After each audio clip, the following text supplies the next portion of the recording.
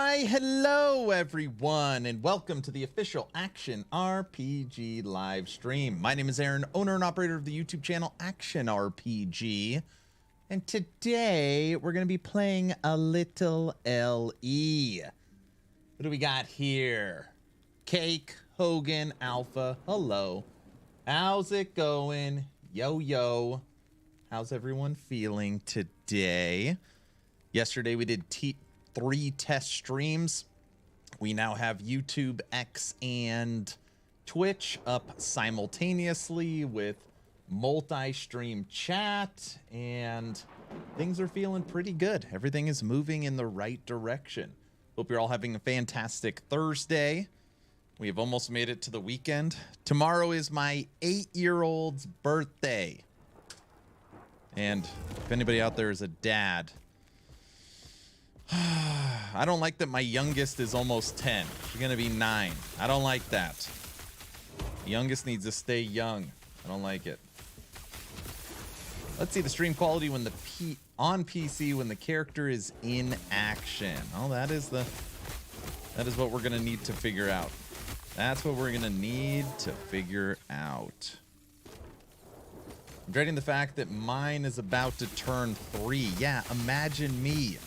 Mine's about to turn 9. I don't like it when the baby grows up. I don't like it.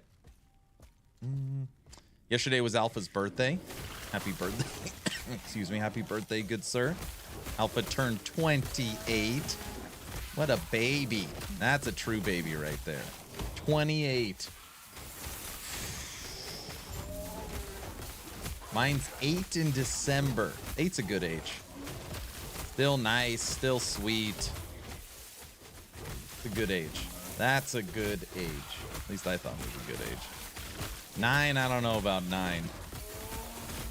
Aaron, thanks for all you do. I've been playing the auto summon zombie build you did and having a lot of fun.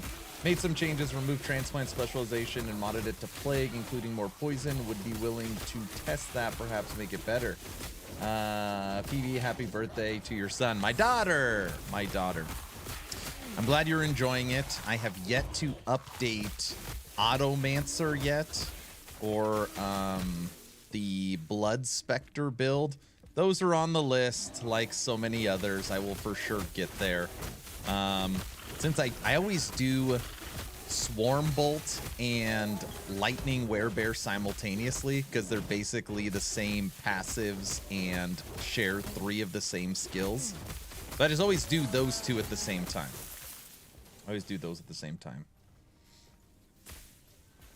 He's at that I will fight you back on everything you say stage. Oh, that's not a fun stage. You don't want that stage.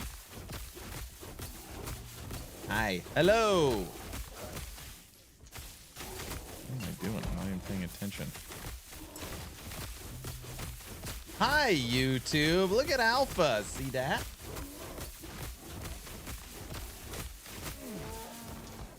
Okay, let's do this. We want that.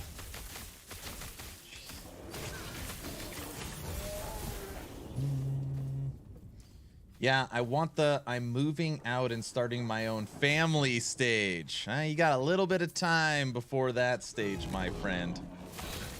I want his room for a studio. I can tell you that having your own studio or your own space, some people would call it a man cave, is unbelievably nice.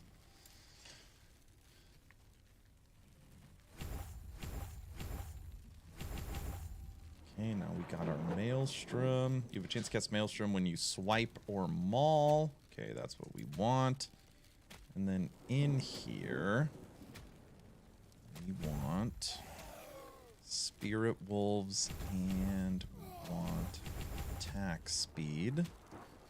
Okay. I just need, yeah, we're looking for moving into a 3-bedroom house. Just need prices to stabilize. I'm sure it'll happen at some point.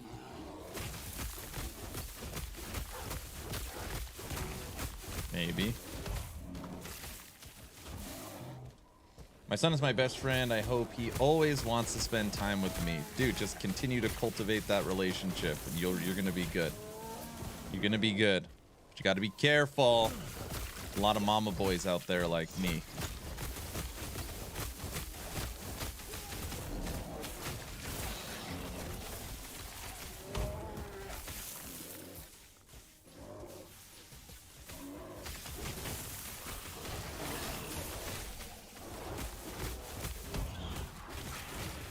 Alright, I'm just putting together. I have to upgrade all the skills and go through it.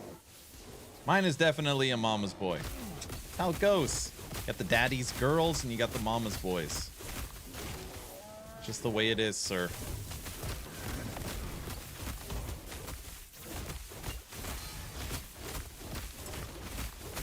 Okay, we are for sure gonna need to work on staying in werebear form. For sure.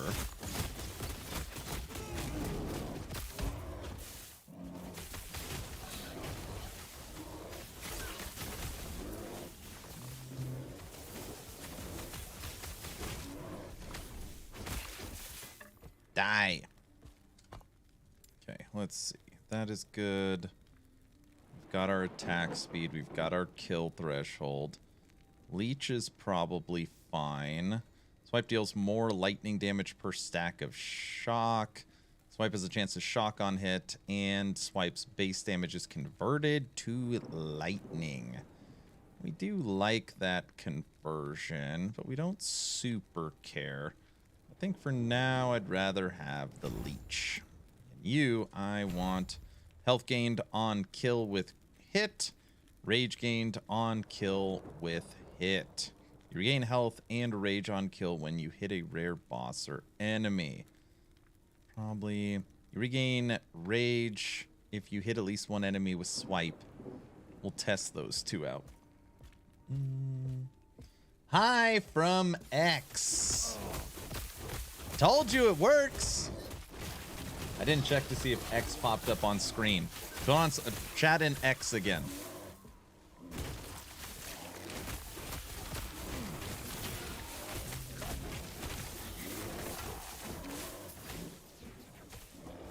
It did? Okay, sweet.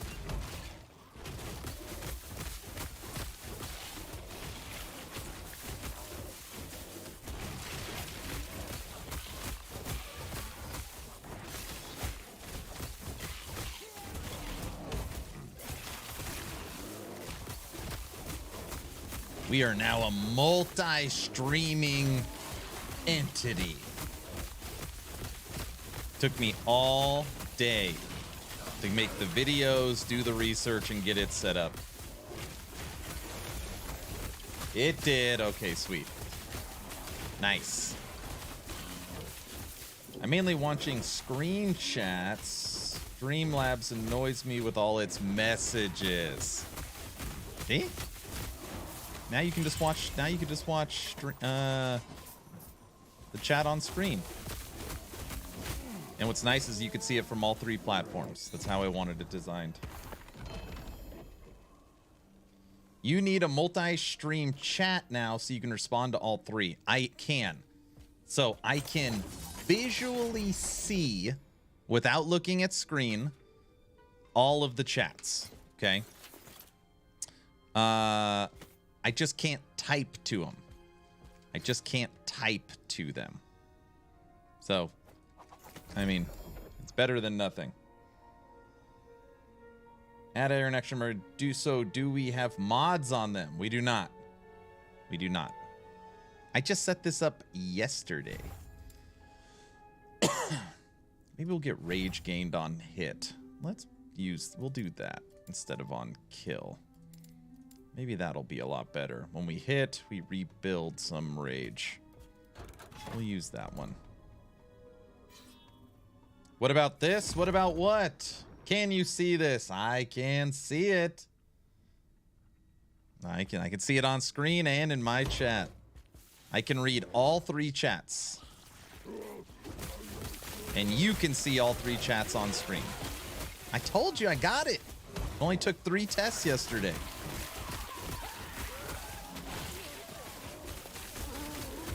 Dude, our storm bolts do so much damage. All right, let's just do the rest of this run using Warcry and Rampage. Well, we're gonna need to hit enemies to get our stuff up.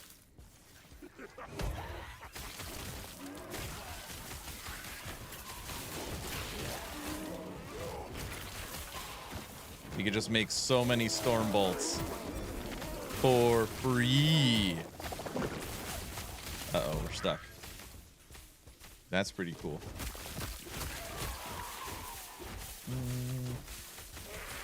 Would it confuse you if I started a sentence here and finished it on YouTube?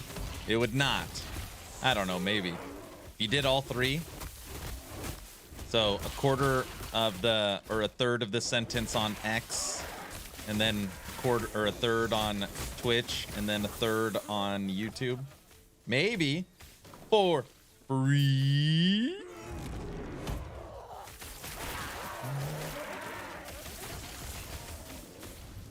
Yeah, I can do it. Because remember, the chat shows up all in the same place.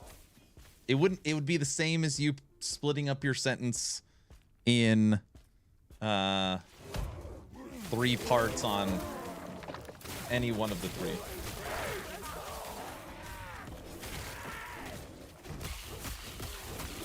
I don't use X. Believe it or not, I get a lot of my news from X. I mean, I'm not insanely active on there, but most publishers and stuff put their news on there, so I follow all the big guys. And normally it goes up there when they drop news posts. So it's actually a pretty quick way to get info.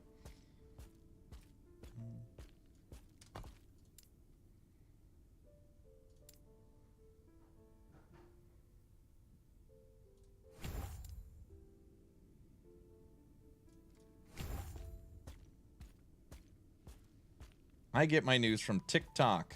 Got a few reliable influencers for my interests. So it's interesting. I could multi-stream to 5 platforms. So what's available right now for Streamlabs OBS is if I wanted to, I can stream to X, which we're doing, YouTube, which we're doing, Twitch, which we're doing, and then TikTok, which I don't have a TikTok, and Kick, which I don't have a Kick. Mr. Orange, thank you. Thank you for the sub, sir.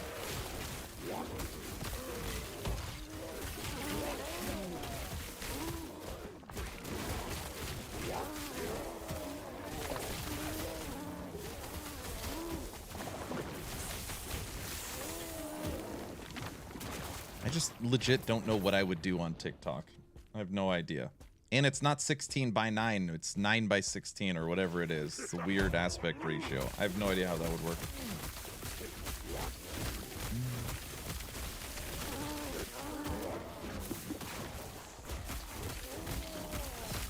LE Gasp. All you have to do is re-upload your shorts to TikTok. Free real estate. It's just one more thing to manage. Yes, I manage myself. I do have a team of people that support me, but like I'm not part of a management group.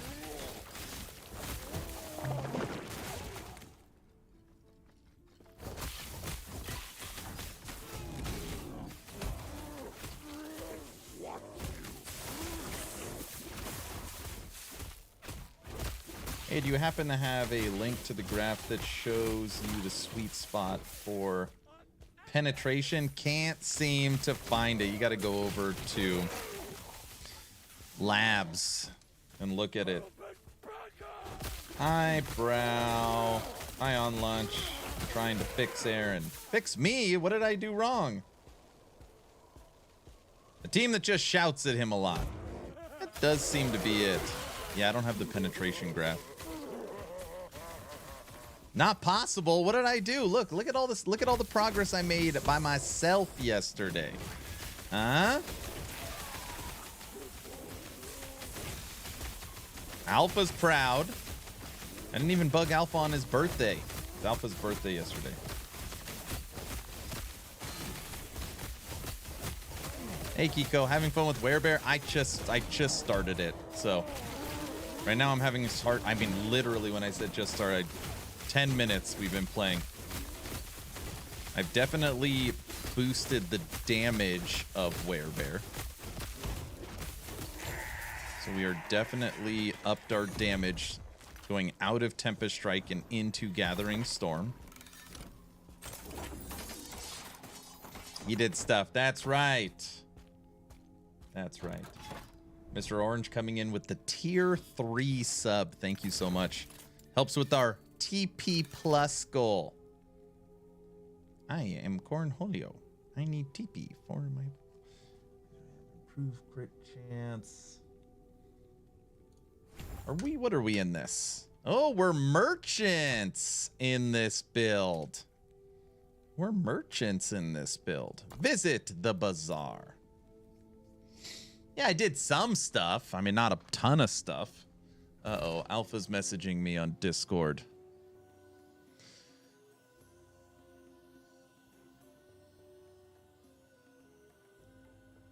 Moderators for the other platforms. Yeah, we need TP for our goal. What does level of Werebear roll on? Helmet? It's helmet, isn't it? I think it's helmet. Bear. Level of Werebear. Let's see what we got in the tier 7 range. Huh? Maybe. We have 2.5 million. No, all bad. Go back, tier 6 range. Okay, this is better. Werebear, mana, life, endurance threshold. That is literally almost a perfect helmet. Implicit is rolled bad for the... Oh, it's mana on it. It's only 2,500. Okay, we'll buy that one for now. All right, let's see what else we got. Lightning. We like lightning. We like lightning. And we'll buy that. Look, the first 2 damn ones I see. Okay. Health, spell, Werebear.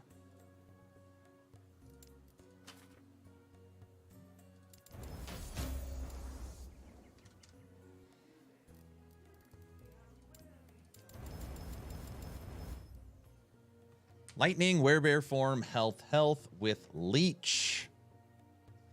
And it's a good implicit roll. The power of Merchants Guild. And bam. Okay. You, endurance. Where are we at with endurance? Crit avoidance is good. Endurance is decent. Resistances are all over the place. Crit multipliers 334. That's good. That got us to over 3,000 life.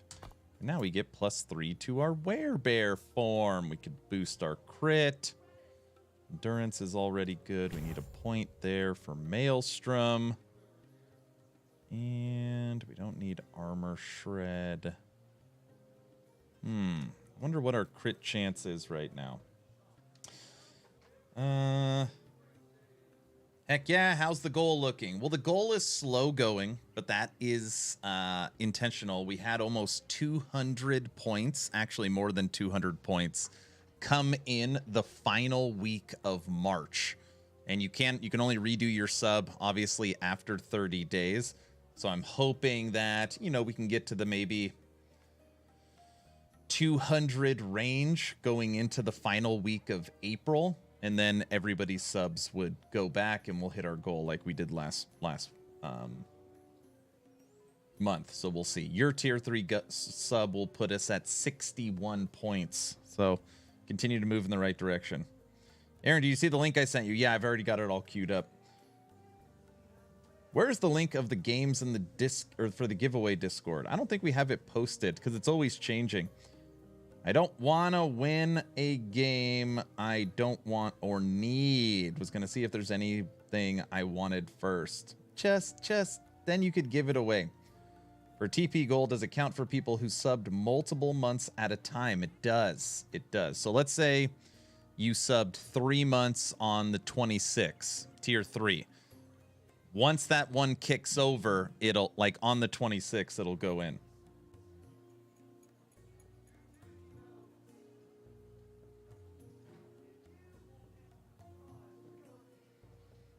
Daywalker. Daywalker. Dude, when you're making your videos, can you be clear on the corruption level and the push of those builds? And also, what are the strongest builds in the game currently? Sure. What, like, define strongest builds? Are you just talking corruption? Only giveaway I have ever won in-game. I own 6 of them. 25th, I can do something about my sub. Yeah, that's what I'm saying. A lot of people are end of the month. A lot of people are end of the month. Okay, that's good. That's good. That's good. Armor, attunement, maelstrom, armor, life. Is this a tier 7? It's a tier 6. Let's go to body armor. Let's look at body armor. And we're just going to look up class as Primalist. And we're going to look at attunement. And we're going to look at tier 7 attunement. Nothing found? That's not possible. No freaking way. Actually, maybe it is. Nobody's been playing Primalist. Affixes. Attunement. Maybe tier 6. That's what we already have. Ooh, no, we don't need Gathering Storm. All right, let's flip it. Let's go to Maelstrom. Let's go.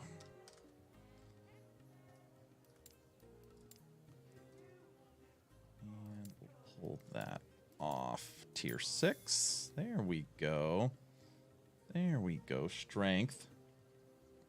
Rip my points. Stop losing all your points. Hi. Happy you're still going strong in LE. I am. The subathon, I made almost 17 builds, so I'm refreshing and updating all of those to my normal format. Tier 7 Maelstrom? Nope.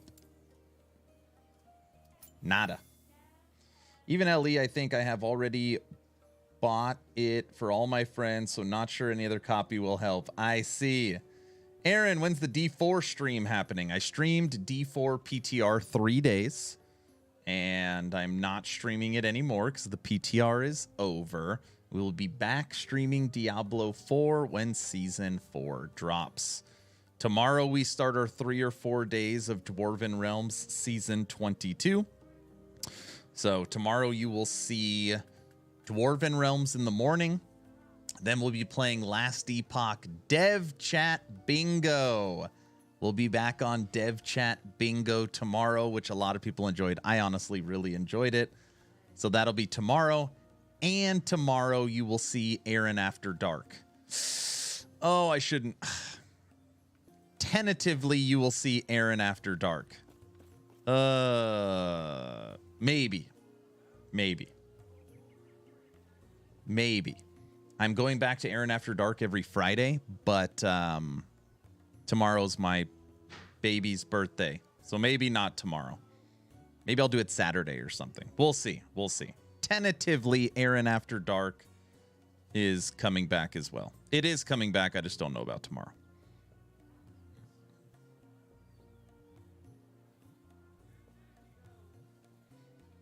OnlyFans comes with Twitch. That's right. Yeah, PTR's over. I currently have a detonating arrow build and a flame wraith necro. Would love to try something new. Are you using? Let me guess. You're using the blast knife, so you're not actually shooting arrows, correct? It's because you miss playing Need for Speed, correct?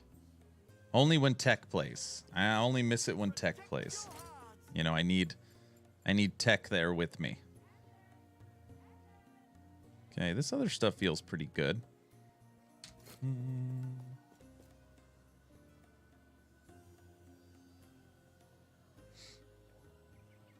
I do miss playing Need for Speed. I had fun playing Need for Speed.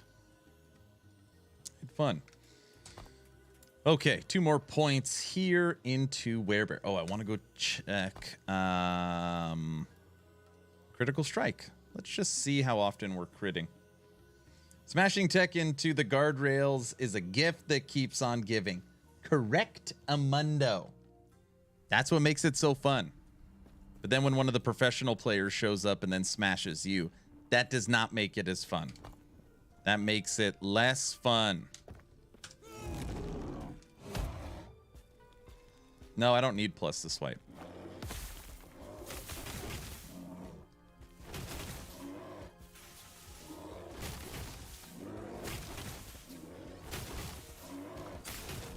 It's pretty critty.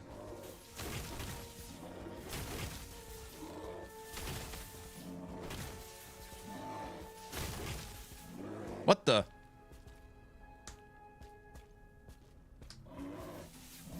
Why can it go up and not down? Buying? Selling? I know why we're struggling to stay in werebear form. It's because we are boosting our storm bolts with this. Storm bolts now consume a portion of your current mana to deal more damage per 10 missing mana. So basically, it's eating our mana to supercharge our storm bolts, which is pulling us out of werebear form. You regain health and rage on kill or when you hit a rare boss or enemy.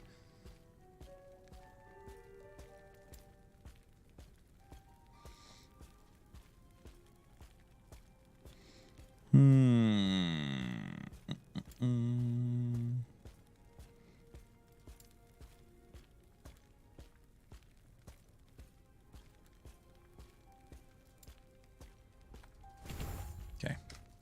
Let's take this for a spin. That's why I thought plus the swipe will give you more mana back. I don't think so.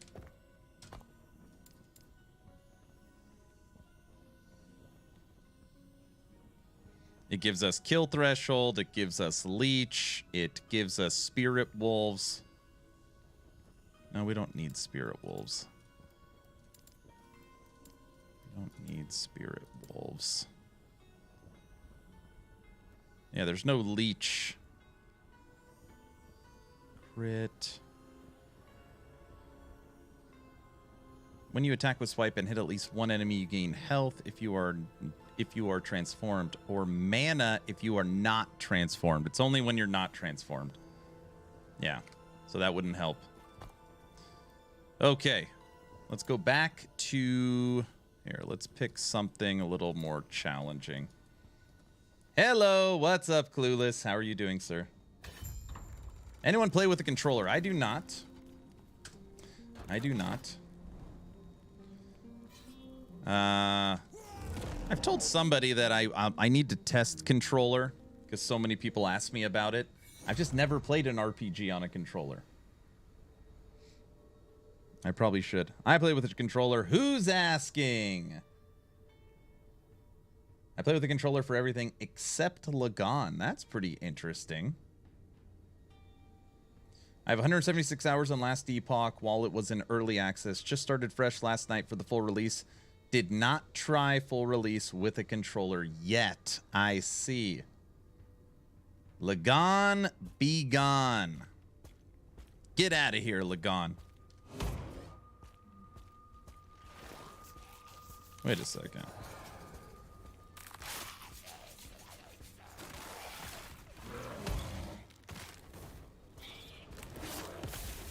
Oh, I gotta kill these enemies.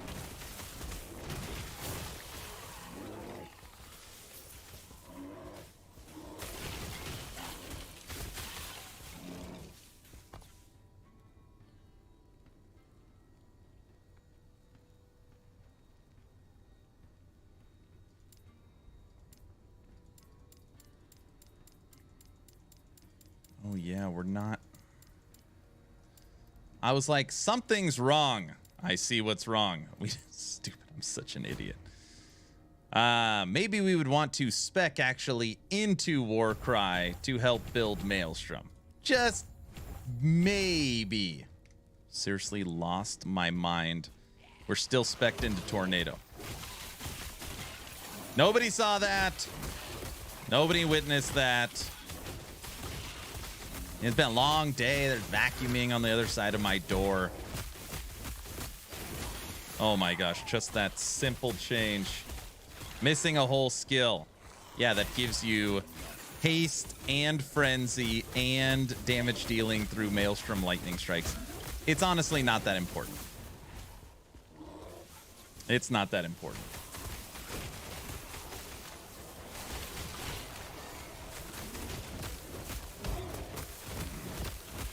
Well, I just noticed because I war cried and I didn't see Maelstrom around it. Oh, it's because I'm still spec'd into Tornado. That makes sense.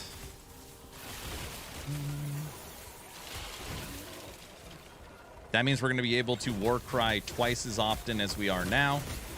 We should be able to boost our crit chance, which is going to boost our movement speed and attack speed.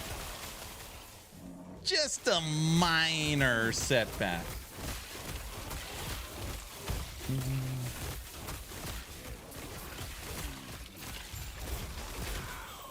Okay, it's pretty good. It's at 250 corruption. Now we're moving a little bit. Yeah, that feels better. That feels better. And there's that. We want bam, bam, bam, bam, bam. Okay, so now we can do it 50% of the time. Boost our crit chance. We're not using cold, so we don't care about that. And we're just going to take crit chance. Swipe. 3 extra points. Yeah, we don't need Spirit Wolves. We've got our attack speed. That does not scale. So we like that. We've got our leech. We don't need increased area. Got our shock. Okay. Now we're ready to rock. Now we're cooking with the grease. I've been farming it for the lightning penetration for my blast knife rogue. I'm using it to farm uniques for my warlock. Are you talking about detonating arrow blast knife marksman? Is that what we're talking about?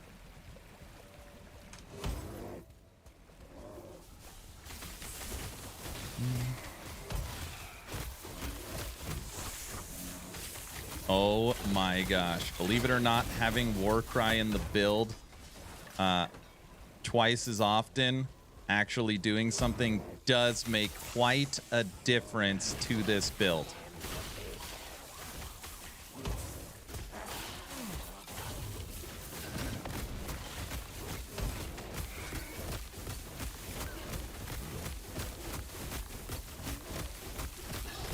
I wanna rock, rock.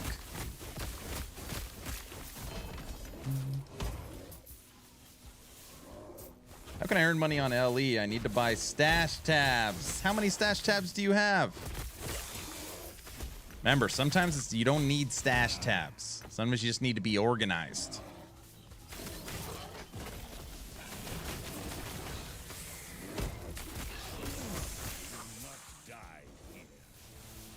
More stash tabs. I wonder how many I'm at now. I would guess around 50.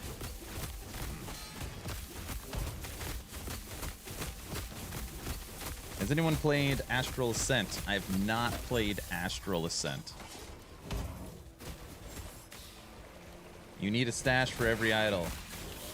D4, have 5? No. I'm just saying, you can have 200. Right now I've got, I got quite a bit.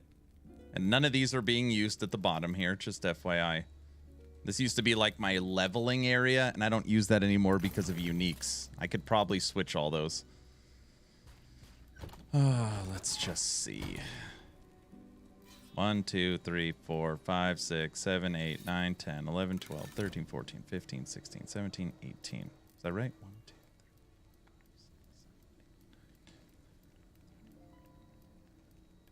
3, 19.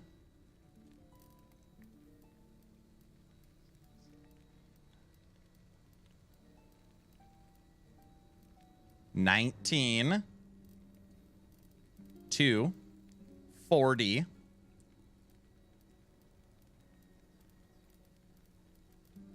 50. I have exactly 50 stash tabs. That's not too bad. I can have additional 150. Okay, I can't deal with it. I have to shut my door. The vacuums won't stop.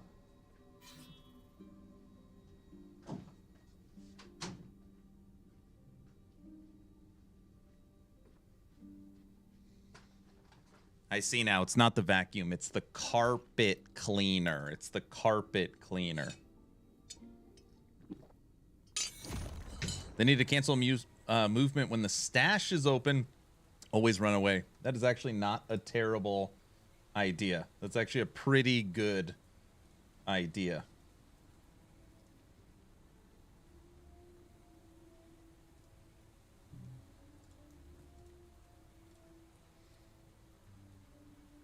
Aaron, people are breaking into your house and cleaning up. I think I told you all that in Idaho there was just a recent storm and my basement flooded. Sorry, that sounds... My daughter's room, the window well flooded and into her room. And we've been drying it out and we had to pull the carpet back and the mat, and now they're just... When I say them, my mother-in-law's got the carpet cleaner and going over it. They're moving her back into her bedroom today. So that's what happened. I shouldn't be upset that my mother-in-law's doing work to get my daughter back in her room. Very kind. It's just hard to think when there's a loud noise very close to you. Hope her stuff is okay. Yeah. She's 15, so it's all just, you know, papers and posters and trash. And yeah, it's fine.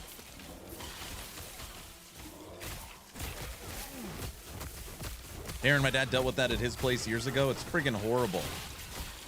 Man, it's not the first time it's happened, and you just don't think about it. It's like, oh, it's raining outside. Let me go check the window wells to make sure they're not filling up with water. I don't know. I just don't think about it.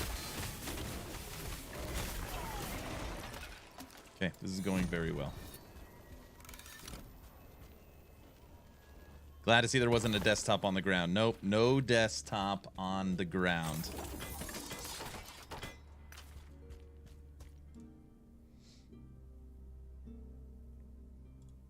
What's a window well?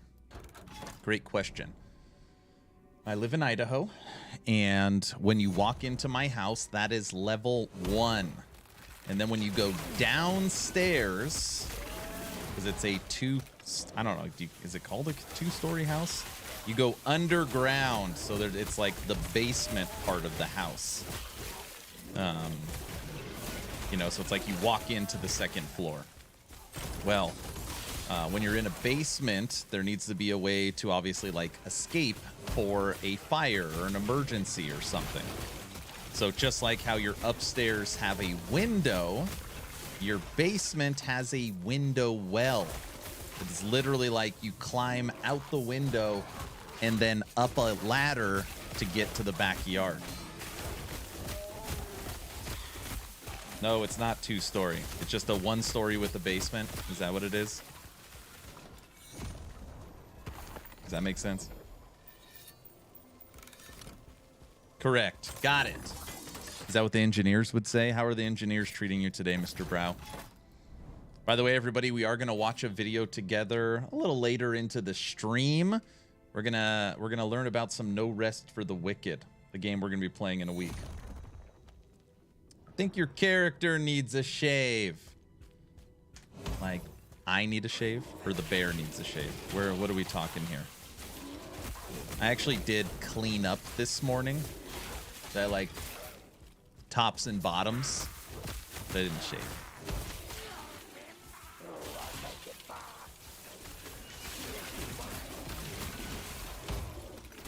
Yeah, today we're going to learn about some No Rest for the Wicked. You are a character. Well, obviously I'm a character. Duh.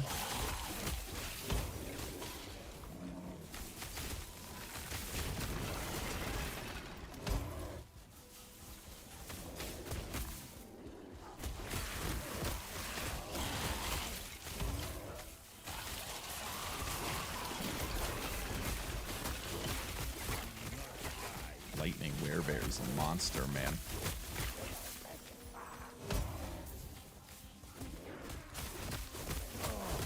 Pissed me off how I'm playing an Acolyte and 80% of my uniques drop for mages.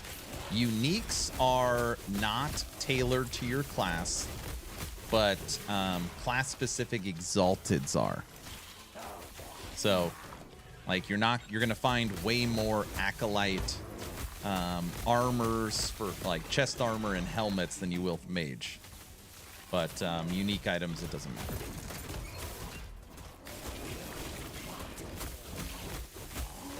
It's pretty crazy to think, though. It took me 50,000 gold in 3 seconds to get a +2 Werebear with damage and dual life on one of the best bases. That is the, I'm telling you right now, that is the power of Merchant's Guild over COF. COF, you get more insane drops, but if you are looking for something very specific, I mean, it's not close.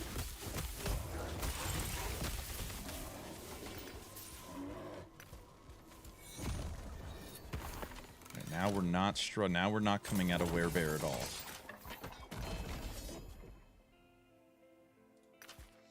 Aaron is the best collective figment of your imagination. Then what?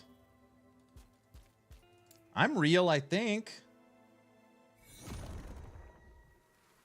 Probably gonna try merchants next cycle.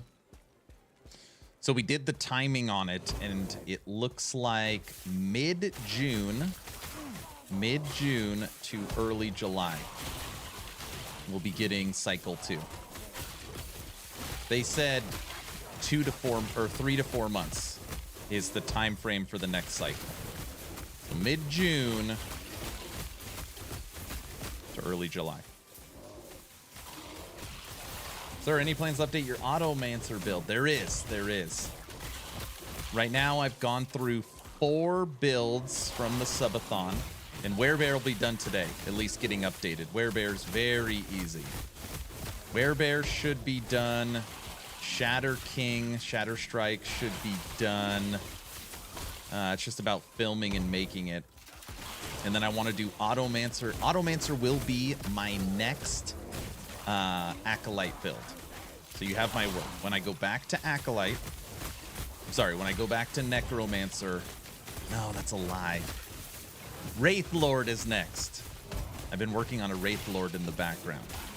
After Wraith Lord, Automancer.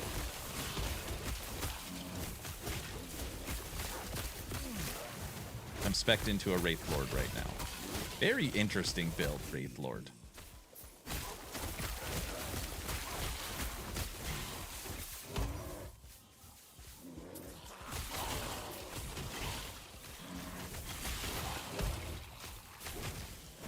Man, it is crazy how important Warcry was. Dude, the whole build is different now.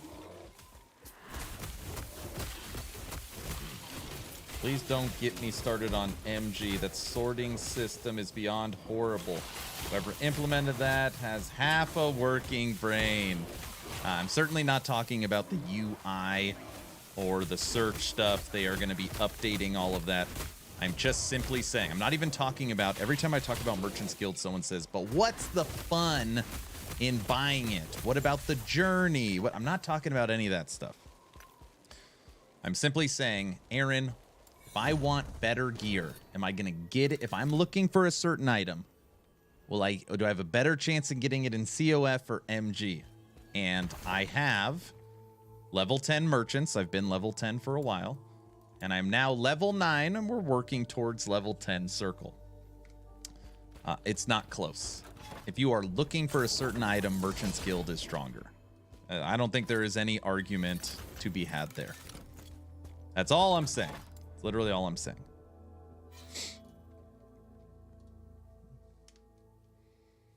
And we get a Dwarven Realms noob guide. Yep. Dwarven Realms... I don't know what I'm going to make yet. I haven't made a decision. But every season for Dwarven Realms, I will make a video on the update. I will make 1 tips and tricks, because I get asked so often. And I'll make 1 build guide. So every season for Dwarven Realms, you'll get 3 videos.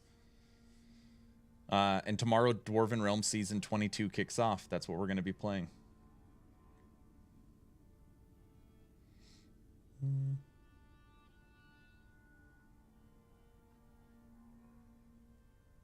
Toden, I'm not sure I understand. It's being considered one of the better implemented trading systems of any ARPG. Even PoE 2 is taking design into consideration for their release. No. Summoner, he's just simply talking about the search function of the Merchant's Guild. Like, you know, you have to go to the sword person, and then the way it's like actually designed to search, like it's just not super intuitive. That's all he's just simply talking about the actual menus, not the system. Just found out that the D4 storyline is a typical marriage story, and Arius just wants to hang out with the boys in the heavens, and Lilith said no, hence the war. Check DM news.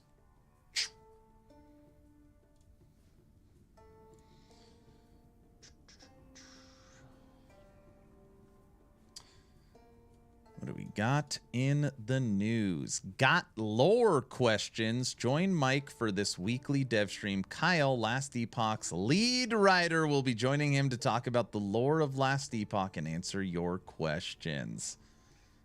Interesting. We have had Kyle on the stream before. He is actually Judd, the game, the owner, the person that started EHE. It's his cousin. Very interesting. Very interesting. That's cool. Oh, tomorrow's going to be fun.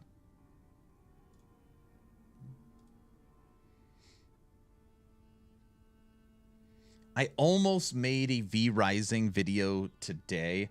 That will come. I know I have time on it solo. I just ran out of time. The build guide videos just take so much time. Oh, I love trading. Just the implementation has to get so much better to be actually usable. Your point absolutely stands. I love MG. I hate the implementation.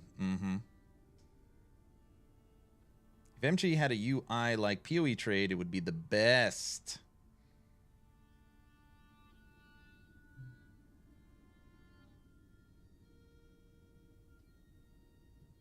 Death Must Die Act 2 coming. April is crazy. I feel weird making an April gaming update video, but I guess it's not too late. Torchlight Infinite's new season implementing multiplayer, which, by the way, we'll do a live stream Saturday morning to see what that's all about. No Rest for the Wicked. Death Must Die. Dwarven Realm Season 22. Are those the 4 games? I have so much. I don't know how I'm going to fit it all in. I don't know. Raven's Watch, 3rd chapter. Exactly. Fire. I wonder if we can kill these bosses only by rampaging. Don't clip that one. Okay, let's try that again. Only by rampaging. That did not work. Oh, our fire resistance is crap. Don't clip that, Trevor. Joined at a bad time. Terrible time. Just keep running, running, running. All you gotta do is run. Oh.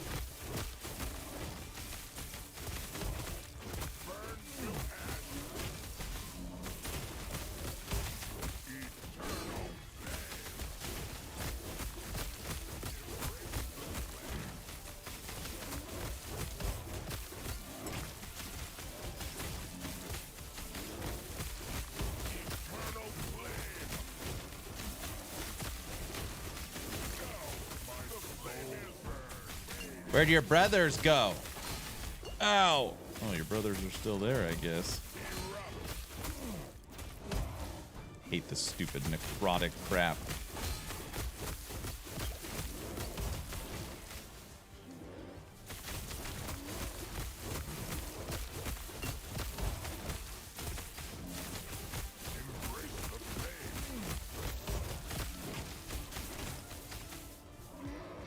Owie. Will you just die? What? Should be dead. There he is.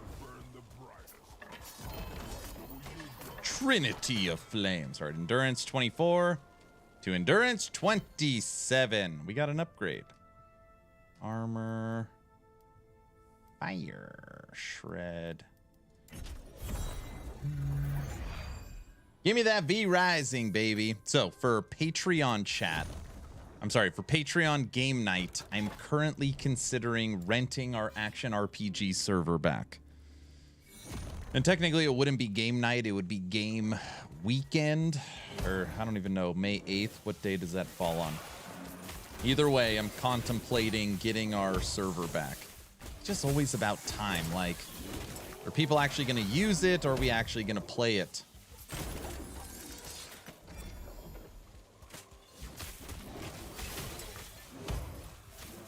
Any word on when the next cycle will be? They haven't officially announced anything, but they have said that it'll be between 3 and 4 months since the last cycle, game launch. So what that means is the time frame is mid-June to early July. Basically where we're at from a time frame perspective. I would guess that they want to keep as much momentum as humanly possible. So I don't think they are going to wait or delay it, or at least I really hope not. But that's basically where we're at.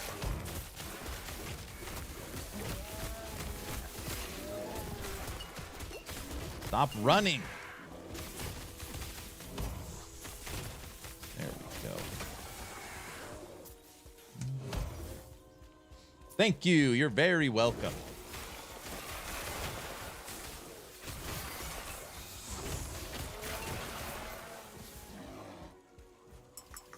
What kind of game is V Rising? It's a vampire survival game with a builder with action RPG combat. You're a vampire. You get to make your own castle. It is multiplayer.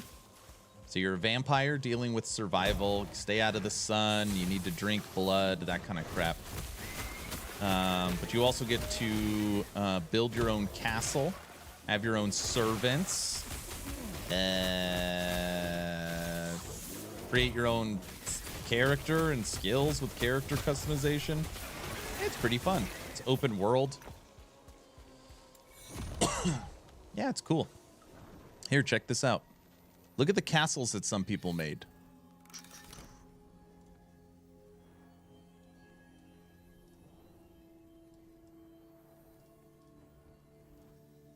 Check this out.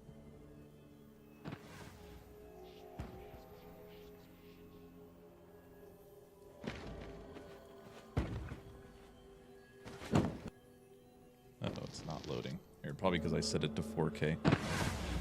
Just go 1080.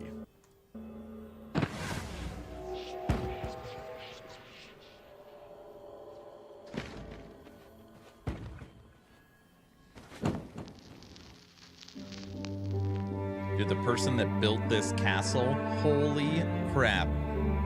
I can tell you from someone that thought I took my castle seriously, this probably took, I don't know how long.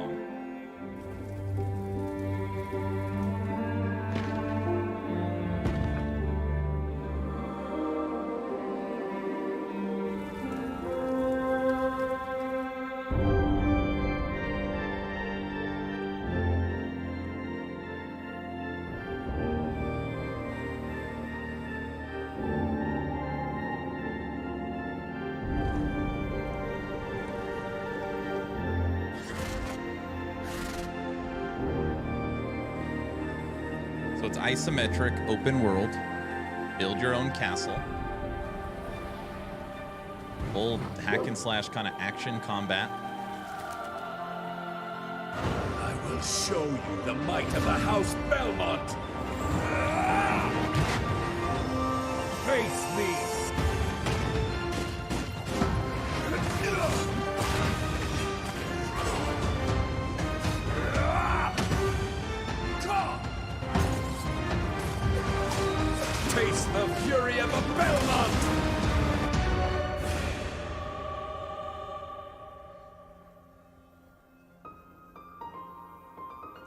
May 8th. Oh, I have not seen this. He-Man. That's probably pretty close. Yeah. Full game launch. May 8th. And again, it's open world multiplayer. And when we played it back in the day, we did we did a full PvP server. So we ran it full PvP, which some people hate. I think it makes it more fun. I totally get why people dislike it. But that's how we ran our server.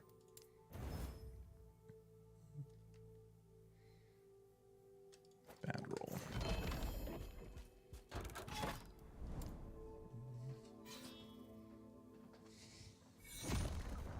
They've gone the Castlevania storyline. They have. That was the big announcement yesterday.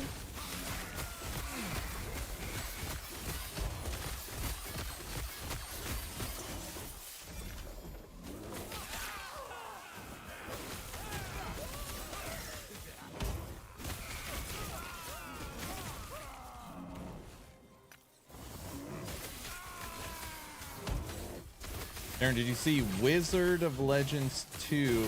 It's a U game. Send me the trailer. It's a me game.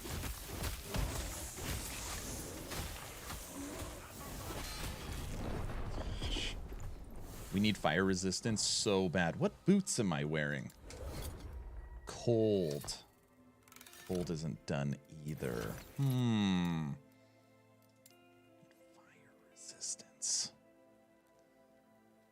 Endurance threshold, lightning spell, and we don't have attunement on our rings.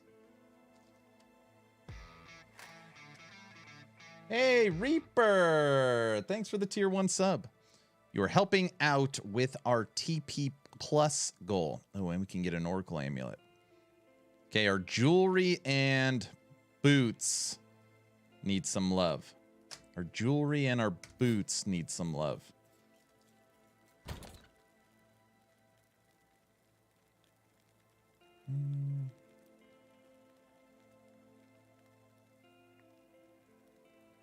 Your bear and your bug seem to have very similar gear setups. Yes.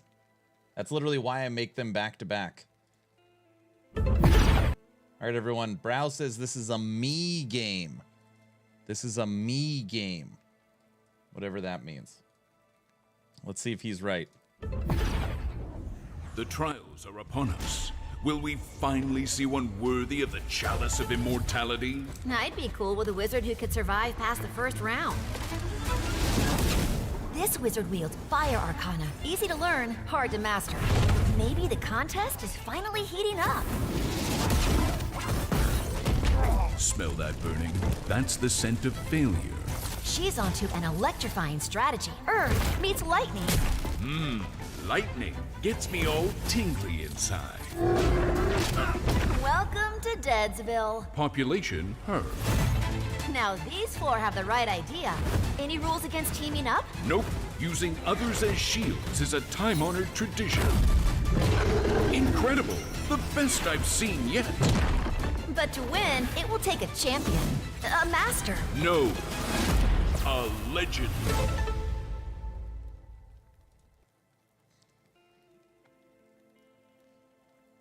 That game looks fun.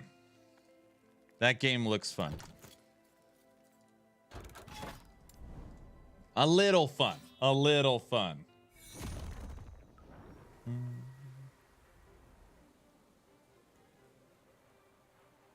Reset points. It's Thursday. Freaking Exatheus. Don't forget, everyone, if you're on Twitch, as long as you're following the channel, type in ! giveaway. Loyalty, loyalty. Let's see.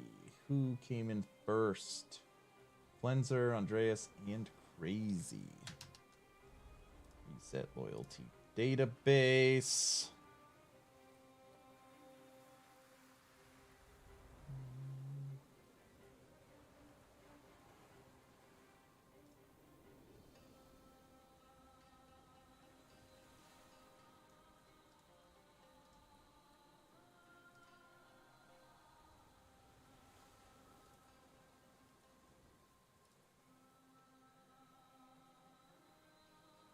Is there PvP in that game, bro?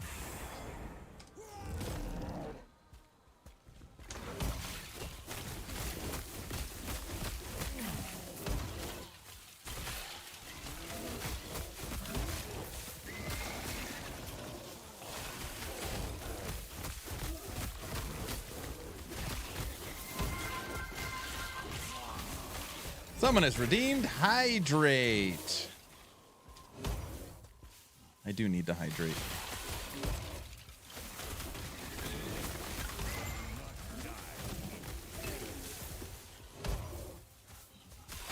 There wasn't the first one, I think. Okay. It's in the first one. It's got to be in the second one, right?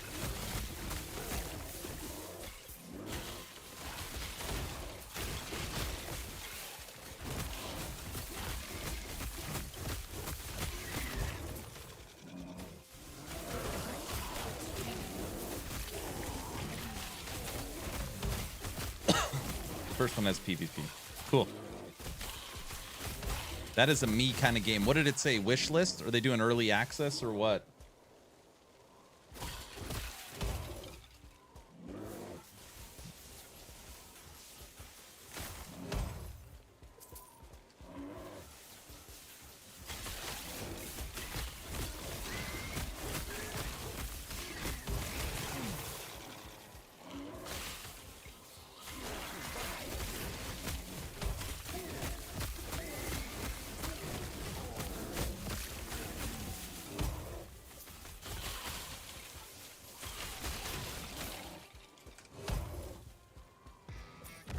Who said that this has similar gear setups to Swarmblade?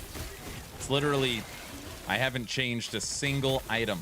It's literally identical. It's actually identical gear. Other than +2 werebear form.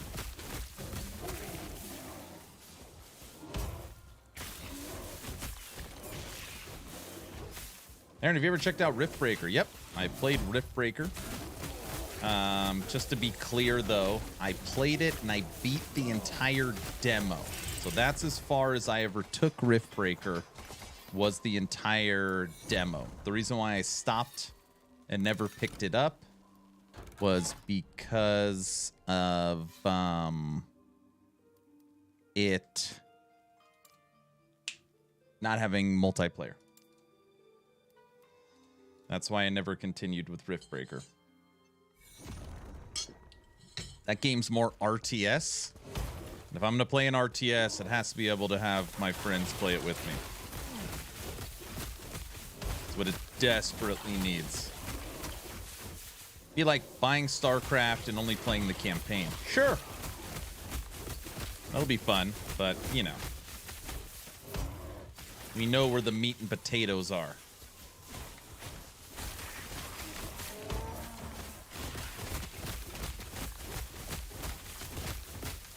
All right, we're up to 42,000 favor. We're going to head back to the bazaar after this run.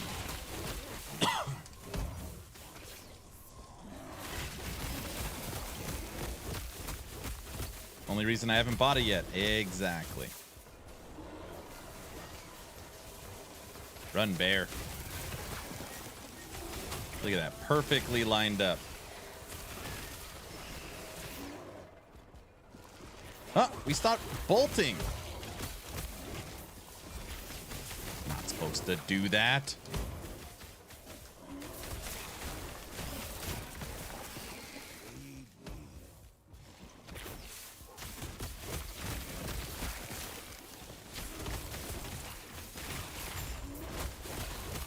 Someone should go buy the Magic Legends servers. Go buy that game and dress it up.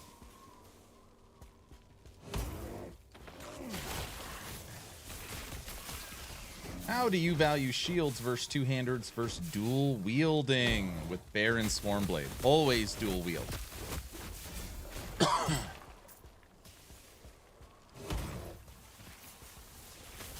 Well, I guess you can have an awesome two-hander.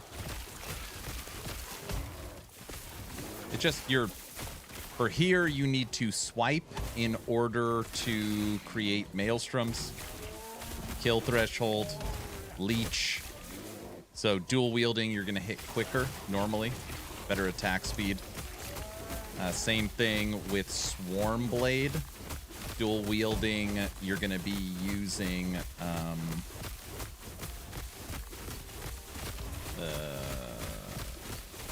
what's it called? You're going to be using Serpent Strike. So you need to be able to attack quick to make tornadoes.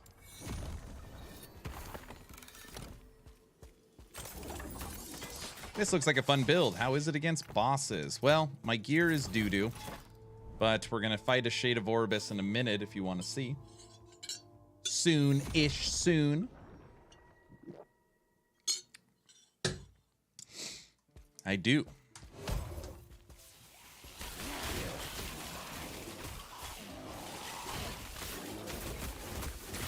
The reason why I don't use Stormhide is because I don't actually care about swipes damage.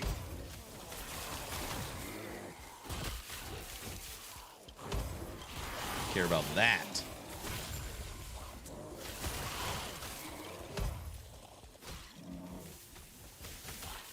I'm doing Lightning Wolf Shaman next. Oh, don't bring up Lightning Wolves. Somebody's gonna get mad. Lightning Wolves, I started my Beastmaster, and I went into Lightning Wolves prior to 1.0. Never finished it. Never finished it. That's why I haven't made squirrels. People are like, why don't you update your squirrel build? And I was like, because I promised I would do wolves first.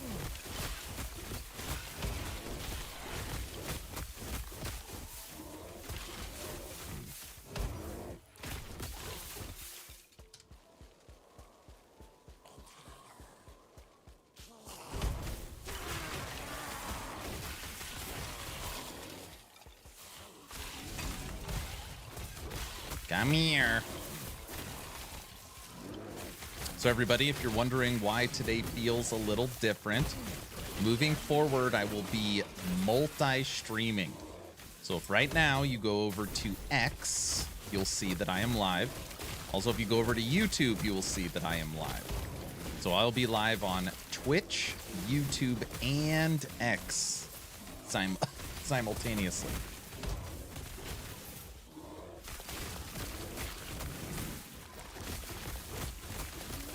Trying to step my streaming game up a little bit.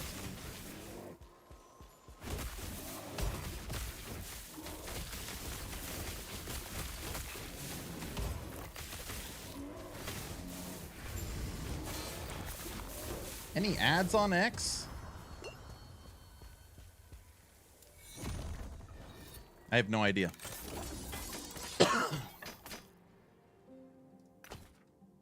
So type in !X into the chat if you are on Twitch. It should take you over there. Oh, we could keep going to the right.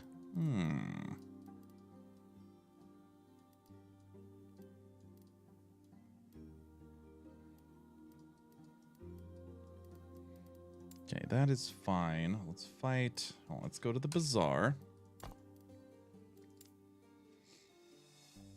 Love it. I'll catch you on YouTube in the future. Yeah, it's you know, multiple audiences, and from what I understand, Twitch just finally released that partners and affiliates can multi-stream. So I think that's why a lot more people are starting to do it. Amulets. We want an Oracle amulet. And we want lightning.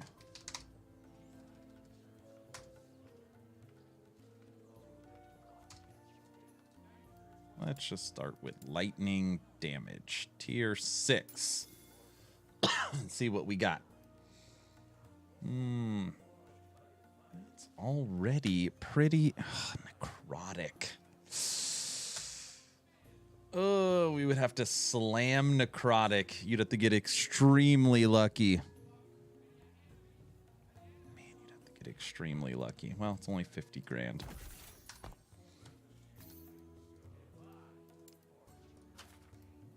Is luck on our side? damage while channeling. And it took 23 forging potential. It is not. It is not. Oracle Amulet. Lightning.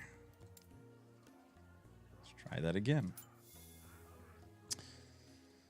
Let's see what we got. Lightning. Necrotic again. Healing. Damage over time. Fire. Minion health. Lightning. Elemental fire. Spell.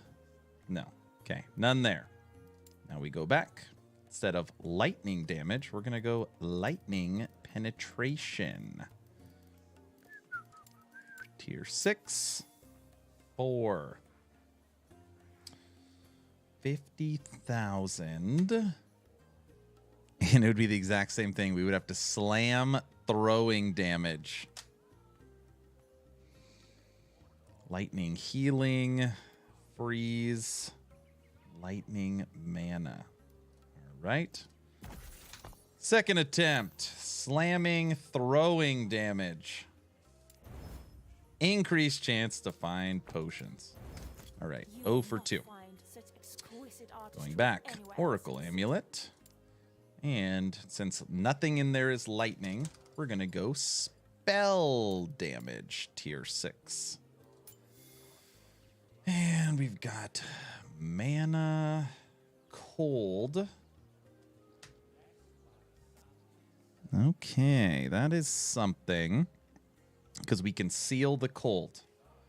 All right, we'll buy that. It's only 5,000. So that's a free one. What else do we got? Armor shred, spell, physical, cold, necrotic, cold. Why are they all cold? Spell void.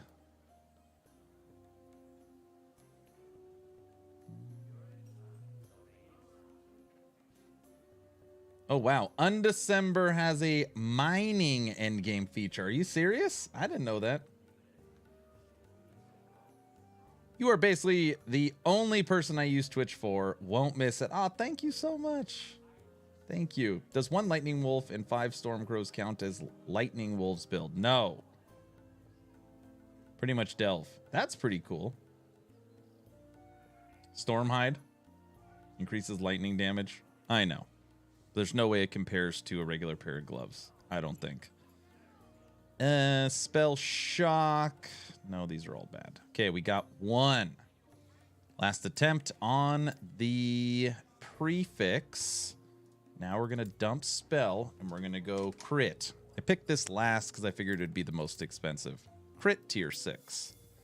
Only 3. Crit poison. Oh my gosh. We'd have to slam that one. Crit strike. Look at this. And there it is. Crit strike multiplier, lightning penetration, and life. That is the amulet we want. It is 3.5 million, and it only has 26 forging potential. Okay, we'll slam this one. Poison turns into critical strike. Critical strike. Well, that is interesting. Armor resistance is horrible, so that isn't terrible. And we've got shred. I wonder if I could try and seal a tier 3. Now we're really pushing our luck. And it went to tier 5. No, we cannot seal a tier 3.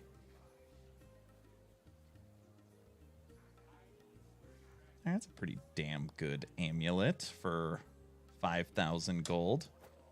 Okay. Now let's see what we can do with you. You are gone. We're going to go crit multiplier. Health. Health.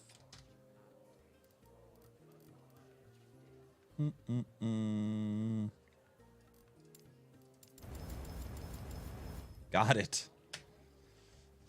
Spell damage, crit multiplier, double life, stun avoidance, cold damage. Mm-hmm. The problem is the 14%. I'm too terrified to re-roll it. Okay. 2 amulets that are better than what I have. With 3 to spare. 26 is rough RNG there. I know, right? Okay, now we're going to rings. This is going to be really easy. All we want to look for is attunement. No. Let's see if we have any attunement tier 7. Keep it very simple. Search. Lowest. Minion. Dodge. Fire and void resistance. We do need resistance. 50,000. It's so cheap. Minion. Lightning.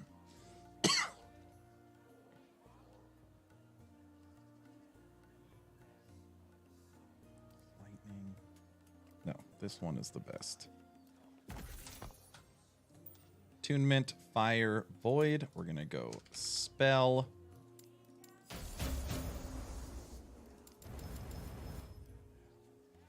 Attunement, spell, fire, void, elemental.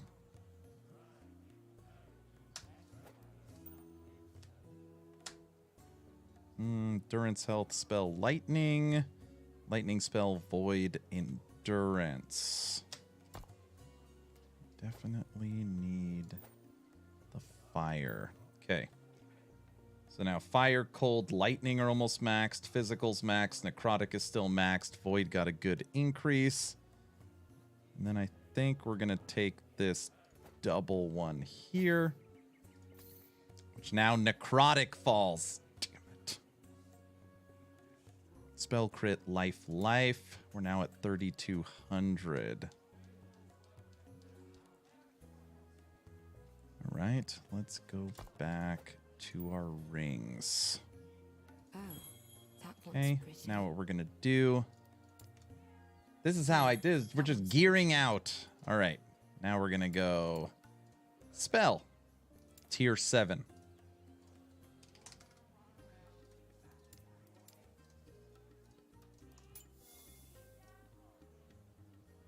Spell minion. Spell attunement with lightning resistance and endurance.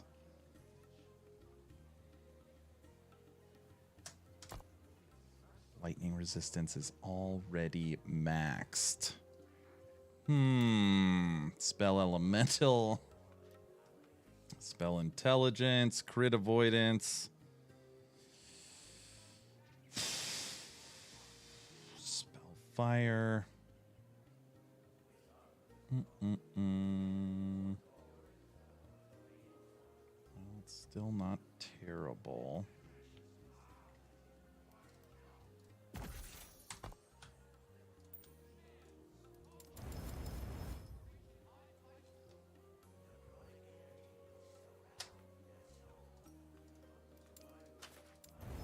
Not dodge rating.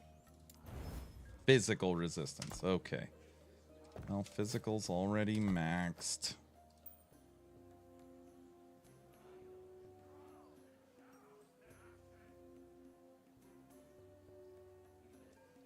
Okay.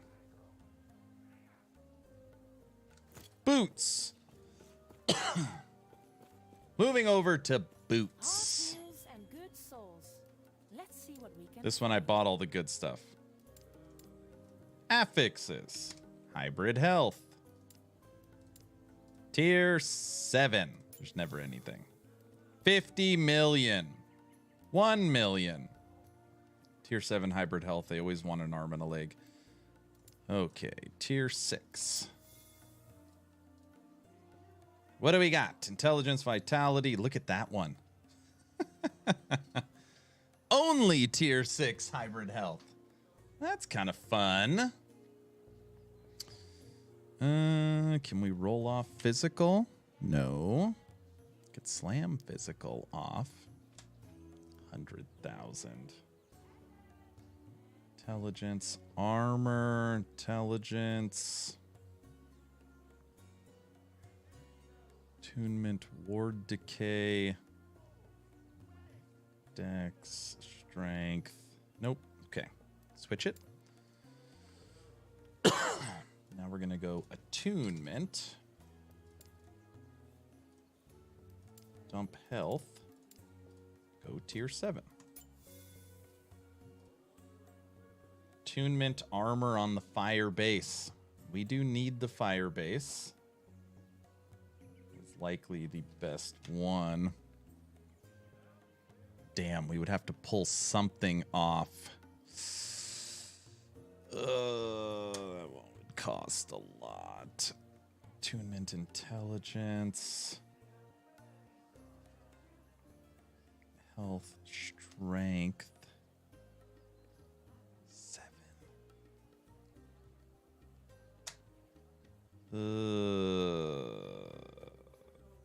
Recovery, haste. Okay. Buy you. And buy you. And we're done. I'm gonna run out of gold.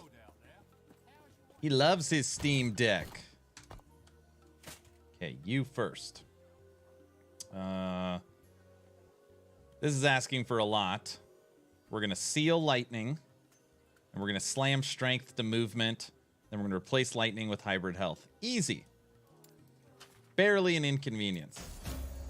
Step 1, done.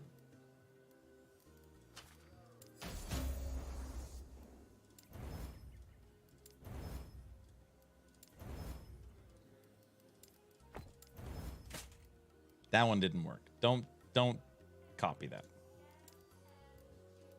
Yeah, before we waste the despair, let's just throw speed on here. That's why we don't waste the despair. All right, no boots. Okay, now we're gonna go to amulets. Put you away. Go to rings. I have to go through my rings. I have collected too many and not sorted out the old ones. Belts, you can go away. Helmet, druid. I've got so many of these damn things. Let's see. We'll just keep it.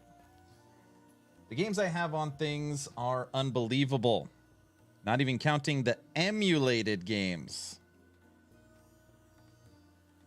Oh, wow, I've never seen a red ring. You have a red ring? Let's see the cost of a red ring right now. Let's check it. You want to buy a red ring? It will cost you... Wait, that one's new. 11 million. 11 million. All attributes, all resistance, health regen, mana regen, dodge rating, 10% less damage taken if you have at least 180%, 180 total attributes. That can roll as high as 20.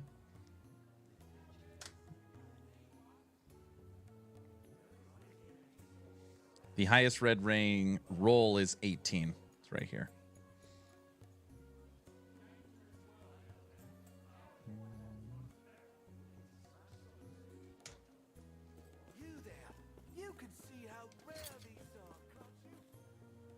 Okay, we're up to 3,200 life, so that's good.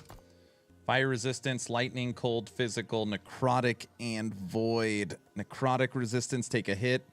And if we pull a poison shade, we're guaranteed dead. So that is where we're at. I wonder, what about idols? We haven't looked at idols. Lightning, our idols are terrible. What the hell do we want? We want spell damage while transformed. That. Melee, melee. Nope. Minion, spell. Oh, that would be nice, but you have to be COF. I just recently found that. Perfect life roll and elemental resistance while transformed. Damn it. They're all totems. Nope, they're all freaking horrible. All right. Back to the end of time, and we are back to you. How's your stash trophy? Oh, you're talking about my my backpack right here. This one, my Orin's Eye with 2 LP, not COF. It's doing very well. Just to be clear, even though I can't resell it, I would guess with inflation the cost has gone up. See, I probably should have looked. Oh, we could fight the boss one more time to gather one more Gaze of Oribus before Shade of Oribus kills us.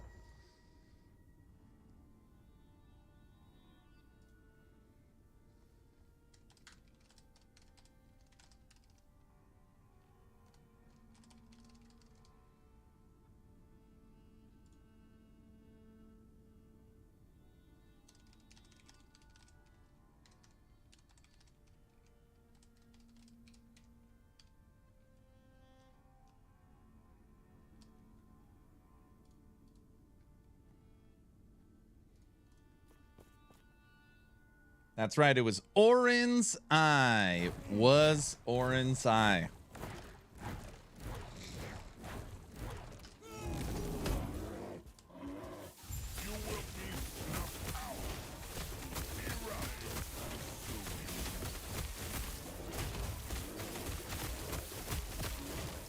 Having a little bit of fire resistance makes this fight a little better. But once they die, not having necrotic resistance is going to suck for the second part of the fight.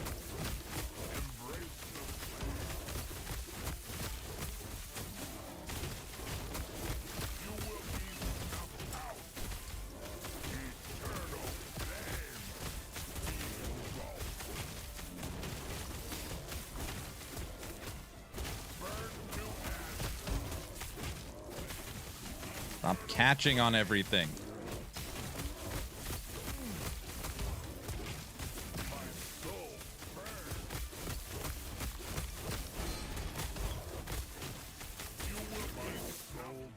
All right, 2 down. Get out of that corner.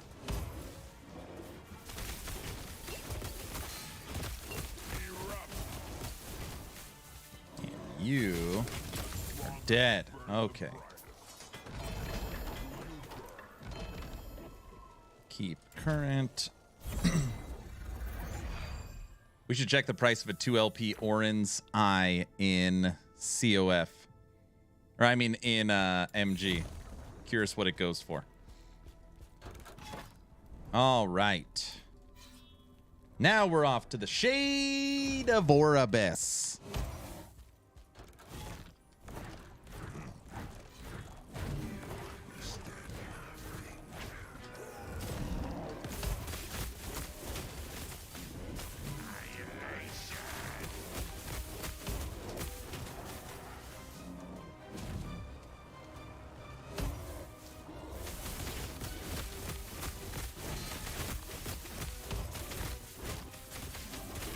A lot of lightning bolts.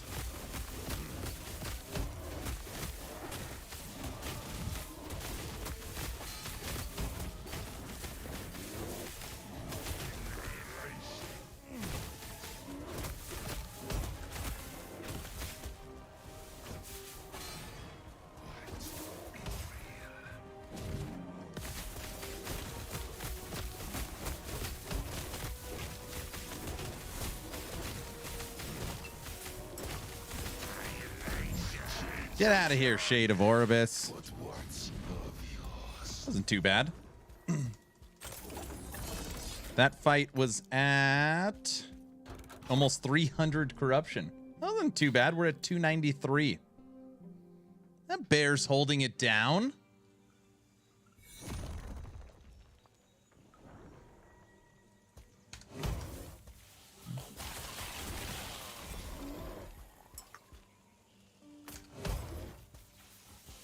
Not too bad. All right, everyone, we're going to play for a little bit, and then we're going to watch a video on No Rest for the Wicked. So like I said, we have Dwarven Realms tomorrow. We're going to take a short break from LE. So we'll play some DR, then we'll come back to Last Epoch. Then we're going to play some Torchlight Infinite and some No Rest for the Wicked. And we also have D4 Season 4 coming up. And V Rising coming up. And I don't know, a million other games.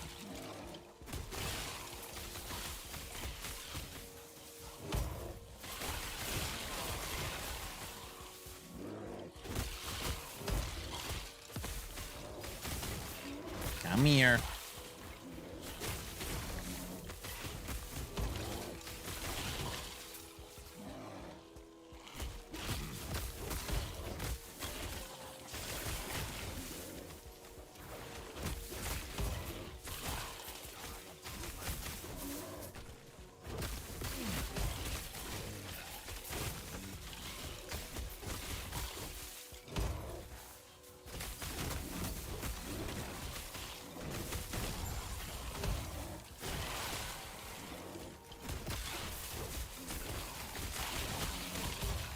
Afternoon, chat. What's up, Elite? Elite, we're up and running. It's totally working. I'm live right now on YouTube, X, and Twitch. We're now multi-streaming. I have all the chats synced so I could read them all simultaneously, and the overlay on screen where everyone can see the other platforms' chat. It's working totally good. How's your day going?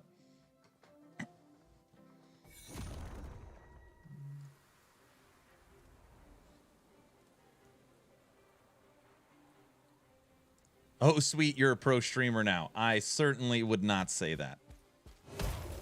But under the mindset of continuing to work on my craft and grow, it took me a long time yesterday to figure it out. And 3 tests. But ultimately, we got it working, which is awesome.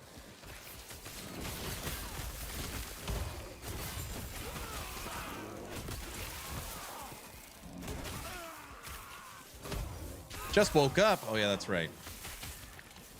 How was work?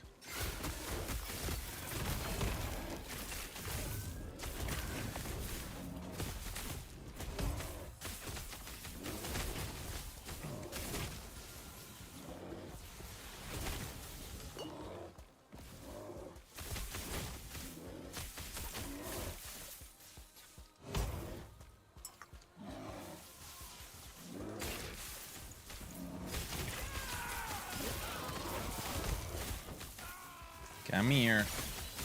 Man, it is a hard... I don't know which one's better. Swarmblade or Bear? Oh, they're so close. Right now, both of them are right around 300 corruption. Certainly different play styles. This one is certainly more different since you have unlimited movement speed. You can literally make Stormbolts on demand at any time, which is pretty fun.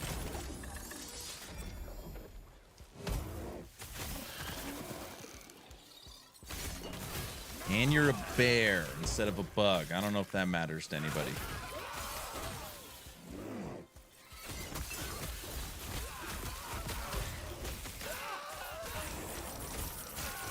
So everybody, for tomorrow's stream, we'll be playing some Dwarven Realms in the morning. Then we'll take a break from DR for the last Epoch dev stream, where we'll be playing Dev Chat Bingo. We'll bring back Bingo for tomorrow. And then Saturday we'll be live in the morning for the Torchlight Infinite reveal of their new season. And then Sunday morning stream. And we'll be back to Monday. Pretty, a lot going on. Necro, good evening. How's it going? I've been playing roguelite games during the day, and after the kid goes to bed, I've been playing Helldivers. This is the most fun I've had gaming since Xbox 360 era. Maybe even N64 PS1. Are you talking about on your Steam Deck specifically? Are you talking about Steam Deck specifically? Or just in general, the amount of different titles?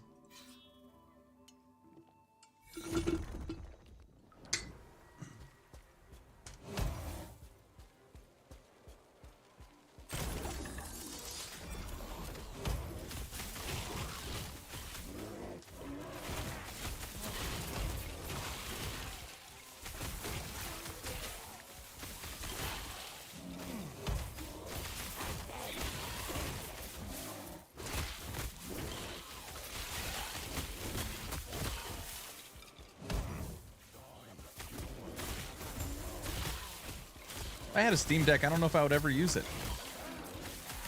Like when I'm not in my studio, I have my gaming laptop upstairs. I've got an entire travel setup now.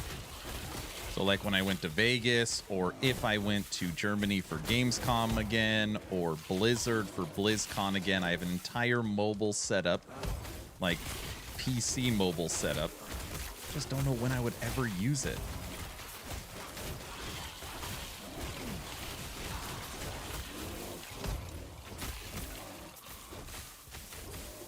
Need to gear up my Wraith Necromancer. That's what I'm talking about. I like that. Are you going old school Wraith that uses Drain Life?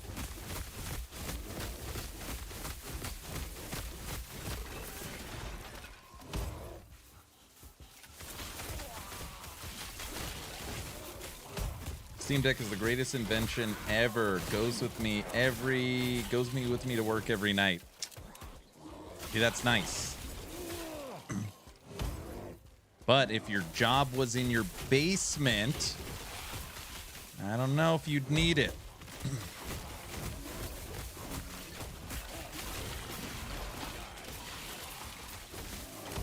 Gave your Flame Whip Spine Necro a try, and I like it a lot. Awesome. I'm glad you like it.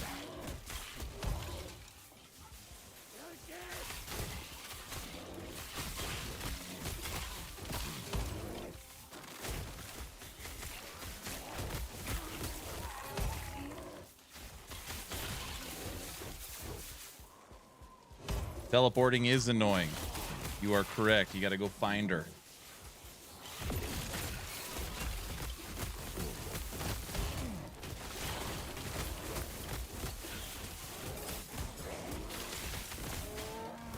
All right, well, our Werebear right now, in its new form, is at 300 corruption. Killed the bosses, killed Shade. Not feeling overly difficult, which means for sure we can go higher, which is good. Watch, I'm going to say that, and now this damn exiled mage is going to kill us, isn't it? I'm just going to rampage over you. And kill threshold. Bam. Take that.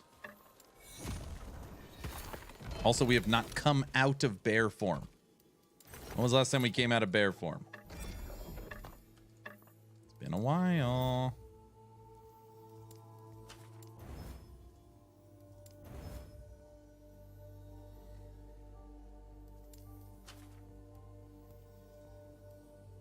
Gosh, freaking crafting UI.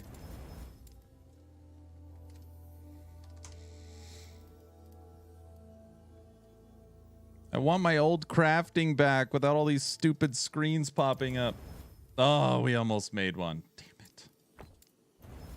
What's up, homie? Damn, the Swarm Blade is epic. You have convinced me of my next character. Very cool. I'm glad you like it, Mr. Billy. How are you today? Welcome, welcome. The stationary wraiths with Drain Life. Ah, old school wraiths. I do know that build. I do know it. Billy, what are you up to today? Anything fun? I feel like you mentioned it earlier, but when is the next expected major update for Last Epoch? So just like a Diablo season or a PoE league, how it's anywhere from 3 to 4 months, Ellie is in that same time frame. So they said it'll be anywhere from 3 to 4 months after the last release, which puts us mid-June to early July. Oops. Mid-June to early July will be Cycle 2, where we get the new Pinnacle content. So that should be cool. It'll be no longer, Aaron, can this build push 1,000,000 corruption? It'll be, can your build kill blah? That'll be kind of, I would hope, the new standard. At least that's how I'm going to set my builds too. And I'll just be honest. This build right now can push 200 corruption. It cannot kill the Pinnacle boss. Or this build is fun, but it can't kill the Pinnacle boss. Or it could clear all content, including the Pinnacle boss. Coloring a comic book cover.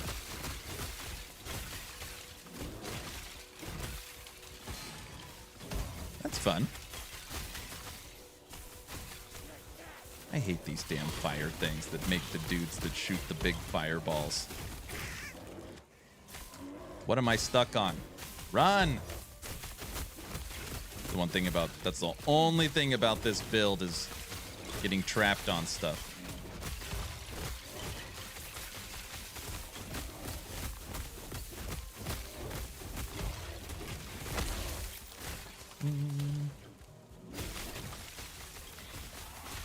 Hey, Aaron, what's up? Just tuning in now. I've always been kind of intrigued by WEREBEAR builds. How's this different than Cold Dot?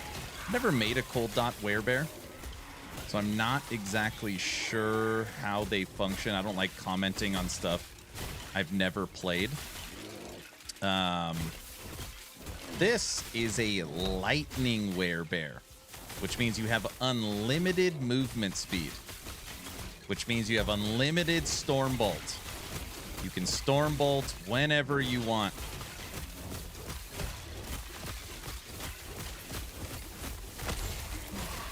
Die.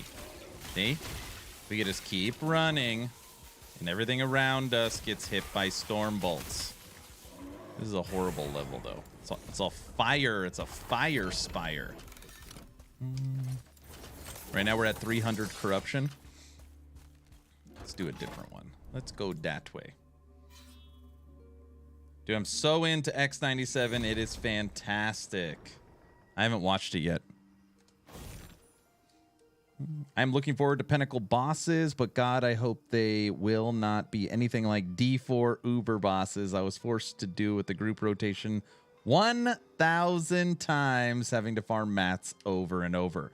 I can promise you, there's no way in hell it'll be like that. Now, there are multiple bosses coming. So it will be go kill this enemy to get the leg, and then go kill this, or I'm sorry, go kill this boss to get the leg, kill this boss to get the key, go to this area, put them together, and you fight this boss. So there will be mats or items you will have to collect in order to unlock the Pinnacle content. And my guess is that when you look at the end of time here, there's two ways they will do it. And again, I have no idea. This is just my guess. My guess is that at the end of the monolith up here, like, you'll put your crap in this thing, and then a little, like, you know, stairway comes off, and you go into the black hole, or you go to another island up here to fight the Pinnacle boss. Okay, that's my first guess. The second guess is an entirely different system that, like, goes this way to the left. So it's like monolith to the right, and then you go up here to fight this boss, and this boss to fight this other boss. Something on this left side. But ultimately, this is what we figured out. From asking questions, we know that there will be multiple boss fights. There will be items that you will have to collect, and the Pinnacle boss will have multiple phases that you will have to go through, and that it is going to be a bonkers. The word bonkers was used. A bonkers epic fight. Word's leg incoming. I know, that's exactly what I was thinking when I said leg. So, yeah. Me and my wife almost started the Fallout series last night. We just finished Reacher, so we watched Reacher season 1 and 2. We're starting Fallout tonight. But yeah, just like any other update, there's going to be balance changes. There's going to be new uniques, and then the entire Pinnacle system is coming. Now, I will say a couple things I'm sad on. They said no new skills for this update. So as of right now, no new skills. Obviously, no new classes, no new mastery. So that is not coming. All I've heard is balance changes, new uniques, Pinnacle boss. That's all I know of for the new update coming. That's really cool. Do the storm bolts auto target? They do. They never miss. They never miss. Collecting mats is okay for D4. I had to farm Hell Tides, as you know. Not fun. I beat Lagon surprisingly easy. Awesome. That's good. Okay, let's try this one. All we're going to do is use Warcry to generate Maelstrom and Rampage. So all we're going to do is run. 300 corruption. We're just a running bear. We are not going to use swipe at all.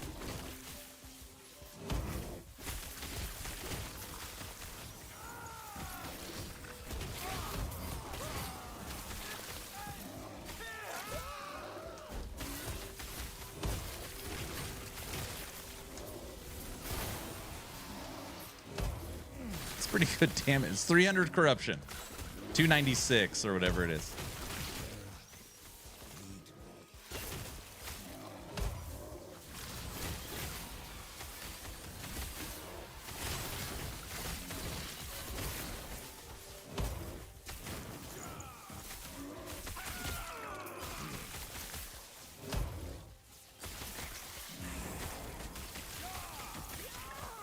So it's pretty much a smite werebear. Kind of, yeah.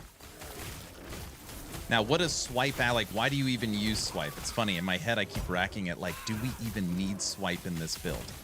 Swipe gives you, well, it boosts your attack speed, gives you kill threshold, it leeches, does a little bit of damage, but it generates Maelstrom right here. But ultimately, that was a 300 corruption run, pretty quick. And we didn't use swipe. I don't know what other skill could be added without swipe. You could put in Summon Spriggan. That would boost your attack speed, or that would boost your crit avoidance and your crit chance. It wouldn't be really needed. There's no way to trigger tornadoes.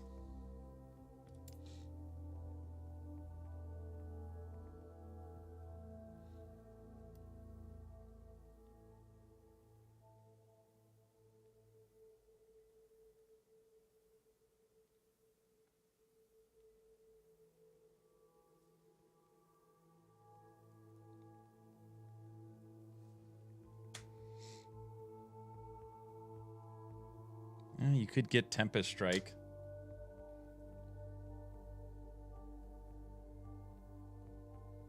How does this do when it comes to bossing? Well, we just beat Spirits of Fire bosses, and we just beat a Shade of Orbis. So just like when you saw me fighting those siege golems, the fire siege golems, you know, you gotta just keep kind of running through them.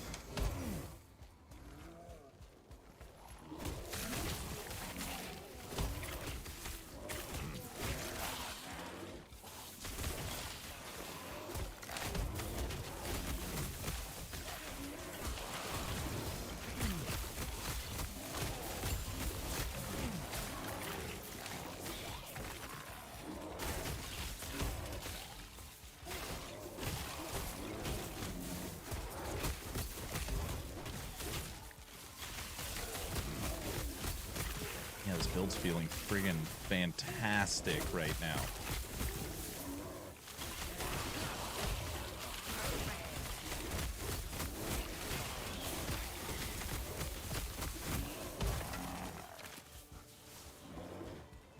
Hello, what's up, Ray? Hello, hello. Just so you're aware, if you are on YouTube or X, I can see all chat too. If you have any questions, want to say hi, not only will your chat pop up on screen, but I will see it.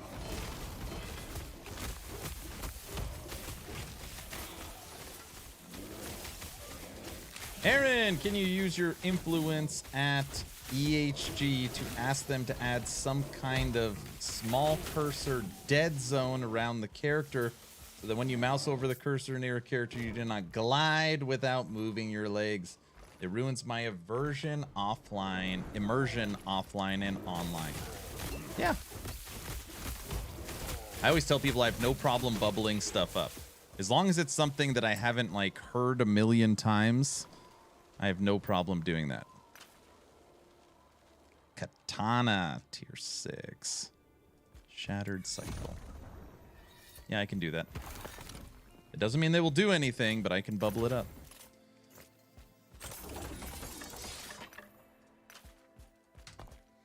Okay, no. Well, actually,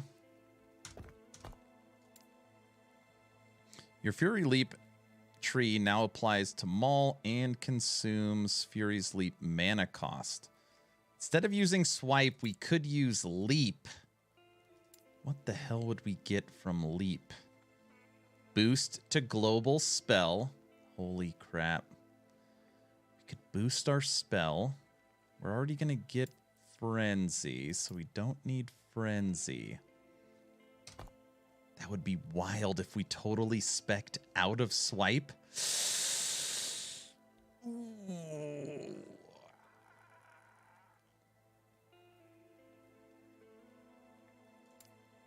Boost to our spell. What the hell else would we get? Cleanse. Health.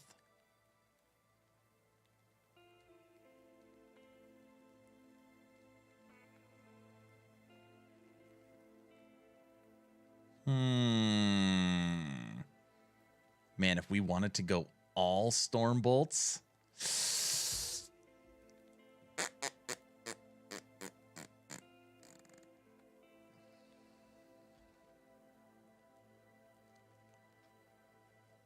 Why would I ever want to use Leap instead of just Rampaging?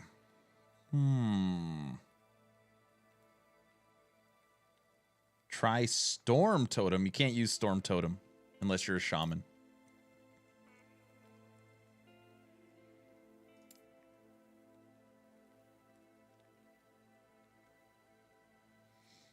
Okay, we can use Upheaval, Leap, Maelstrom, Swipe. Swipe gives us kill threshold. It gives us leech, attack speed. I don't know how much damage Swipe actually does. Kill threshold's nice though. Awesome. What's up? Hello. No, it won't mess. Rampage has no cooldown. What do you want? It doesn't matter. So even if I hit Maul, I can still Rampage. What Maul would do is boost our spell damage.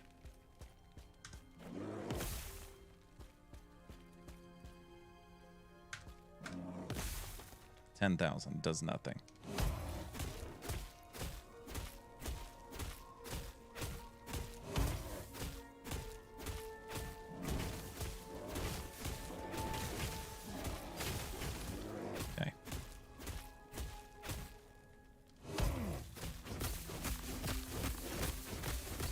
Swipe gets us about 10,000 damage. It's nothing. 22,000 on a good crit.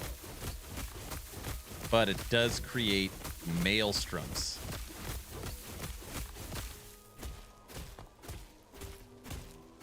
Which creates Storm Bolts. What the hell? We're literally just testing stuff. Screw it. Swipe's gone. Fury Leap is in. We're going to take a plus 10 to global spell damage. And then we're also going to take... I don't think we're in the air long enough for this to do anything. You have additional spell damage per 2 attunement while leaping. This kills with... And kills with Storm Bolt have a chance to reset Fury Leap's cooldown. All of our kills will be with that. Okay, we're just going to mess around with this. We're going to mess around with this. Okay, so now you...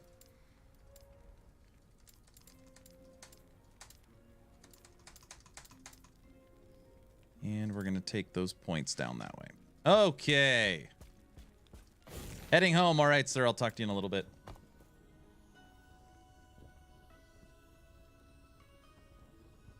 I'm already using it.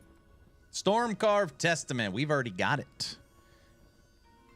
We've already got it. Okay.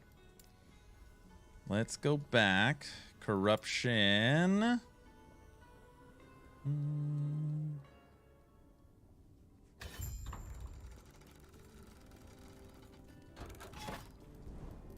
$293. Corruption 293. Oh, I enjoy that part. What about poison? Is there an option to combine poison at all? No, not on this one. Okay, so now swipe literally does nothing. What are we doing?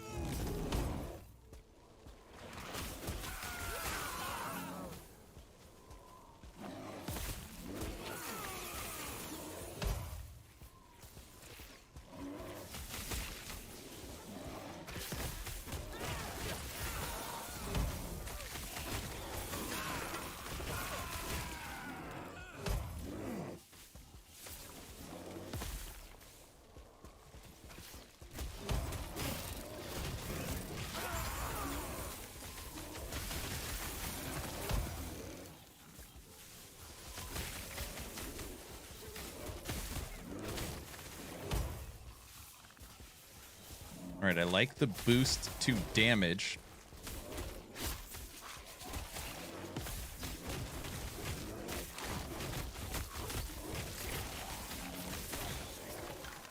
Okay. Dead? No?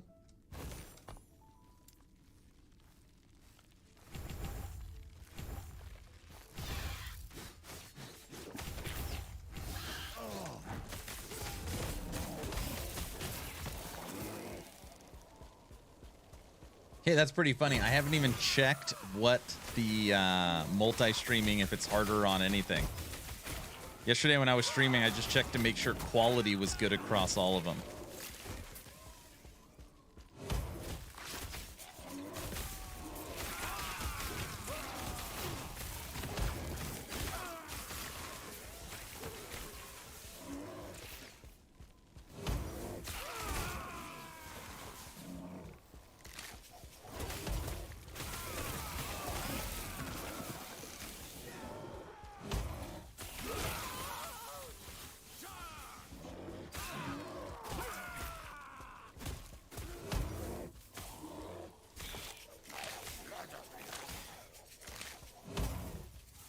Yeah, I haven't even looked.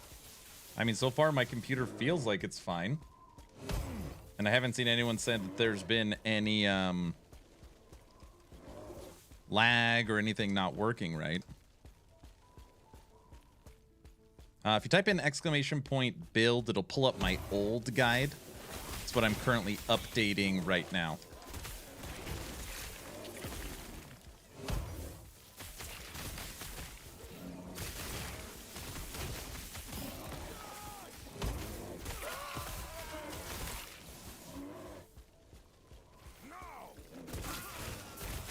Oh yeah, we can literally rampage at will, because if we kill an enemy with Stormbolt, it resets rampage.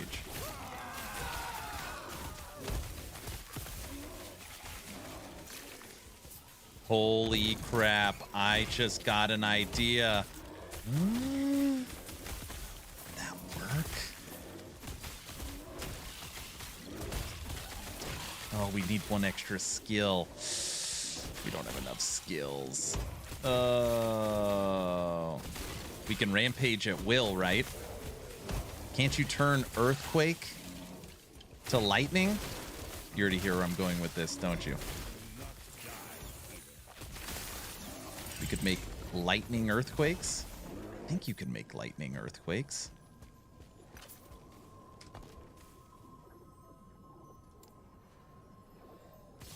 Storm Rift. Earthquake is converted to lightning.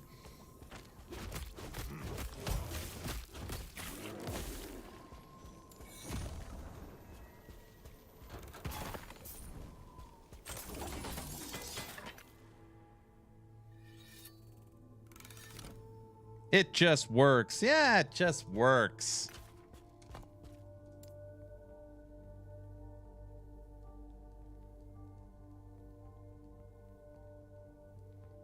Okay, we can stay in bear 4 because kills and crits are keeping our rage up, so that feels fine. We now use leap.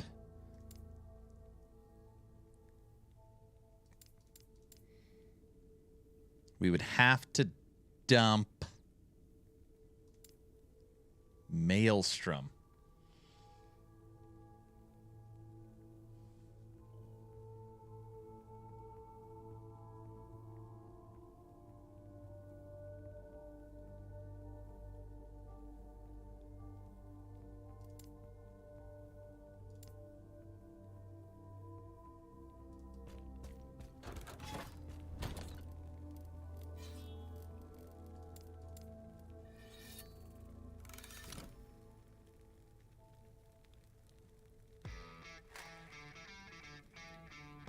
No, that wouldn't work. We would lose so much damage because we would be giving up 2 weapons and all the base spell.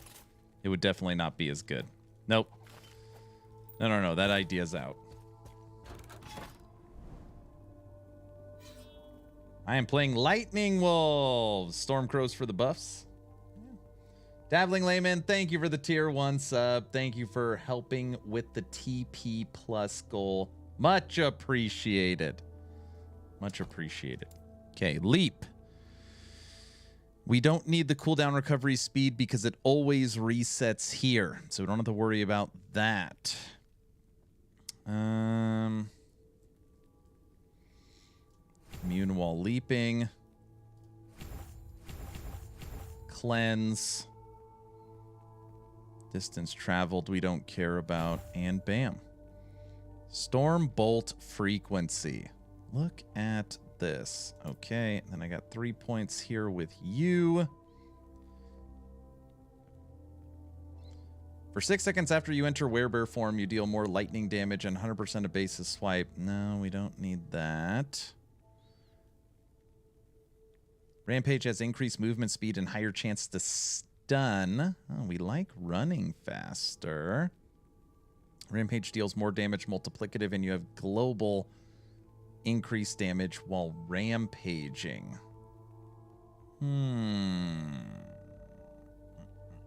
Crit chance already feels good. We have exactly 3 points. 1, 2. Should just take.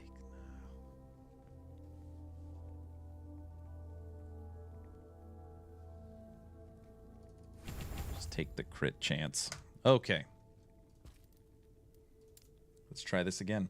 I started playing this game about a month ago and I've become addicted. Sank 350 plus hours in already, but I've got a very specific question. Paladin's Healing Hands can proc on melee hit at increased mana cost and lower upfront healing. How come this doesn't work with Warpath? This question, I have gotten this question quite a bit. Warpath is a channeling ability, so it'll proc only on the first time you use it. So you hit Warpath and it works once. It will not work on channeling abilities, just the way they set up the skill.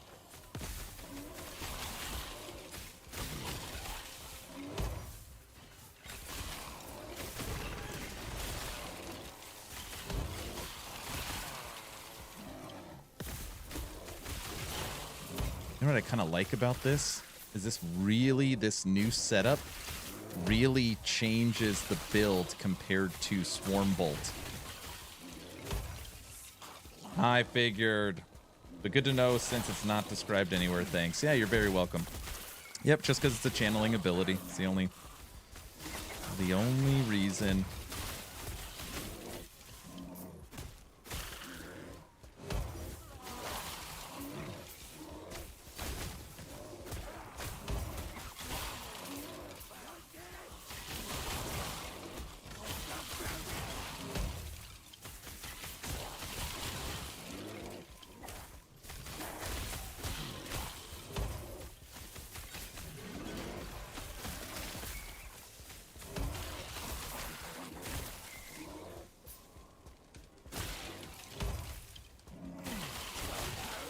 Wonder what the tooltip for Stormbolt is right now. Wonder how much damage it's showing.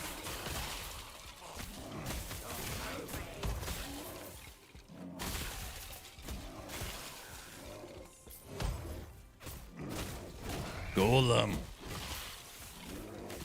Man, we are, this feels like 100 corruption. I mean, we're just walking through this like it's nothing. This is 293 corruption.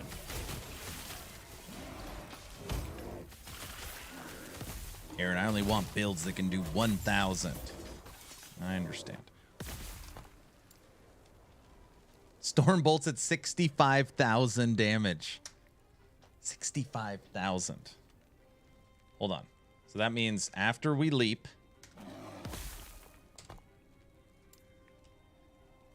59. That's about 20% damage. Pretty interesting. Seems great for arena, right? You just literally just rampage around. I think what we might need on here is this. I feel like the life leech might actually help us a ton here. Dump immune wall leaping. Pull back Stormbolt frequency. And that'll give us 3 points for there. We like Frenzy after. We like health restored. We like cleansing. We like being able to do it as much as we want. I think that's it. We don't get cleanse from anything else.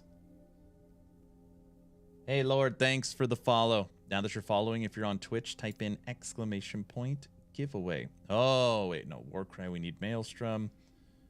Crit chance. Yeah, the rest of this feels good. Crit chance, that gives us our chill chance.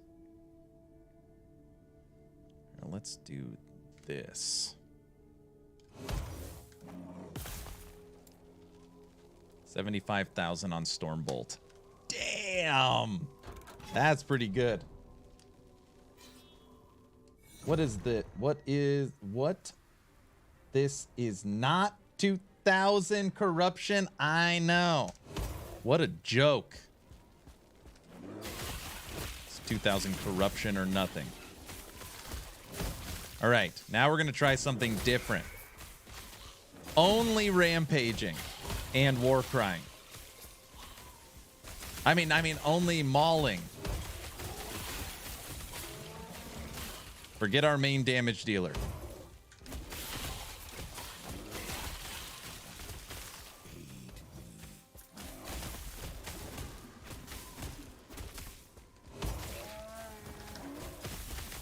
I don't know if this will actually work.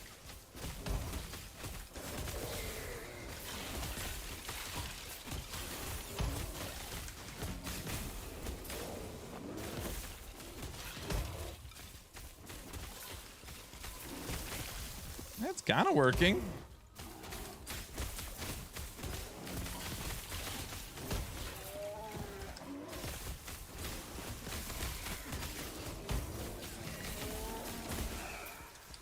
Right?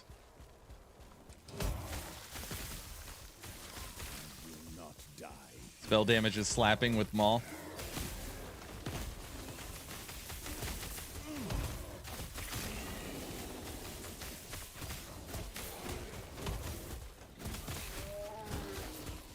I can't believe I'm going to say this.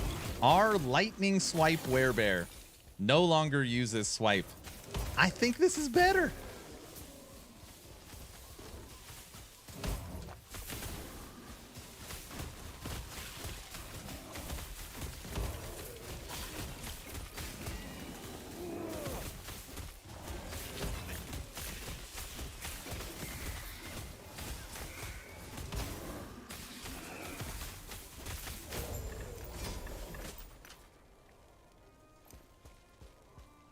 We did not use Rampage one time.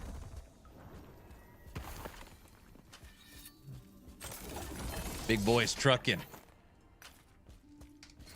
These boots are made for walking, and that's just what I'll do. One of these days, these boots are gonna walk all over. Get out of here with that. Man, we could have got even more storm bolts. I just spec'd out of that. I feel like having a nice little 9% health leech will actually be huge when we use this. Dude, it'd be 15%. What would we... Okay. No, we can't pull out cleanse. Cleanse is too important. There's no cleanse here, no cleanse there, no cleanse there, and no cleanse here. So the only cleanse we're getting is through there. Yeah, we definitely want that. We have cleanse on our belt, but we got to hit potion. Okay. Yeah. That feels good.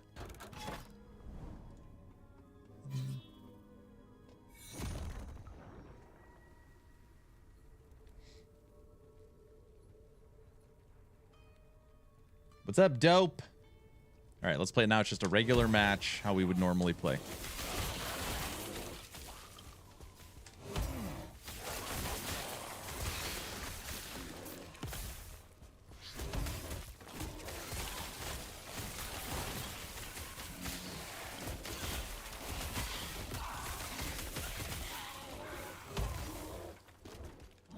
Stop getting stuck.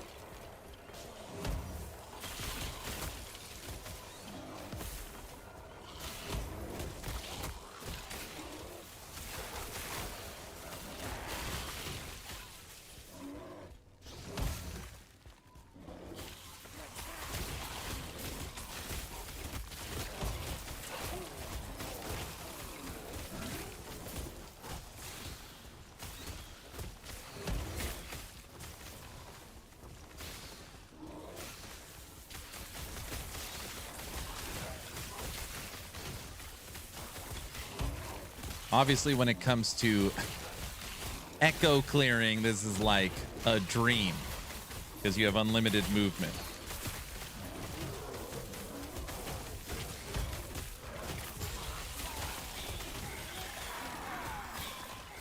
Question is, can we kill single target without swipe? That is the question. I like the speed. Everyone loves speed. I've got the need for speed. All right, here we go. This should be fun. All right. 293 corruption. No snapshotting or any weird stuff.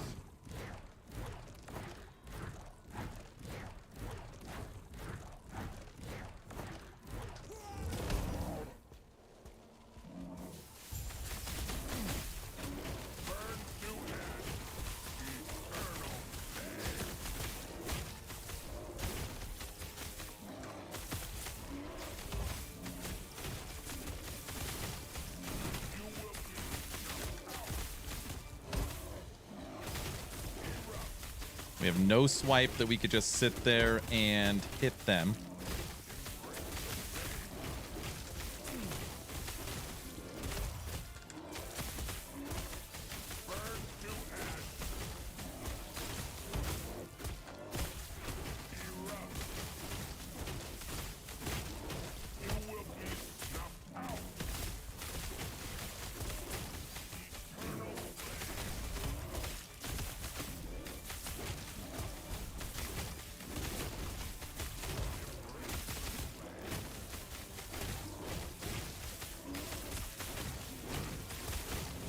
We have no necrotic resistance. I'm scared for when they die.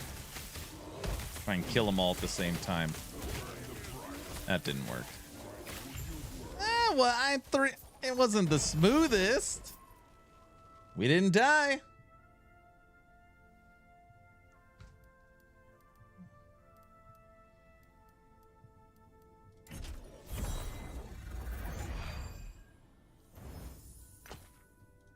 1 LP Logies. What's the roll? Damn it.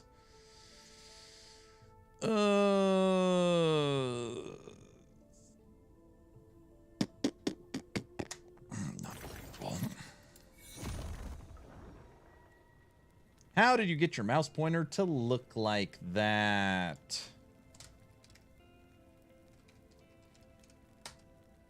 Check out the link I just put in the chat. Smoking. Show you how to do it. All right, we are working our way to the next shade of Oribus. Aaron's bingo card. Awesome, thanks, man. Hey, you're very welcome. I know. I'm waiting for Autobot to wake up, by the way. I want to make sure that for tomorrow's dev chat video, we got the bingo card all set up, and I've got it all in and ready to go, so we're not waiting, or it's not last minute like the last one, which was totally my fault, by the way. Last dev chat was a lot of fun. So if you're new to the channel or you weren't here last Friday, for Mike's live stream now for LE, we play dev chat bingo, where basically we try and guess what questions are going to be asked. And without exaggeration, the final question of the stream got us the bingo. Final question of the stream got us the bingo.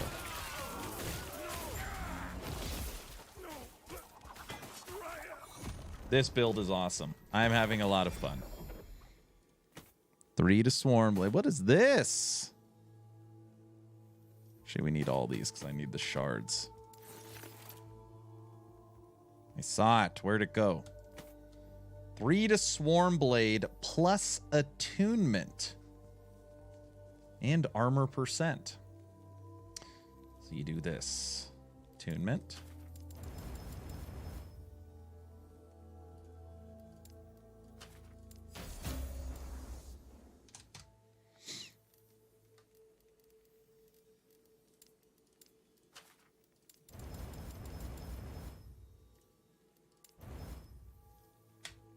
Plus 3 to Swarm Blade, Tier 5 Attunement, Tier 5 Armor Percent, Tier 5 Increased Health, Tier 1 Physical Resistance on the Movement Speed base.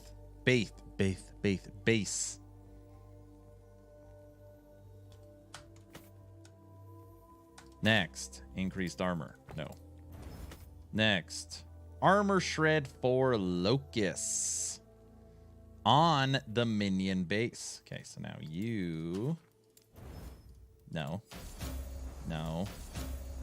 Minion chance to bleed on hit.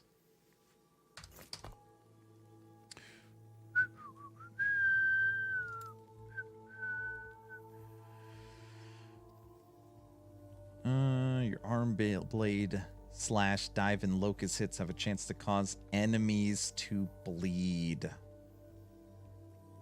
You can run a bleed locust build.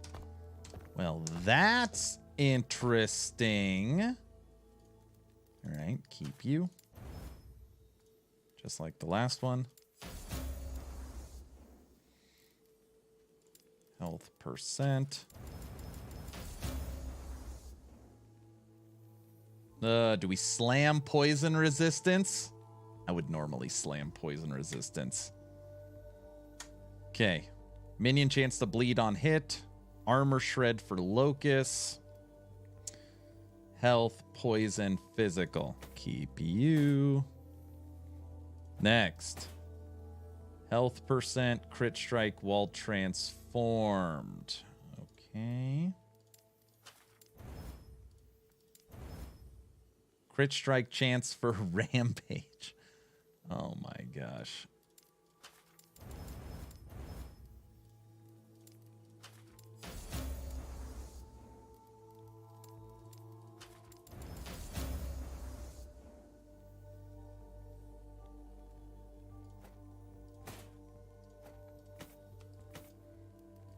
Tier 7 armor and minion armor. Okay, you're gone. 3 very interesting armors. This one, attunement, maelstrom, armor, life, cooldown. This one might be better. Crit strike for Rampage. And double life. We would lose 2 to Maelstrom and Spell. No, we're going to lose the attunement. Well, let's just see. And spell damage base. I did notice that. That's what's got me thinking.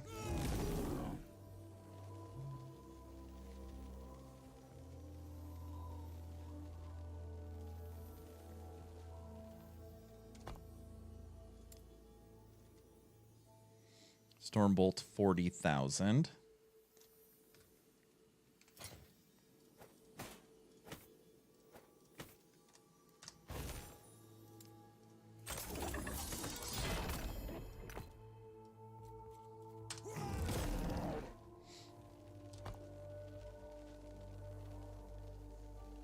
Mr. Orange, the party has been waiting for you. We're glad you're back. Okay. 40,000. 42,000. Okay, damage is close.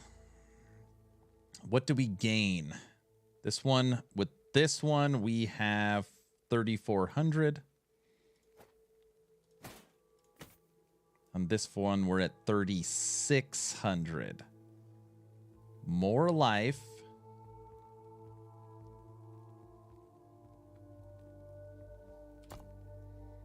Fire resistance, armor.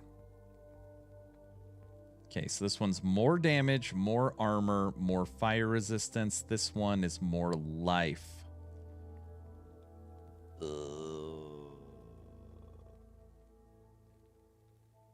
The crit multiplier may need to be tested on the dummies. It's too hard. It's all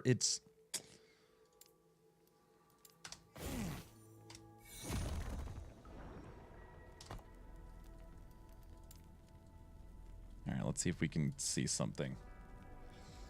It's hard to like run and see. Well, I guess we can see. All right. I want to make sure there's no snapshotting or anything weird. Buying, selling. 1, 2, 3, 4, 5, 6, 7, 8, 9, 10. I've never seen more than 10. Safe travels. Nice video on the YOLO Mouse app. I'm definitely getting that after work. Oh, you're going to friggin' love it. Okay.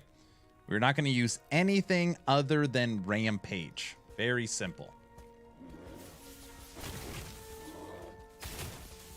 69,000, 71,000.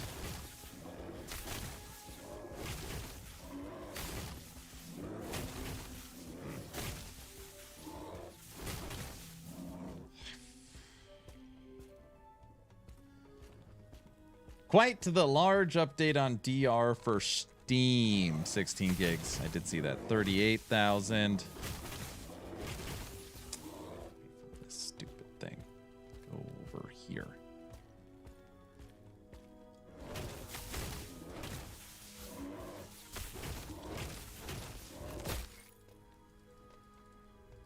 You saw an 80,000? Well, now I'm trapped.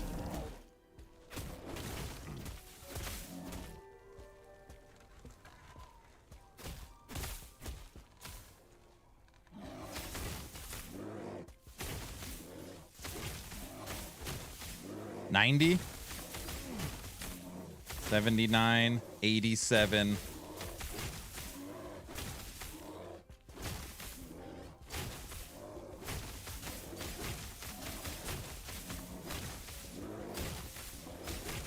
$61, 62, 78.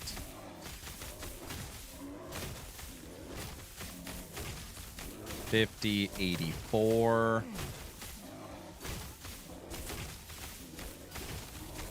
You're not going to be able to notice. And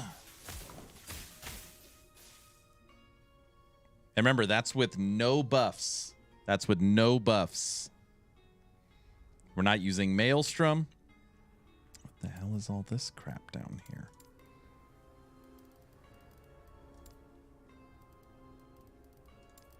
Technically, we don't use Swipe. You would actually be Gathering Storm. And you would be leap. Okay. Other armor.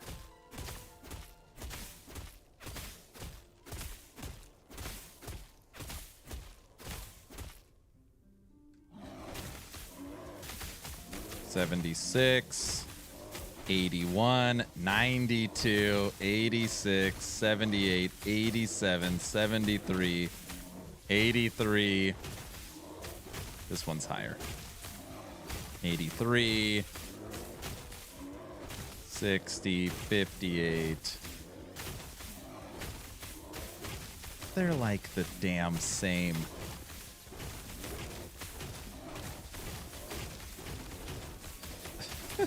More consistent 80s. Yep. All right. Wonder what I can sell that for. Okay. But just to be clear, this one's... Oh, it's only 100 more health. It's 100 more health. Okay. Hello, traveler. Do not dwell on regrets.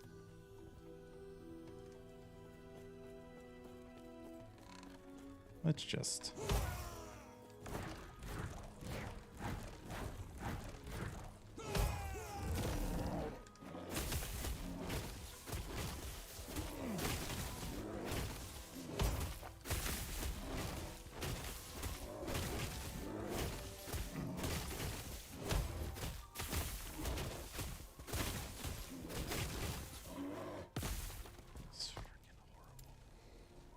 Okay.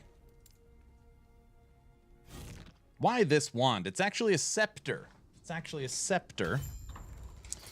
And we use it because of the lightning damage. This build, even though we are a werebear, you don't care about anything melee related. You are a spell werebear. You're a spell werebear.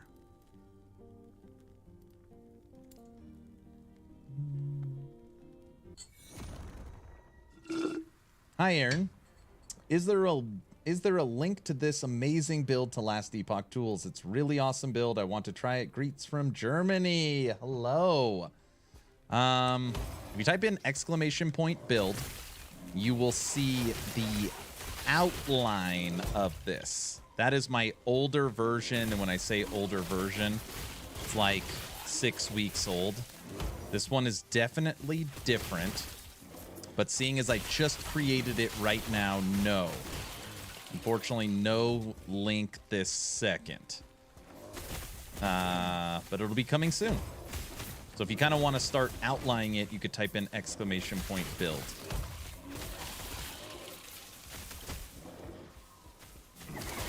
Yeah, it's pretty fun.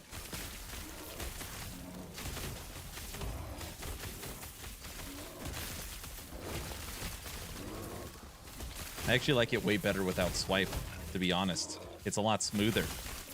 Instead of it's like, am I supposed to be rampaging? Am I supposed to be mauling? Am I supposed to be swiping? Like, what exactly is the actual main damage? It's a lot clearer now. And everything benefits each other. Actually, if anything, everything is good with the exception of swipe.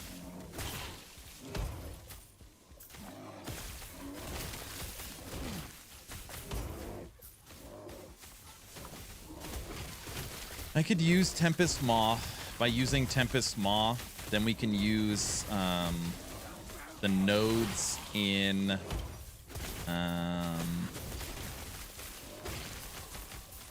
Gathering Storm. The only problem is I just love my katana so much. We tested Tempest Maw, and it for sure made our damage go down. But if I had an awesome Tempest Maw with legendary potential, it would be worth it. This is the katana.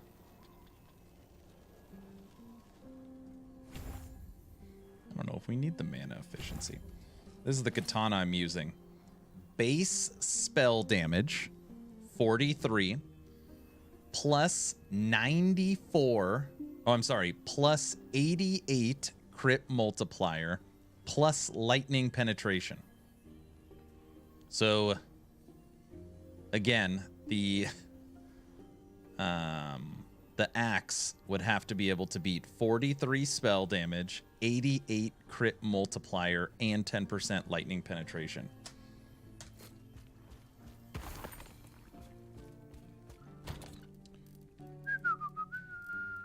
One-handed. Right now I have it spec'd into minion. This one is awesome. Tier 6 and tier 5 minion spell. And then this one, I didn't get the double roll.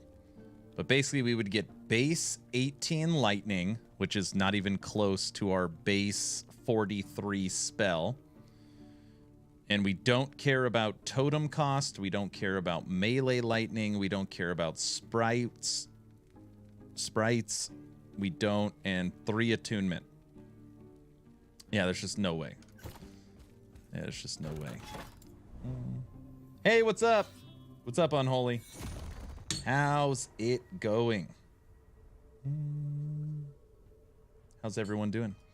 Everyone, we are going to watch a video fairly soon. I'll probably run up and grab a snack and refill. I'm out of Wawa. And we're going to watch a little video today on No Rest for the Wicked. So as you guys know, I'm not really big into reaction content. That being said, I get sent so many videos all the time. And I do always, you know, when someone's like, hey, Aaron, you got to check this out, believe it or not, you know, most of the time I actually check it out.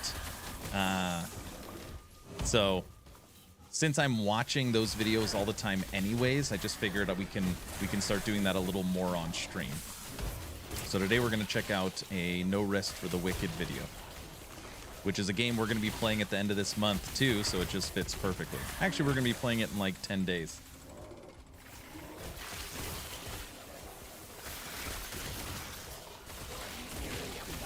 Grade leveling with Spellblade to help me to understand how ward works. Oh, very good. That is great.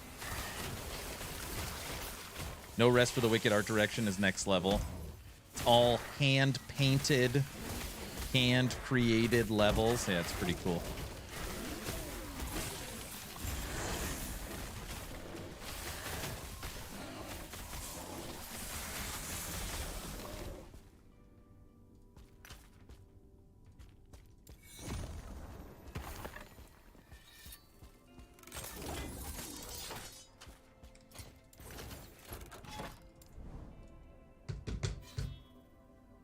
Yeah, I'm excited for that one. A lot of people are telling me, Aaron, you're not going to like it. And to be clear, I know what it is. I totally get it. It's isometric action RPG. It's got crafting. It's got character customization. But it is Souls-like content. Or Souls-like combat. Totally get that's normally not my bag. But if it's got everything else, it might be fun. V Rising, I'm not huge into survival games, and I liked that.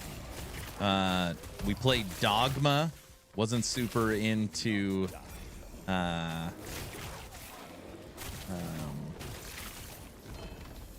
was gonna say that style of game, but it's basically an RPG. But we like Dogma. I mean, we might like No Rest. We played Dogma 2. And when I say I played Dogma 2, I streamed it for 2 days.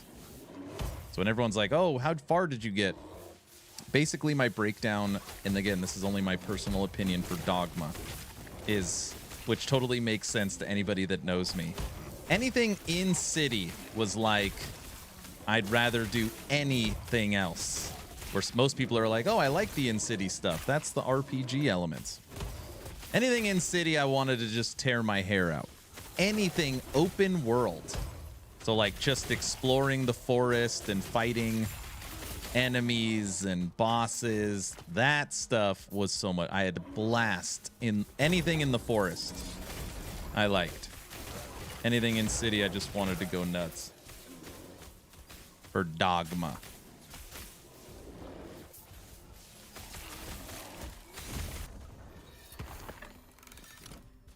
I refunded Dogma 2, perma crashed, could not even finish the character creation, terrible performance.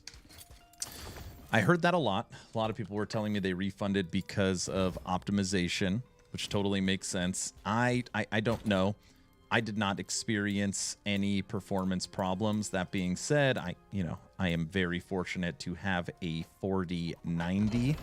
So I've got such a high-end PC. I'm guessing that it was fine for me because of that. I don't know. But yeah, it ran fine for me. Life. Bad listener. I want an RPG with art theme like Street Fighter. Isn't that No Rest for the Wicked, basically?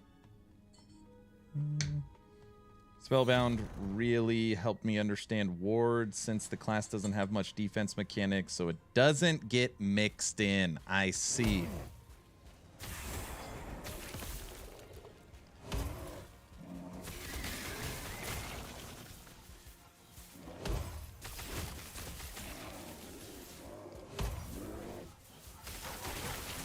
Man, I'm so happy with what we've accomplished so far today. This build is very different than my older Lightning Swipe Werebear. Again, because we don't use Swipe anymore. And I really like it.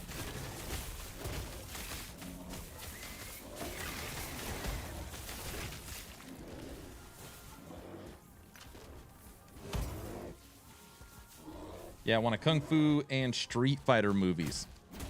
You know what I want? I want a really, really good, well done, new Twisted Metal with full online PvP, obviously on Steam. I don't care. Cross-platform with console as well. You guys didn't have that on your bingo card.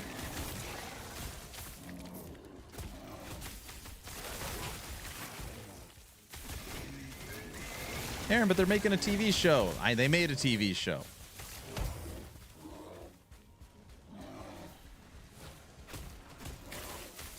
Only a few of us have played it.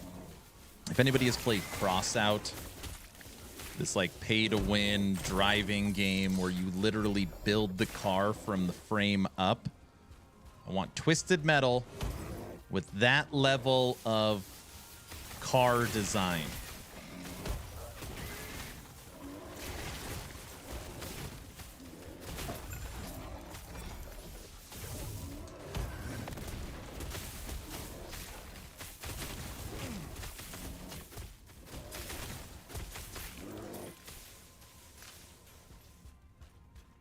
Carmageddon. Perfect.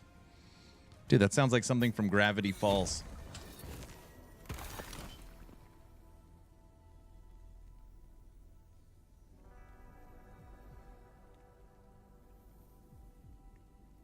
Man, it is hard to find idols. Oh, it was a real game. I see what you're saying. Box of Hydra. 1 LP. Okay. I think we're at a pretty good... Oh, I guess we can do one more. Check it out. Was crazy fun. Carmageddon. We were talking about the other day fun arcade games. I never remember. I think it's called Just Off-Road. The little truck game where everyone has a different color steering wheel and you're going like on the dirt track. Old school arcade game. Love that game. You guys have never played it. I don't know why I bring it up.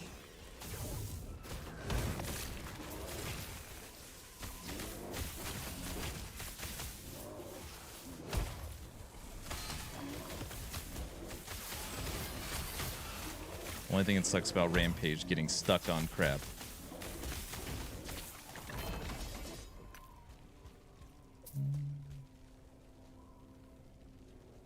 That game blew my mind when it first came out. Carmageddon? Now I gotta look it up for sure.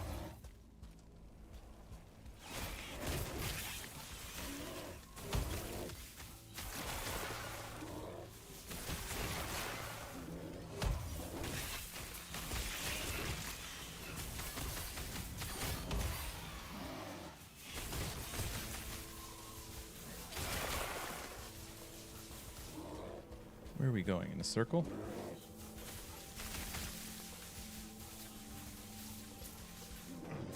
We're lost in the sewers.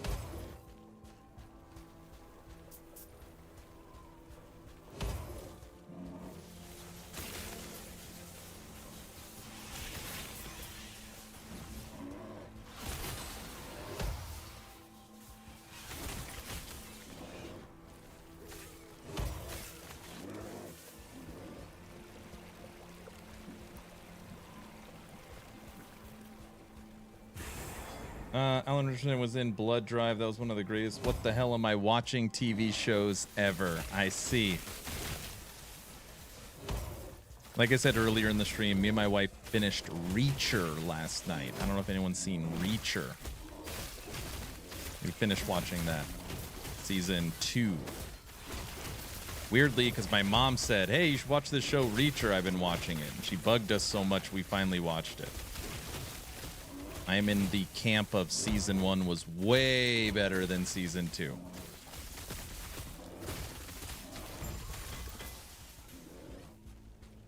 Never heard of it? I need to watch Reacher. I've seen a few clips. It's fun. It's just like, you know what it feels like to me? It feels more like old school action movies, which you don't see very often. Hi, Luz.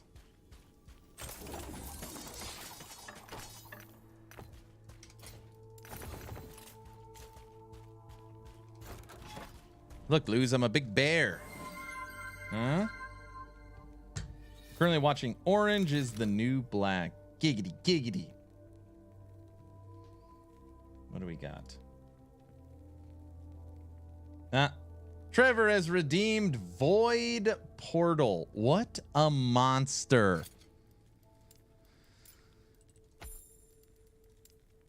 Very, very funny. Yes, the Void Portal. Very funny. Very funny. It's be a family-friendly stream. Nothing to see here. Nothing to see here. Unbelievable. And your points are gone, marked as complete. Dang, that's a huge bear. That's right. Saint, don't laugh at that. Aaron, watch out. The floor's slippery through that portal. So my big... I'm not even going to say it. Never mind. Never mind. Those devs, I'm not even going to say it. Never mind. Never mind. Oh, this is perfect. Okay. I'm going to go get a quick... It'll only take me a minute. Say it. No. I was just going to talk about the looks of my... Never mind. I'm going to go get some water and a snack, and then we'll watch our video. You all enjoy your bear and Void Portal. I'll be right back.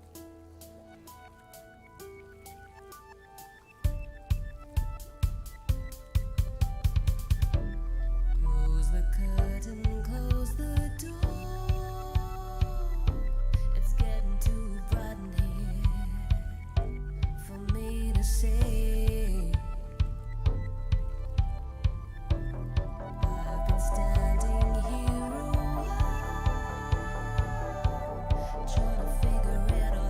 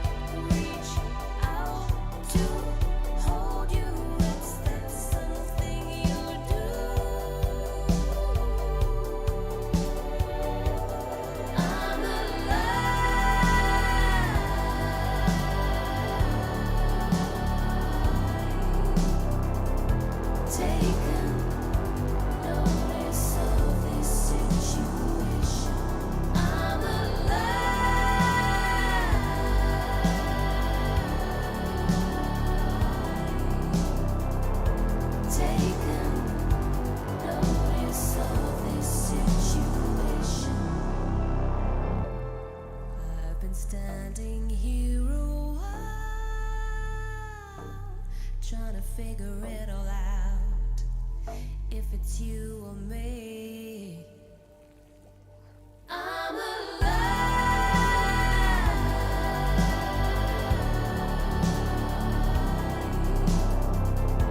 Taking notice of this situation.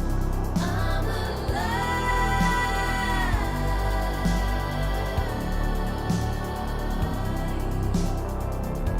Taking notice of this situation.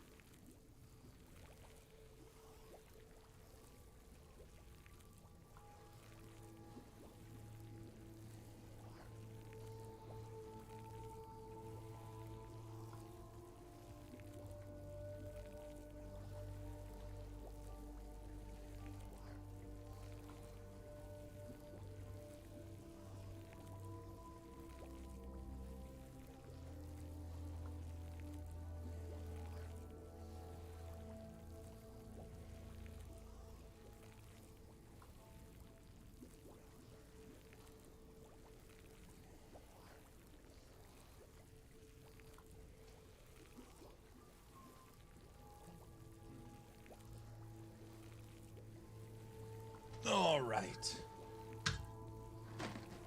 I was eating these during the subathon. There's still some left. Our peanut butter pretzels. And we got our drink. Don't talk about the color of it. It's orange. The camera just changes the look. Don't bring it up.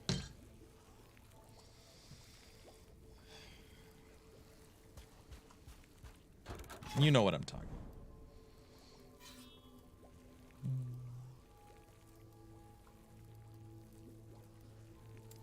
Ew, what? Don't. It's orange.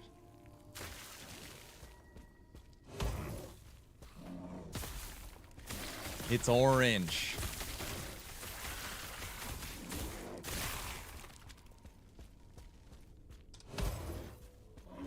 You guys are horrible. Where'd you get the pretzels? Costco.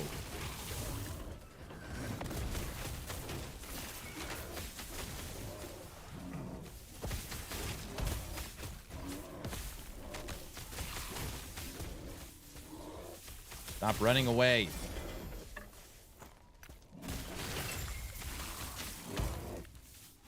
Orange means trip to the doctor. Is that what it means? No. It's orange sickle or something.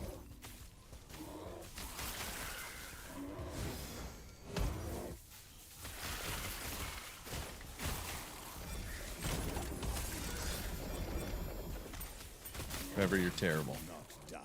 Terrible, I tell you. Ooh, attunement boots on a fire base. Like that.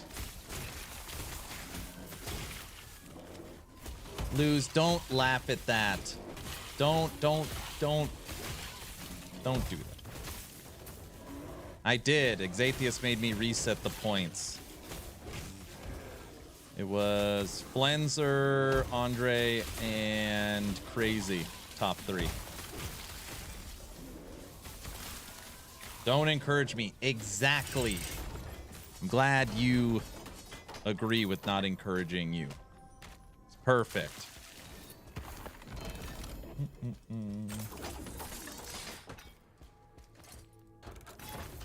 Okay, what do we get? Tier 6 movement, ward gained on traversal with health. Okay.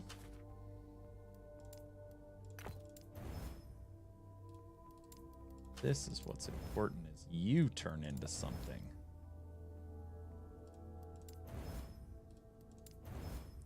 Fire. Next. Physical. Actually, I should just keep this crap. I keep forgetting I'm on COF. Or I mean MG. I could sell it all. Tier 27. Let's see. Oracle, physical, poison. Damage over time, no.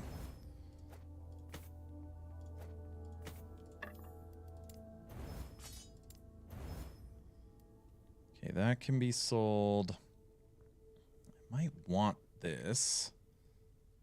That can be sold. Swarm Blade, I need that. Okay, there we go. Those three sold. Boss again.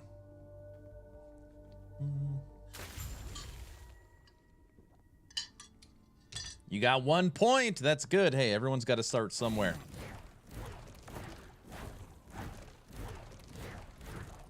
That unique axe is what I need for my Void Knight. They're very cheap.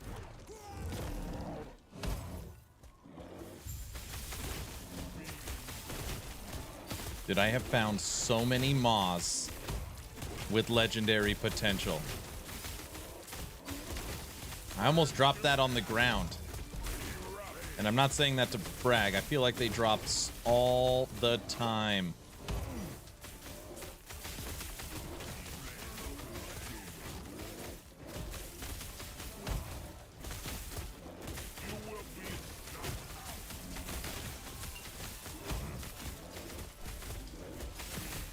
Dude, I'm not sure if it's the game or what, but we are getting hung up a lot. Like we're running in place. I'm not sure why.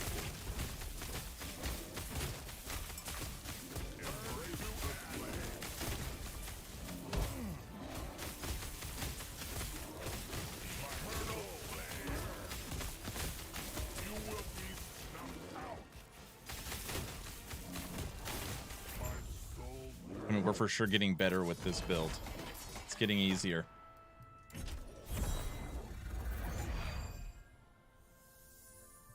I think that's one of the bugs someone mentioned before. I see. I mean, sometimes it's nice and smooth. I don't know if it's hitting the enemy, like we're hit the enemy and stop. I don't know. Okay. Let's do a quick check, shall we? WEREBEAR. Crit Strike, Armor Shred, Maul, Rampaging, and Lightning. Mauls and Rampage base physical damage is converted to lightning. Consequently, this damage scales with increase to lightning damage, but not increases to physical damage. Armor Shred and Bleed chance from all sources is converted to shock. Okay, so Armor Shred is now shock. Shock is fine. All right, so that is good. And I'm almost positive, yeah, that putting points into damage for Rampage won't do anything for Stormbolt. I guess we could test. I mean, I'm almost 100% on that, but we will double check that. Okay, Leap feels good the way we have that set up. So that is solid. Yep. You are perfect because I've took every point that actually helps us. And you... Man, we're not having any problems with staying in WEREBEAR. Might be able to pull that point out. Check that. You are good. And we're going to double check that. Did Aaron reset the points like he was going to? Yes. Yes, good sir.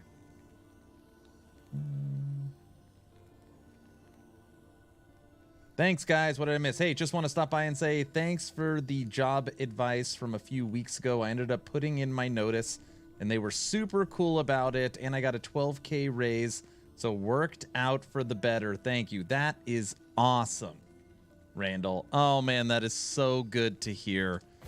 Oh, that is great. That is absolutely awesome. Congratulations. Congratulations. Very cool. Any Hail of Arrow build plans? Not right now. Right now I'm working on a sharpshooter.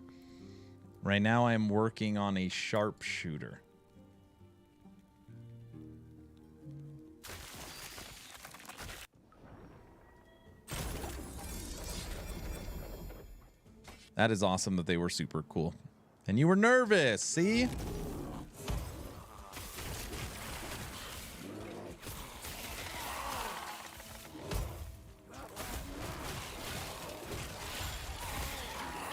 You get to turn in your notice. They were super nice, and you got a huge raise at the new job. Shh.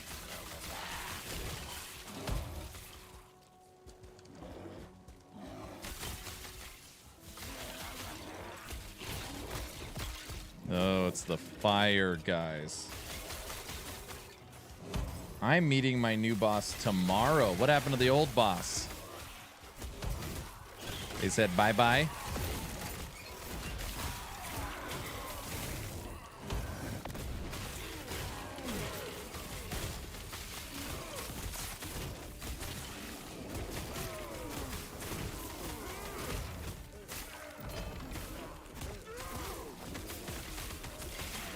Got fired. Ugh.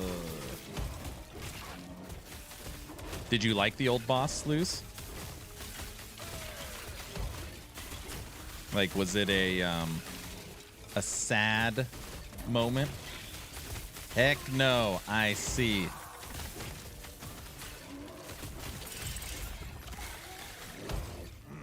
You're like, get out of here.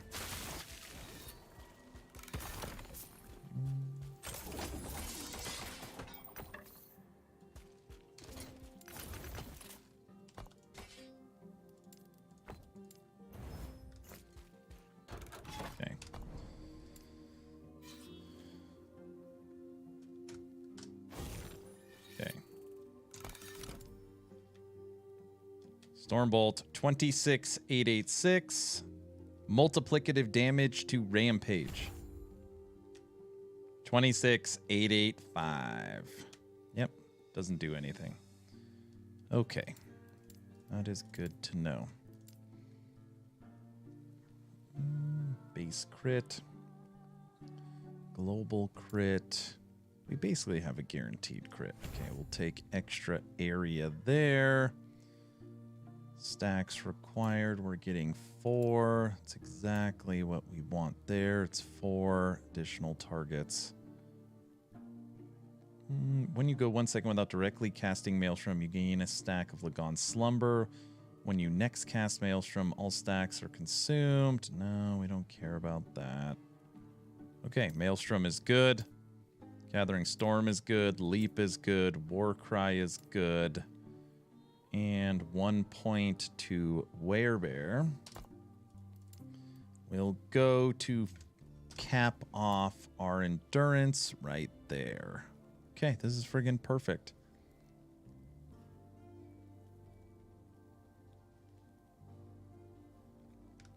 Okay, I like this. All right, let's get this last point. How are the 2 new subclasses I haven't played since before release? Are you talking about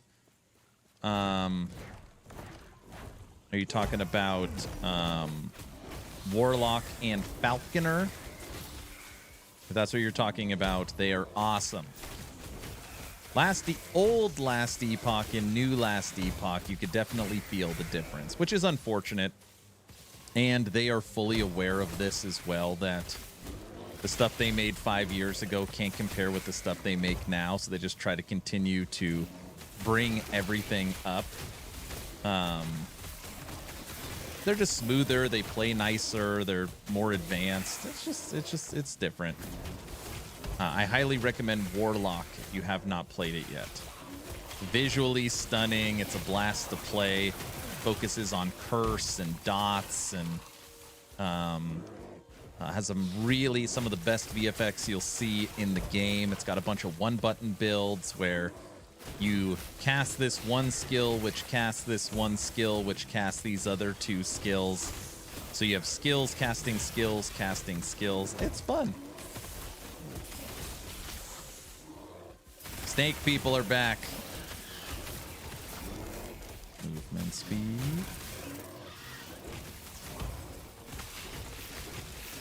Which I'm sure it will, just takes time. Yeah, like anything else. Like, they're still, the game's obviously grown. In their stat sheet, I swear they put 1.4 million. I've got to look. I don't know if that's copies sold, different characters, or what. I need to look at that. I know they sold 1 million copies, but they're still only a 90-person studio. Still only a 90-person studio. So it just takes, they don't have that Blizzard budget. It just takes time.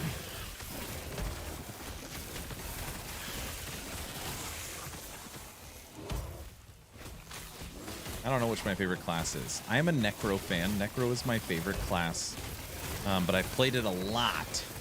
So right now my favorite class to play is Warlock, just because it's new, fresh, and shiny. Class I have played the least is Forge Guard. That being said, it's the last mastery I don't have fully leveled, and we just finished the campaign. So Forge Guard's almost level 50, and then I will have every mastery fully leveled. Here we go. We're going to get a good relic right here.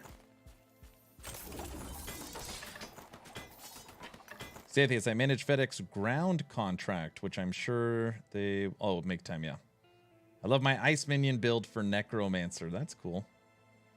Why did it have to be snakes? I know.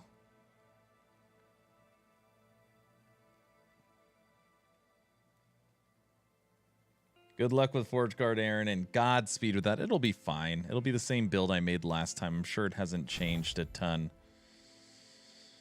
At least I hope. At least I hope.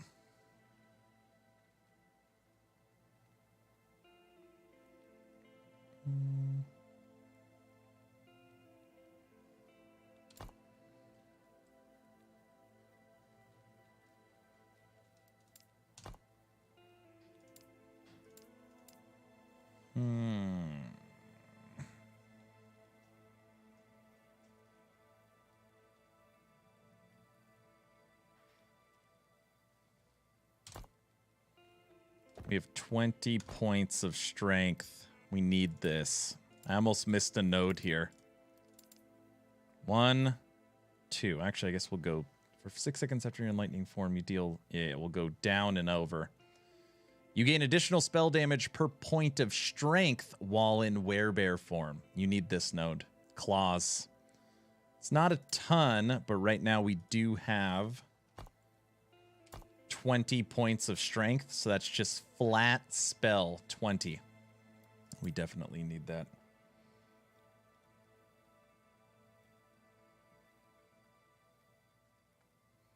That's kind of interesting. Thinking out loud. Base. Oh, man. Stormbolt only uses attunement. Man, that would be awesome if Stormbolt scaled with frickin' strength. This would totally be a strength build.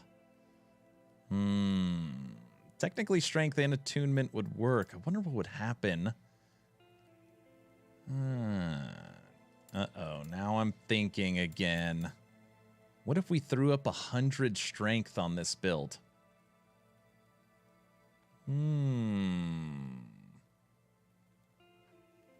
Ironically, I keep going back to Forge Guard. I'm still determined to make something out of it. Don't waste a ton of time because they're for sure going to be doing some updates to it. Maybe. At bare minimum, I think we're going to get some new items. Bare minimum, some new items. What if we went all strength and spell? What items are we currently wearing? Our armor has attunement. Our ring has attunement. Our boots have attunement, and our gloves have attunement, and our relic has attunement. Yeah, we have a lot of attunement with this build. No. T7 endurance? No.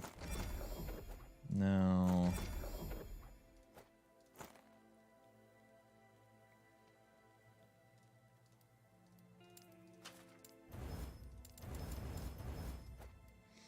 Sell you. No. Movement speed, intelligence, health regen.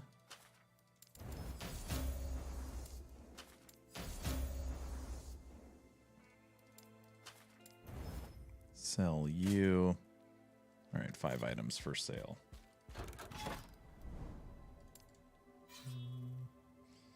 If devs tune up Forge Guard skills to where Manifest Armor and Ring of Shields take over unique properties as well, I think Forge Guard would be busted. Again, it's just old. You want to make any class immediately better. So for example, when you look at Druid, they call them threshold nodes. So for example, here on plating, minions have additional armor and this is doubled for your Locus. And you have this +1 to all attributes if you put 5 points in. You know, they have these threshold nodes. Right off the bat, any older class is at a disadvantage because threshold nodes are not there. Okay? So every passive tree needs these bonuses, which is crazy that that wasn't like those really, really make a big difference. Like literally this singular threshold node is why I don't have to worry about crit avoidance. See what I'm saying? So anyways, immediately they can buff up the Forge Guard passive tree with threshold nodes. Then they can go into Ring of Shields, Manifest Armor, and Forged Weapons and give those a little love from a minion standpoint. And then you could throw a couple items at it. So, you know, like, I guess it's probably not the best example, but, you know, Beastmaster when Zizarin put in Herald of the Scurry and unlocked squirrels, right? Big difference for the build, or for the literally Beastmaster. That kind of stuff. So you fix the passive tree, you update and just refresh the skills a little bit, you throw a couple uniques at it. And Forge Guard feel good.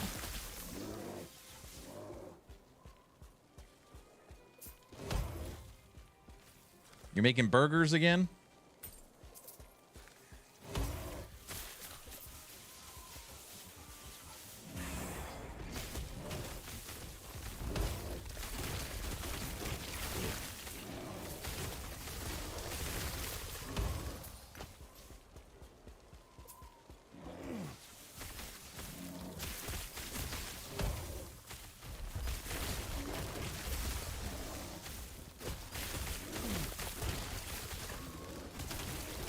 That is not the stream. It's getting a little bit of rubber banding here with Rampage.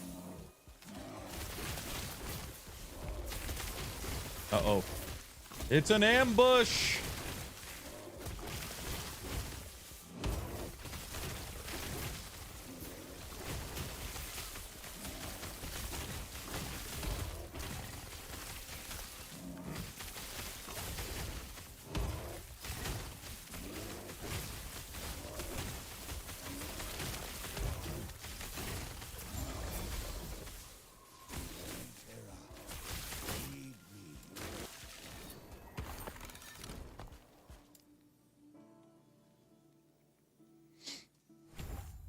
Okay, right now.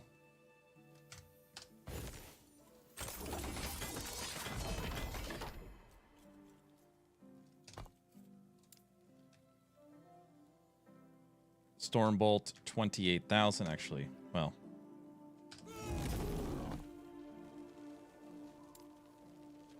Stormbolt 63. Oh, well, it went down. That's because the buff ran. Doesn't matter. We got a plus 22 base spell. Take that. Okay. Now we're good. Now this tree is done. This tree is done. Done, done, done. All right. Skills are good. I've already looked through all the passives. The passives are literally identical to Swarm Blade because we are buffing lightning. So those are all good. And then on here from a gear perspective, we made some nice changes. Okay. So now we're going to put our armor away. We were holding on. Locust Attunement, Stormcrow, Cold Vitality. You can go away.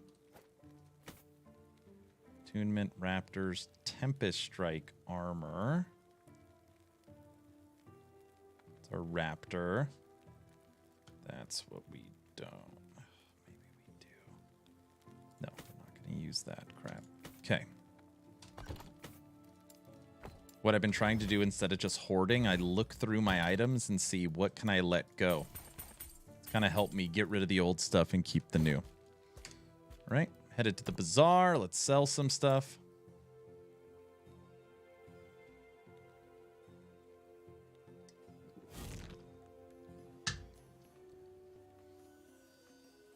You foresee many burgers. Dude, make me a burger. I'm hungry right now. Okay.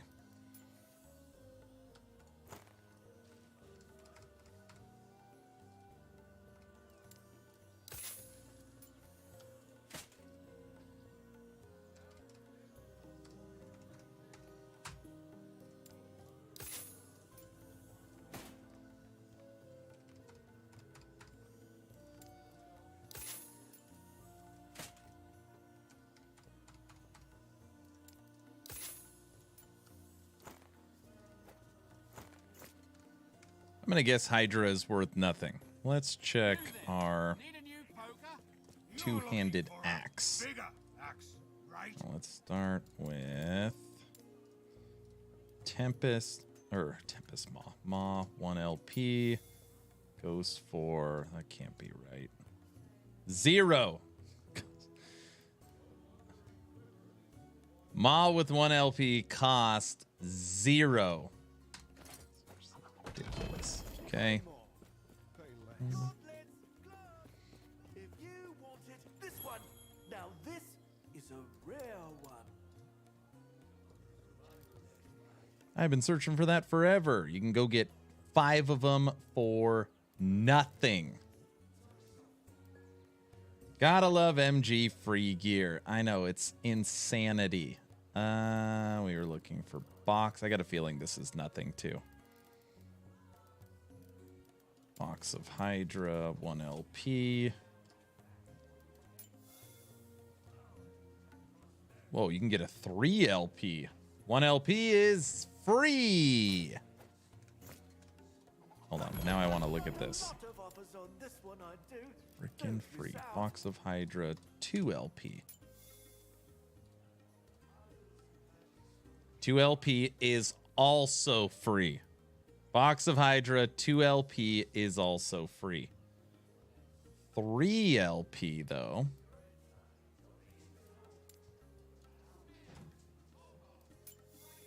$5 million. There's 2 of them for sale, $5 million. I love it when free stuff gets sold. I feel like I'm helping another. Do I even have a 2 LP Hydra box? Seriously crazy.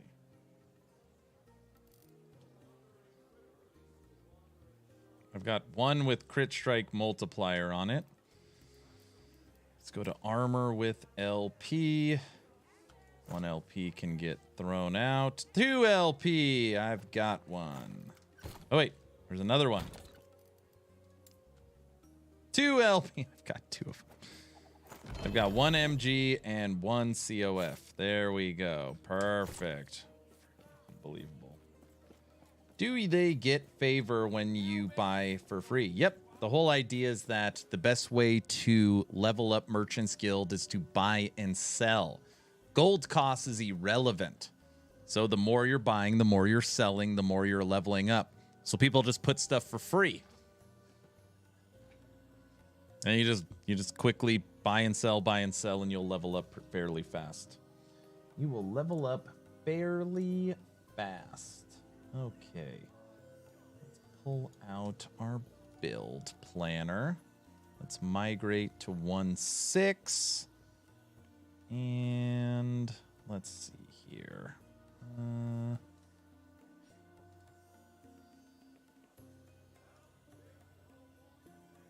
My builds, Lightning WEREBEAR. Oh yeah, okay. So this is, let's do a quick update here.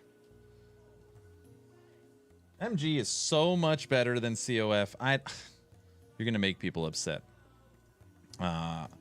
Certainly from a gear perspective, it is much better. It is much, much better. Like, it's not even close from a gearing perspective. It's actually why my Marksman's been struggling a little more. 4 straight days playing and not one upgrade. And more specifically, not even one upgrade I could craft on. So it's not like I'm getting, you know, nothing. I'm getting nothing and not even chances at upgrades.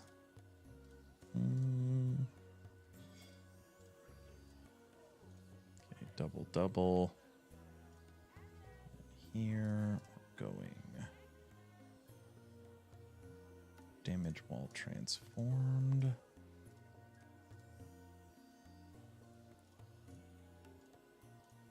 Okay, that is good. Blessings should be good. We went. I think we went armor here. Armor, lightning shred, crit avoidance. Crit avoidance is probably through the roof. Hold on. 79 to attunement. 47.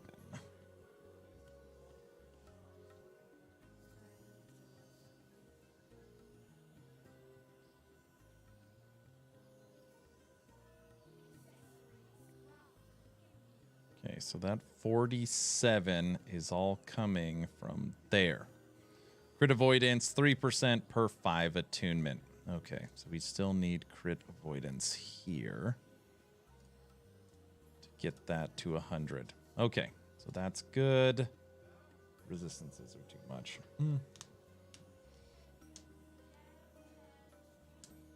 Do they get favor when you buy for free? Yeah. The loot pinatas from COF are fun, though. Oh, for sure. My favorite thing about COF is glyphs of despair. I never have enough glyphs of despair. Literally never. So it is nice when I can get so many through prophecies. I can get a ton through prophecies.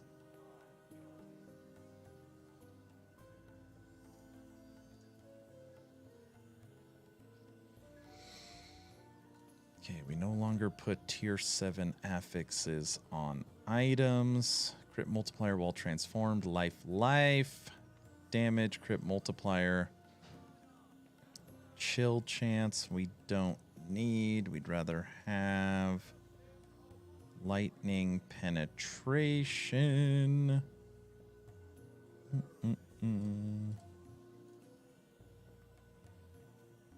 Chance to shred armor. Spell, life, lightning, cleanse.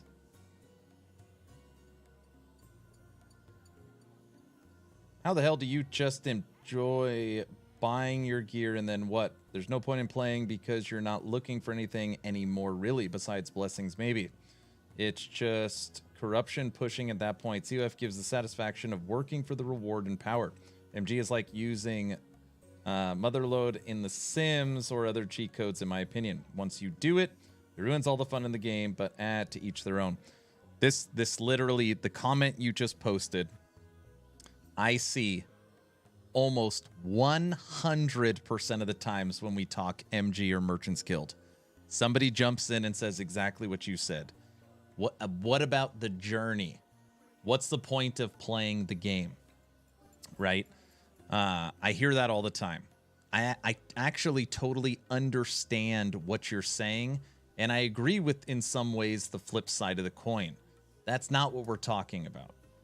We are talking about what is better at acquiring gear, Merchant's Guild or COF. And there's a lot of people that are just, you know, defensive about the realization that MG, it's easier to get gear. I will tell you that during my subathon. Okay, we'll go down this rabbit hole. During my subathon, there was a lot of people upset with the bugged builds. The builds pushing 800 corruption, 1,000 corruption, 1,500 corruption, 2,000 corruption. And you would not believe how many people will willingly play something they know is broken in order to get more powerful. You might think, no, it's not that many people. It is a tremendous amount of people. We had people in my chat saying, hey, Aaron, they fixed Profane Veil. What other build is broken or bugged that I can now play? People don't care. Some people, let me rephrase. Some people don't care about the journey or earning it or any of that stuff. They care about power and progression. And in this instance, trying to tie it back together, like, you know, Merchant's Guild, you have to level the ranks of Merchant's Guild. You have to get the favor in Merchant's Guild. You still have to have the gold to buy the item. You still have to have the exalted item to put into it. You still have to slam it and get the right legendary. It's not just I buy the item and now I'm godlike. There is more to it. There is more to it than that. But I know it didn't make a whole lot of sense, but we were just simply talking about which one is easier to acquire better gear.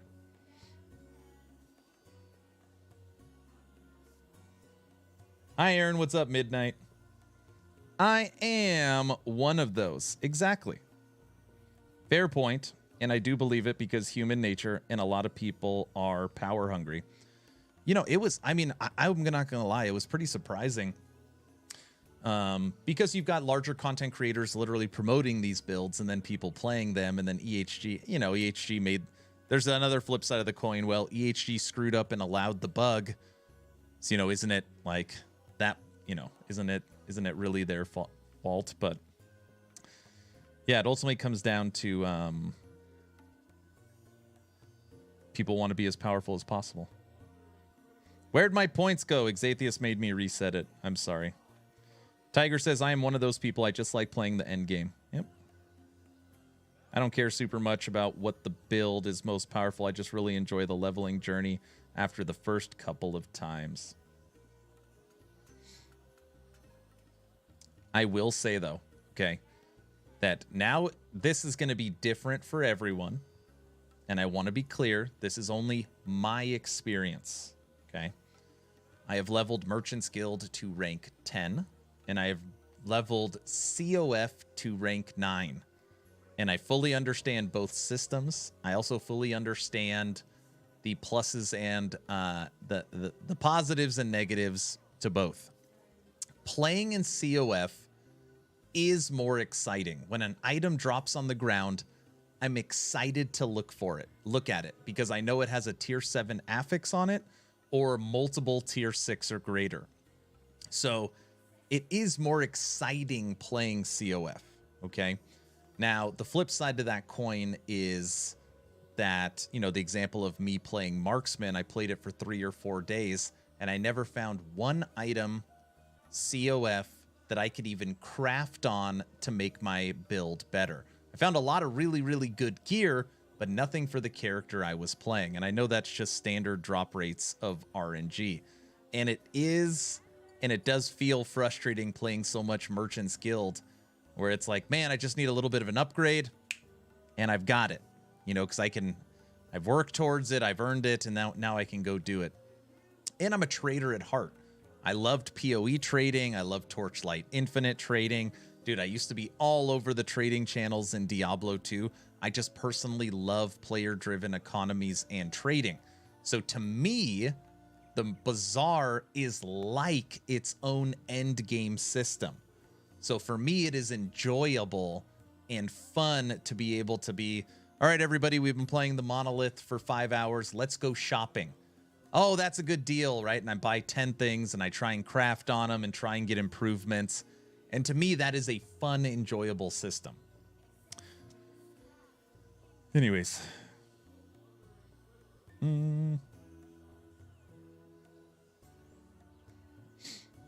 Okay, been a while since I've been here. Hello, what's up, Foo?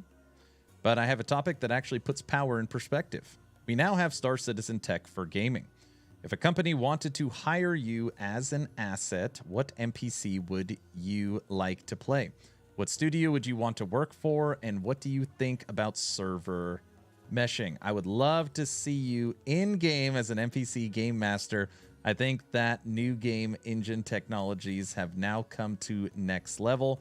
Studio game design, type, and play in my favorite raid boss. And favorite raid boss. Holy smokes, that's a lot. Hold on a second. MG is definitely the way to go if you are looking for specific affix to your gear. I farm for days before I actually find an exalted specific item just to slam into a gear, and then finding out it's not the affix I wanted on the unique. Yeah, the dry spells suck, but it makes finally getting the things much sweeter. Yeah. MNG, you basically min-max one character, push 1, 2, 3, 4, 5 corruption, and peace out to the next PoE league.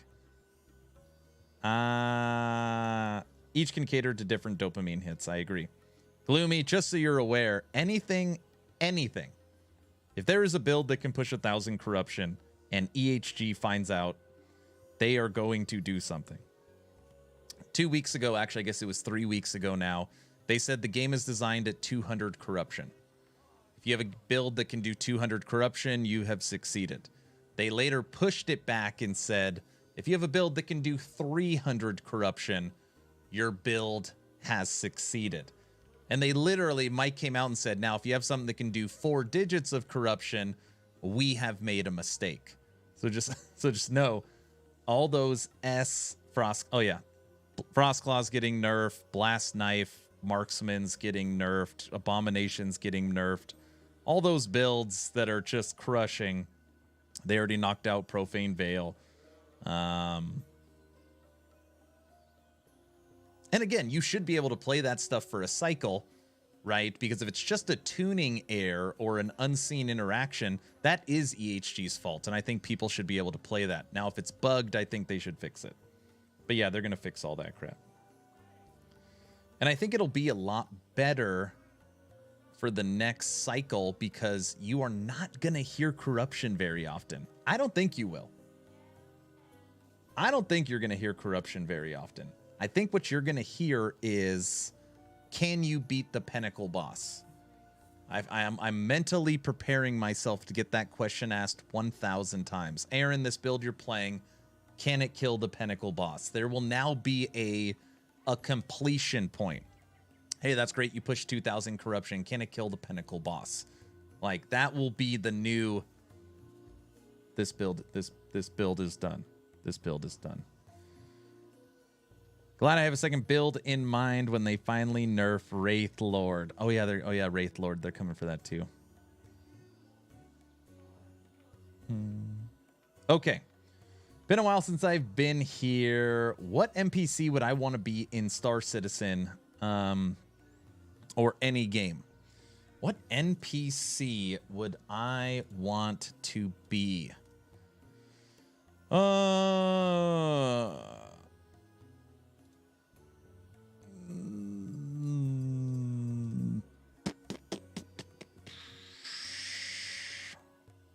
I feel like I'd want to be like the bard in the tavern. That's like jumping on the bar and playing the guitar. And when you come and talk to me at the tavern, I sing a song and I restore your spirit. That's what I would want to be.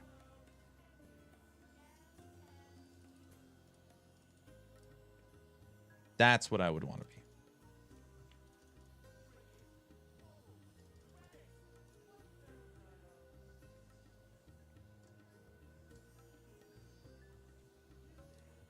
If I could work for any studio, I would work for 11th Hour Games and help develop an action RPG. It's kind of newer on the scene. It's called Last Epoch.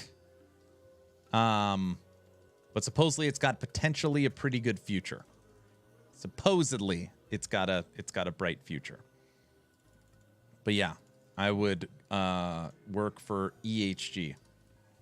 And honestly, this is just me being honest, I've considered applying to work there.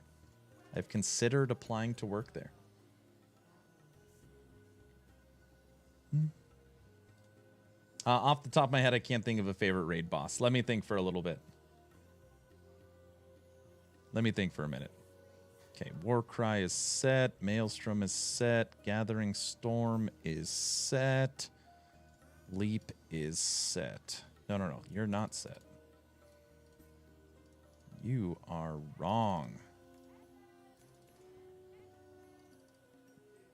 And that gives us 1 point.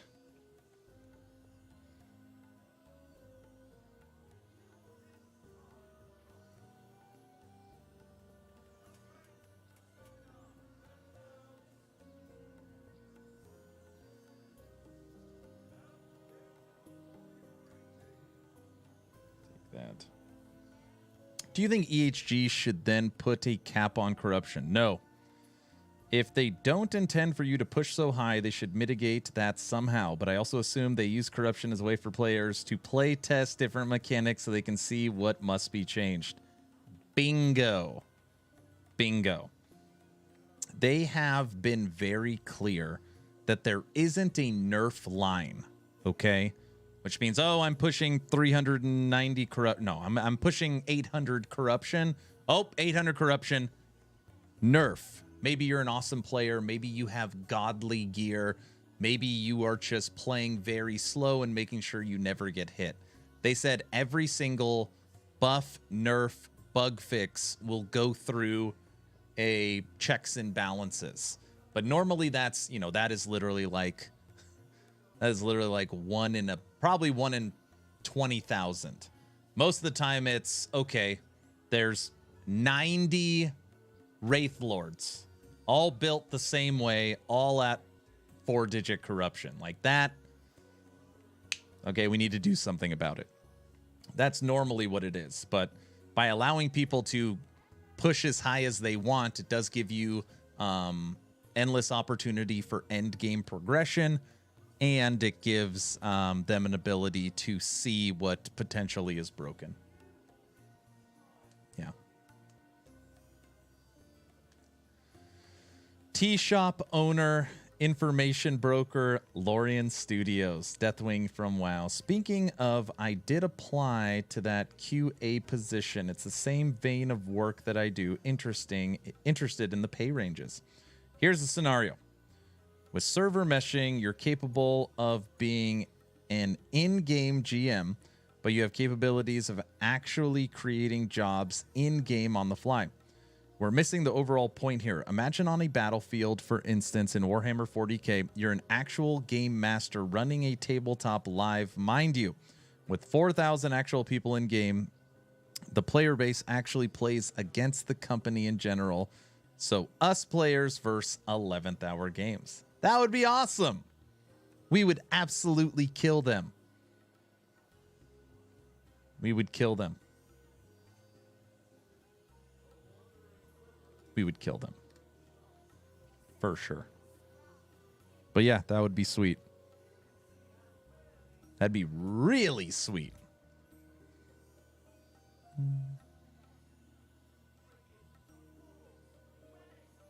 This is now a possibility. Man,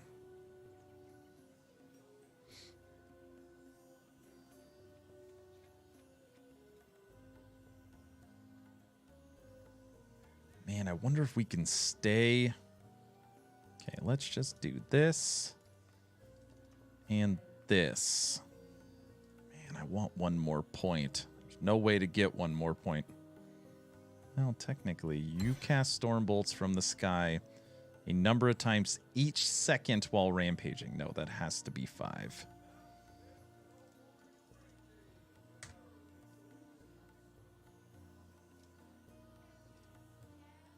Okay, that is saved for now. It is for sure not done. I lost connection. Gaming just won a huge victory. Server meshing with Star Citizen Engine, $700 million in technology. That is insanity. Hi, what did I miss? Nothing important, I'm sure. Autobot, good evening if you just woke up. Good afternoon.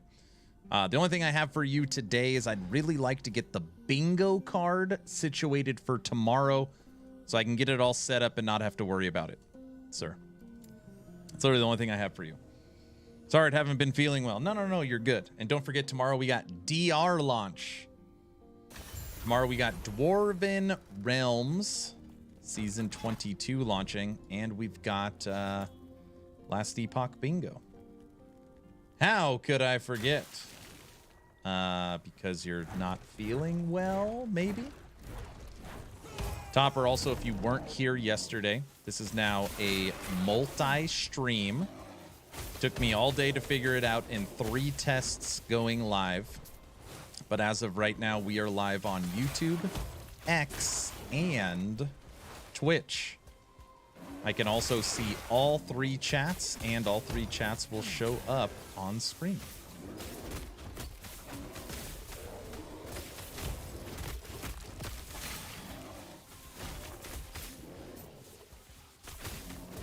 I just want to keep throwing that out there. If you are on X or YouTube, I will see your chat. You can chat in all 3, not just one. I will see all of them. If you want me moderating all 3, no.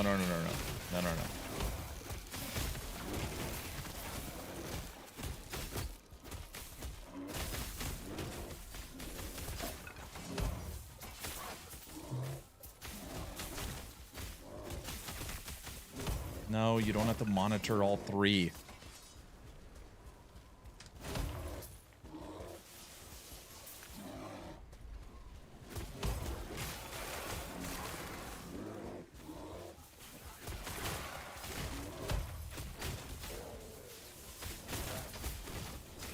Run, bear. Hey, you, bear. Stop that bear.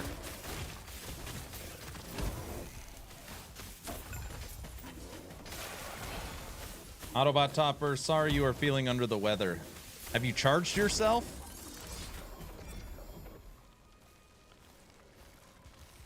Mana Strike. Increase cold. Nope.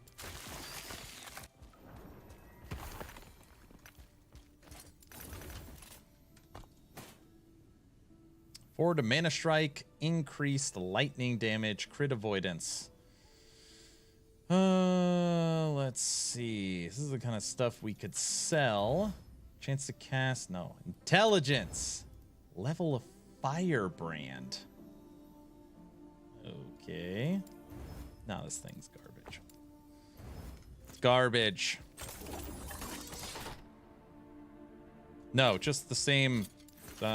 Just the list. I told you to send me the list. I never looked at it. Now, I will say that tomorrow's bingo card, I don't know, Autobot. Here, I don't know how you want to do it. Hold on, let me show you this. Unless we don't want to play bingo because of it.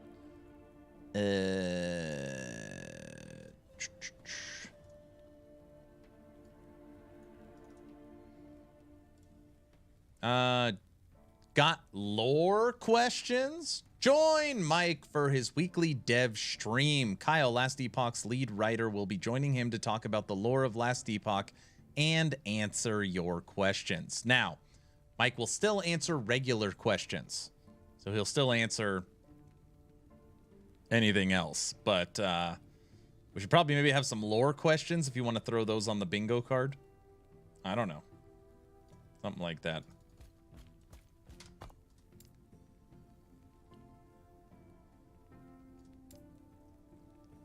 Something like that. Yeah, this thing feels baked in the oven. Good to go. This is freaking perfect. Perfect. Look at that werebear right there. He's scary. He's scary. That's cool. Yeah, so tomorrow we'll be playing our normal bingo now, but it'll be a little bit of a, it'll be a lore edition. It's going to be a lore edition. Okay, we're going to turn off the audio for this. All right, everybody. And we're going to watch some No Rest for the Wicked. Now, again, I'm sorry that I keep repeating myself. There's so many games coming up. Tomorrow, we're going to be taking a small break from Last Epoch. We will watch the dev stream, but tomorrow we are going to start Dwarven Realms Season 22. Okay? Saturday morning, we'll be watching the live stream reveal from XD on Torchlight Infinite's new season, which is supposedly going to have multiplayer. We have that season coming out for Torchlight Infinite. We have No Rest for the Wicked coming out. We've got Death Must Die's new act coming out. We have Diablo 4's new season coming out. And we have something else. I never remember the something else. Oh, we have V Rising coming out. And there's still another game. Exathius always reminds me of it. There's also one other game. Either way, there's a ton. All I want to know is who's speaking in the game intro in the beginning. Me, Terra, the Void. Like, who is saying the QQ? That's a good question. That is a good Core Punk. And we have Core Punk at the end of the month. Polo's got it. Core Punk. Dwarven Realms. Torchlight Infinite. No Rest for the Wicked. Core Punk. D4 Season 4. V Rising. Death Must Die. Holy crap, that's 7 games.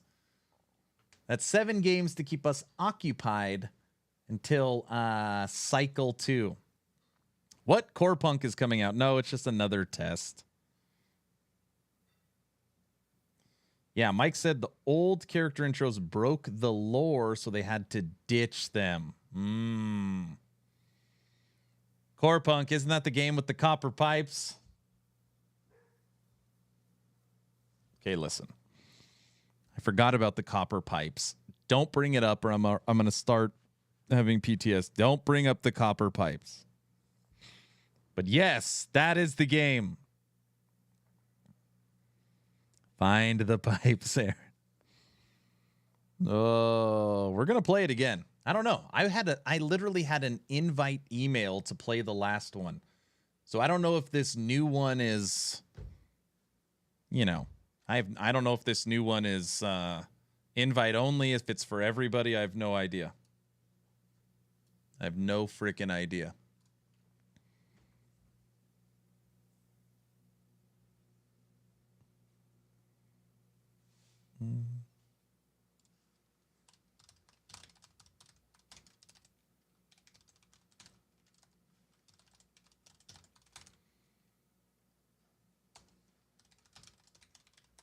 Okay. Let's just leave this right now. We get to watch one of my friends. We get to watch one of my friends, everyone. Yay, let's do this. You all know him well, I think. I wanted to watch this, so I figured we could watch it live on stream. Hello, everyone. This is Riker with another news update.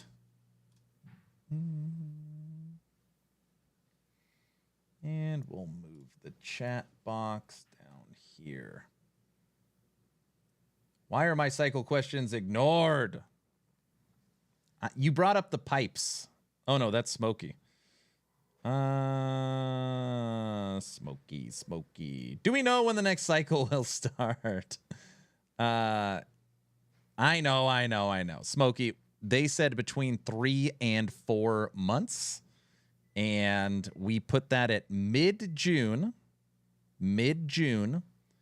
to early July. Mid-June to early July.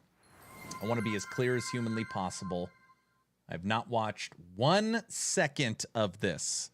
But the fact that Riker has an exclusive interview with Thomas and another person. Thomas is the person I've been talking to. That's so long. 3 to 4 months. It's not that long. You're right. It's pretty long. I have already done most everything I want to do with my Rune Master. I've played almost every mastery. You need to spread it out.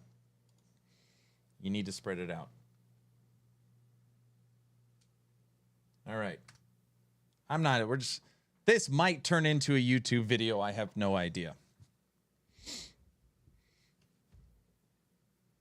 All right, everyone. No Rest for the Wicked is coming out very, very soon, and my friend Riker has an exclusive interview. I planned on watching this anyway, so I figured we could watch it together on stream. We have Dwarven Realms coming up tomorrow. No Rest for the Wicked, Torchlight Infinite's new season. We're going to be testing Core Punk again. We have V Rising, we have Death Must Die, we've got D4 Season 4. There's so many games coming out. This is one of the games that I'm most excited about, and one of the individuals that Riker is interviewing is Thomas, the gentleman that I've been talking to on X. So let's see what's going on in this exclusive. Hey folks, this is Riker, and we're here to talk about upcoming action RPG, No Rest for the Wicked. We're here with the co-founders of Moon Studio. Gentlemen, would you like to introduce yourselves? Yeah, I'm Thomas. I'm the creative director at Moon. And I'm Gennady. I do production and technical works. Now, you guys are best known for the Ori series. How do you get that jump from a platformer to an action RPG? Well, I always liked the analogy of like when Nintendo back in 1985 ran from Super Mario Bros. To Zelda in the next year, right? When we did Ori, I always felt like, hey, that is kind of our Mario because it was a Metroidvania, but it was really a platformer at heart, right? Like, because it was so platforming focused. And I thought it would just be cute, right? Like when we did the first prototypes, hey, what would happen with all that, with that team that we had and with that art style and all of the stuff, right? If we start doing a top-down action adventure thing, right? And kind of went from there. We worked on Ori for about 10 years. We did 2 of those games. We kind of really figured out our way in this genre, our own statement. And, you know, why not make Ori 3? You know, why not just keep going and do that kind of thing? Well, first of all, we really liked the challenge and not staying in our comfort zone. We felt like after 10 years, we needed to try something else. And we, you know, Thomas and I, we grew up with these games. This is our childhood. This is, you know, we played these games. We even use this phrase religiously. You know, we grew up with all of those actions, starting with Diablo 1. This is our childhood. These are the games we love to play. And we just felt that there is more that could be done. And it didn't seem like anybody was doing it. You know, it's not that something we finished Ori 2 and we're like, okay, what do we do next? Okay, let's do an action RPG. It was like, no, we dreamt about this for a long time. We wanted to do it. We even considered doing this right after Ori 1. But I think actually the whole thing that we did at Metroidvania before put us into a pretty unique position to make an ARPG, right? Because with Metroidvanias, it's this whole building a huge connected world. And so with ARPG, right, what we wanted initially right from the start was we'll build a fully connected world, and we will handcraft it, and we will make sure that we fix that retention thing, right, by just designing levels again and again, right, so that whenever you get to an area, you have a different experience. But in many ways, like just that experience from over 10 years of building Metroidvanias, right, went straight into, okay, now we build a fully 3D connected world for an ARPG. And you guys are taking a different approach to the ARPG. Yeah, so the thing that we see, right, is that you basically have the Diablo-likes on one side and then the Souls-likes on that side, right? And we were kind of like approaching it from a completely new angle. And we are a smaller indie studio, right? So we looked at what can we do to really advance the genre, right? So similar to how we did it in Ori, right? Like we looked at what were the Metroidvanias that came before and what can we do to contribute there. And then it was the same thing there, right? So we started with, for example, combat. And we looked at what do we like about the combat and the systemic nature that these Diablo-likes work, right? But then also we looked at, well, what did the Western, the Eastern kind of like studios, the Japanese studios and so on do in recent years, right? And because a lot of times with these Diablo-likes, the combat was like left mouse button, clicking, clicking, clicking, clicking, right? The combat, right, like in 96 or something when Dave Brevik decided with Diablo 1, right? Like, hey, I click this button, the character walks over there and immediately does the hit, right? We just kind of like everything since then has just been a little evolution of that, right? And it became faster and spammier and so on, right? And like lots more explosions on screen and so on. And I do think, again, we did feel like, hey, the next step would be, let's take a step back from that, right? So it's not just click spam and like lots of explosions and big damage numbers on screen, right? But, well, like, no, let's actually, really use those animations, right? So that the player really has to figure out, okay, how do these enemies try to attack me? And then be very precise, right? Like give the player ultimate control over their character. And like in that moment, I need to do a dodge roll, and then I need to do this particular attack and so on. So just create something that's really, really precise. Okay, I don't know about that. In my head, I'm totally fine with innovation. How innovative is it to make an isometric Souls-like? Because, you have games like Lost Ark, and people are like, oh, Lost Ark is an action RPG. No, Lost Ark is an MMO action RPG. It's a full MMO RPG. It's just isometric view. So it gets passed off as an action RPG. Same here. It is an isometric view, so people immediately go Diablo-like. But if it plays like a Souls-like, I like where is the innovation there? Like that, I don't know about this one. I'm not fully sold. Granted, I haven't played it yet. Now you were mentioning how the ARPG sort of came to be from a turn-based game when David Brevik decided, hey, let's just try to make it go live action. Action combat. And then since then, the gameplay has sort of remained the same, where it is spamming buttons, clicking. There isn't so much attention paid to maneuvering, to counterplay towards enemies, which leads the games to ultimately evolve at endgame towards just spamming buttons against hordes of enemies.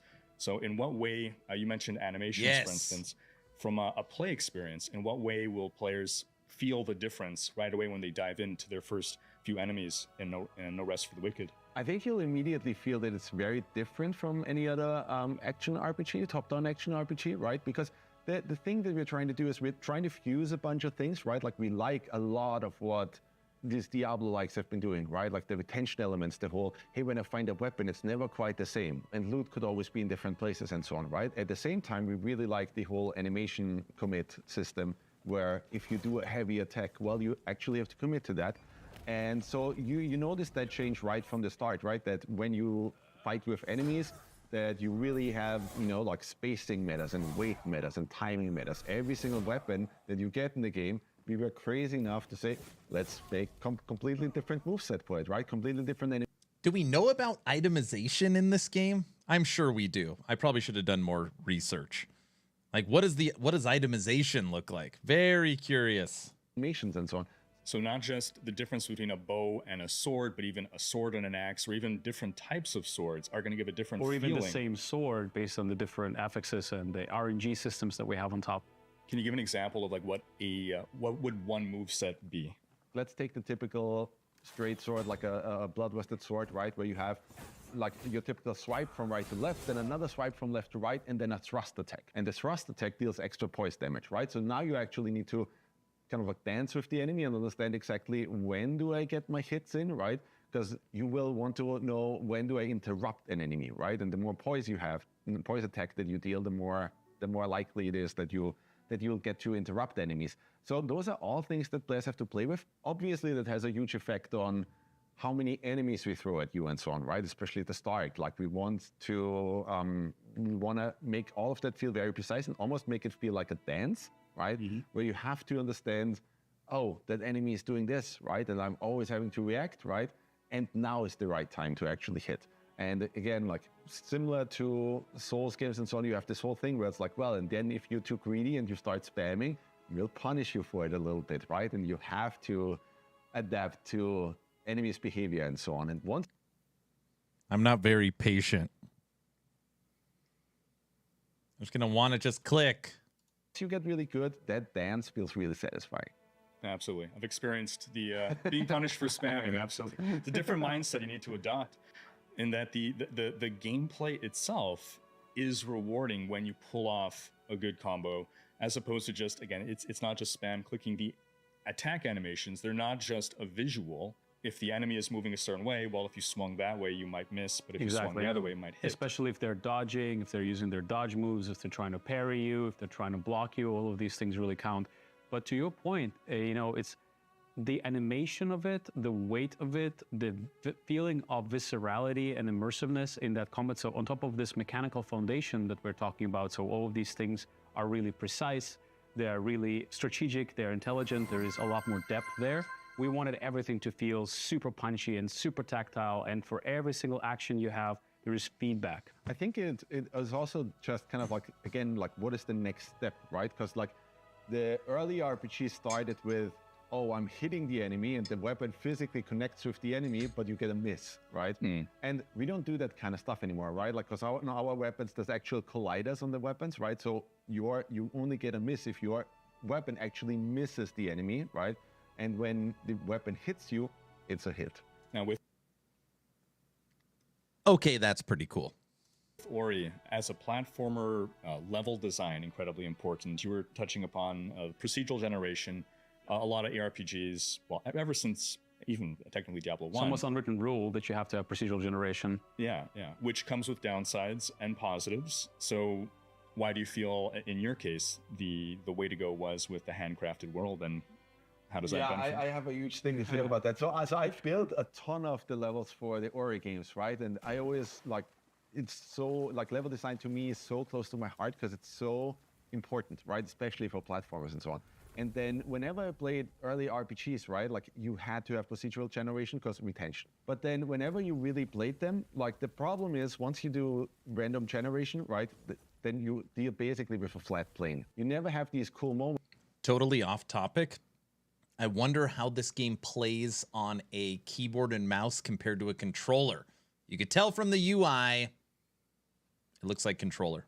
Where it's like, oh, but let me climb that mountain, right? And then I see this huge vista over there, and then I have to go over this rope bridge, and the rope bridge falls apart, and then now I'm in this little crevice, right?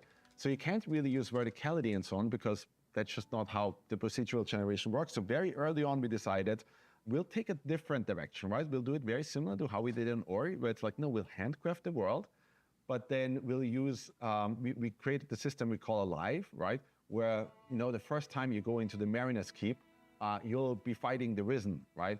But then when you retraverse later on, oh, shit, now this area could be taken over by some beasts, right? Or some other enemies could be here. Or you could get a random thing where it's like, oh, now I go into the courtyard of the Mariner's Keep and there's a huge boss there, right? Those are the kind of moments that you want to have, like these huge, oh, like every day I feel like, hey, I have to traverse through the world to get all the resources and items and so on that I need to upgrade my character or our town and so on.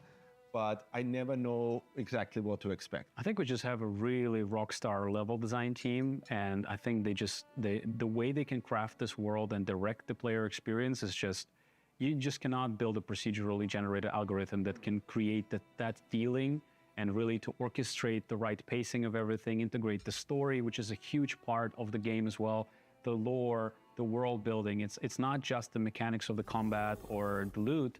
It's also, we want to build a world that people can get lost in, that people can fall in love with. So how do you do that if it's just all randomly generated? And I think that's the difference. To be clear is that when you don't go randomly generated, what normally happens is the game becomes stale, normally in endgame. So imagine or think about Last Epoch, a game that most of us play. You play the same echo over and over and over and over again, and you literally memorize the map. Now, EHG has tried to do it where there's different starting points, there's different endpoints, there is different objectives There's different places you have to go, and now you have different scenery with the elemental changes, but it's still the same map. My question is, what is endgame in No Rest for the Wicked? Difficult part. That's the challenge, basically, is to have this foundation, which is handcrafted worlds, handcrafted flow, the pacing is exactly right, but then bring in those end game elements and that variation and variety. And we do have a lot of randomization system, the Alive system, the Plague system, basically, that allows you to revisit the areas and experience them in a very, very different way. And we also take inspiration from other games. So for instance, one of our recent favorite is Hades.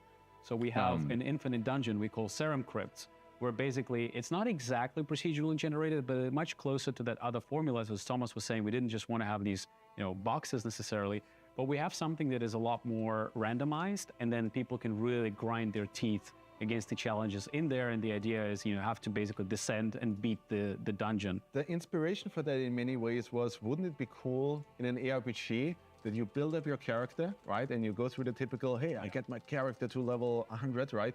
But then the end game is actually more roguelite, right? So it's like, oh, let's take that character and then let's flip it on the head, right? In Diablo 1, you had Tristram, and then you had the Sanctuary, and you had your 15 floors that you had to go down. What if that is your end game? What if you have to craft your character, you get to max level, and now that character and that stat level that you have with that equipment, right? Now you have to go through the toughest thing that is in the game, right? And if you have all your inventory and all of that stuff properly managed, right, you might be able to make it to that boss.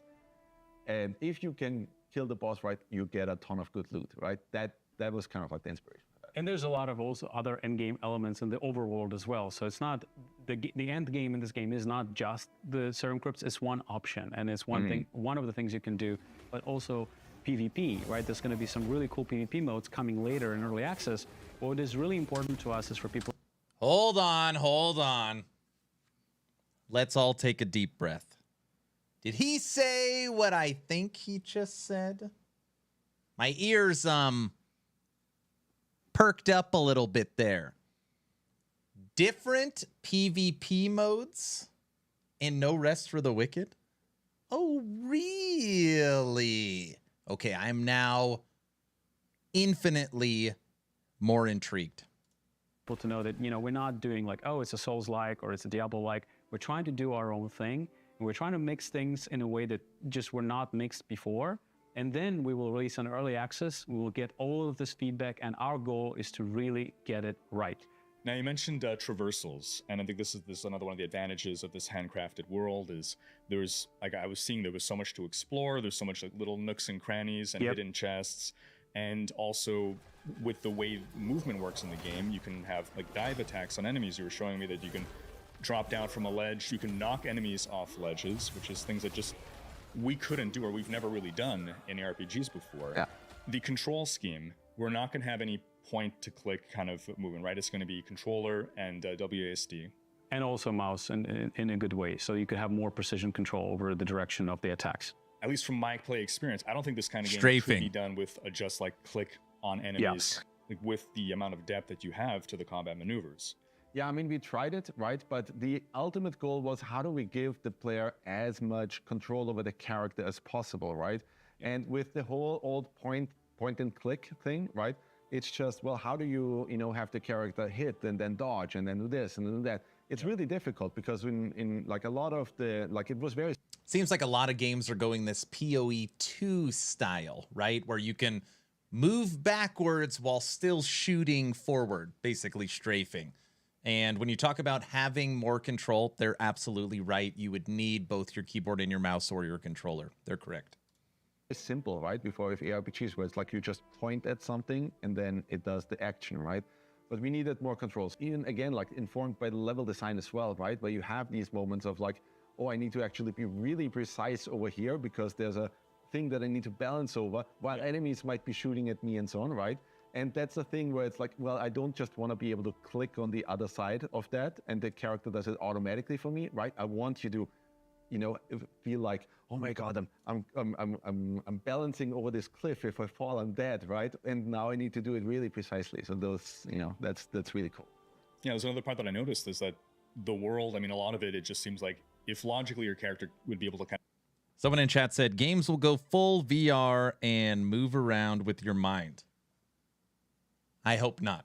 Hopefully not in my lifetime. To climb up that, hop on that, you could, as opposed to other games where it's just like, well, it's just geometry that you cannot interact with in any way. So that's the cool thing that you get from actually handcrafting the world, right? That you can just make it really interactive. From my play experience, like a lot of the navigation of the world, everything feels very natural. You know, it's not like press this QuickTime event to now jump or to balance yourself across this or to climb. And we wanted to do this thing where it's like, oh, there's a treasure chest over there, right? How in the world do I get there, right? So then you need to figure out, oh, I need to climb these vines here, right? I need to kind of like balance over these beams here. Then I need to jump and, you know, grab onto this ledge and pull myself up. And now I can get to the chest. It's like playing a Lego game with my kids. You see the chest, you got to figure out how the hell to get there. So one of the first things players will notice when they load into the game is they're not picking a class. Yeah. So how does the soft class system work? We actually started with classes, right? And then we realized that there's always a bit of a problem, right? Like you pick a class and then players play the same way. And we just wanted to do a thing where it's like, let's get rid of that, right? Like let's start you butt naked at the start, and then you design your class based on the items that you get and the tools that we give you, right? And we want you to be able to kind of like make up classes that we couldn't even think of, right? Simply because of, oh, I have this particular weapon. And this it's enchantment, right, classless. that allows me to do these kind of runes, rune attacks and so on. And that was the idea, to not lock the player down in any way, which is also why we didn't go for traditional skill tree, right? Because a skill tree usually then means, oh, you can go this path, right? But lots of other players will also pick this path, right? Or if you play Okay, no class and no traditional skill tree. Now, from what I picked up, your weapon determines your skills, just like Dwarven Realms, which we'll be playing tomorrow for Season 22. So what character customization is in here? a paladin, then, oh, I'll go for the Hammerdin, right? But I think the cooler thing is just let the players do their thing, right? Like just give them a whole bunch of tools, give them a whole bunch of ways of how to express themselves and be the character they want to be, and just let them do their thing, right? And all we should do as developers is just give you tons and tons of cool options. It's like if you have a class system, it's almost like you're limited to X number of colors you can paint with, but we wanted to have all the shades of these colors. So what if people mix and it's like, oh, and now there is a heavy archer, or where there is a super heavy armored mage, or there's a super light heavy sword guy. Like, how would that feel? That's super cool. In a way, having a class system is kind of like, okay, I'm locking into somebody else's predefined preset of a fantasy, but I want to do my own thing. That's why the customization system is so rich, and people can do some really funky and amazing looking different customization options where the characters look really, really unique and different from one to the next. And we wanted the same thing to translate into the mechanics and to the way the builds work. So people could still, run a full caster. They can just blast intelligence, because every time Yes, they level up, they get they want attribute to. points to Yeah. strength, dex, and Yeah. your standard array. So they can just blast intelligence. They can make a wizard kind Yeah. of character. Oh my gosh, I am dying right now. We are doing something so innovative. We're doing something never been done before. Every time you level up, you get one attribute point, and that goes into intelligence, strength, dexterity. Like, that is like the quintessential leveling up of every game that's ever been made. That's pretty funny. But they could also make a wizard With a shield. warrior hybrid. Yeah, exactly. Like a Exactly. spell Spell blade. sword and so on, right? That kind of. Or they could have a lightweight barbarian with a huge axe, but like running, topless, basically, just using super fast movement sets, but a very heavy weapon. And all of that is possible. And like, why not? Let's see what happens, especially in early access. It's just like, let it out there, let people play with this, and let's really see what they It come will up be with. pretty crazy. Like and we're kind of like making ourselves vulnerable to some degree, right? Because I'm sure there will be builds that are just nuts, right? But you have And to super be funny okay looking with too. that to a certain degree, right? They have to be okay with, just give people the systems. Some of them will go nuts with it, right? That's okay. And so a build itself, it's going to look like what attribute points you've assigned. It's going to be what weapons you've selected. Yep. And then you mentioned weight classes. There's 3 different weight classes, which are going to affect how your character feels to play. Yep. How rapid their dodges are, what their attacks are looking like. And the weight class is determined by the kinds of armor you're wearing, correct? And your load, equip load progression. Like every weapon and everything that you basically have equipped, right, determines, well, how heavy is your character, right? A light class kind of feels like this, right, and has access to these moves, right? Yep. And then a normal class has access to these moves, and heavy has access to this. So that's the road that we're trying to go down right now. Class basically is what attributes are you skilling into, right? Then also what weapons do you pick? What enchantments are you going for? And enchantments are basically our version of affixes. Yeah, and then what moveset are you going for, right? Like that kind of thing. Like what does your character... Gear, which has enchantment. Okay, so gear, which just has affixes. They call them enchantments. Attribute points. Weapon. And what did he say? Moveset? Moveset? To really feel like, and what runes do you use, right? Like what are the specials, the skills that you use? Yeah, so let's talk more about that itemization. You were saying that there's the item base, then there's different enchantments that could be applied. You said there was normal, rare, cursed, and unique items, right? Yeah, so we have the whites, which is normal, right? We have our blues that are rare items. Then we have our, right now they're purple, it's a cursed item, and then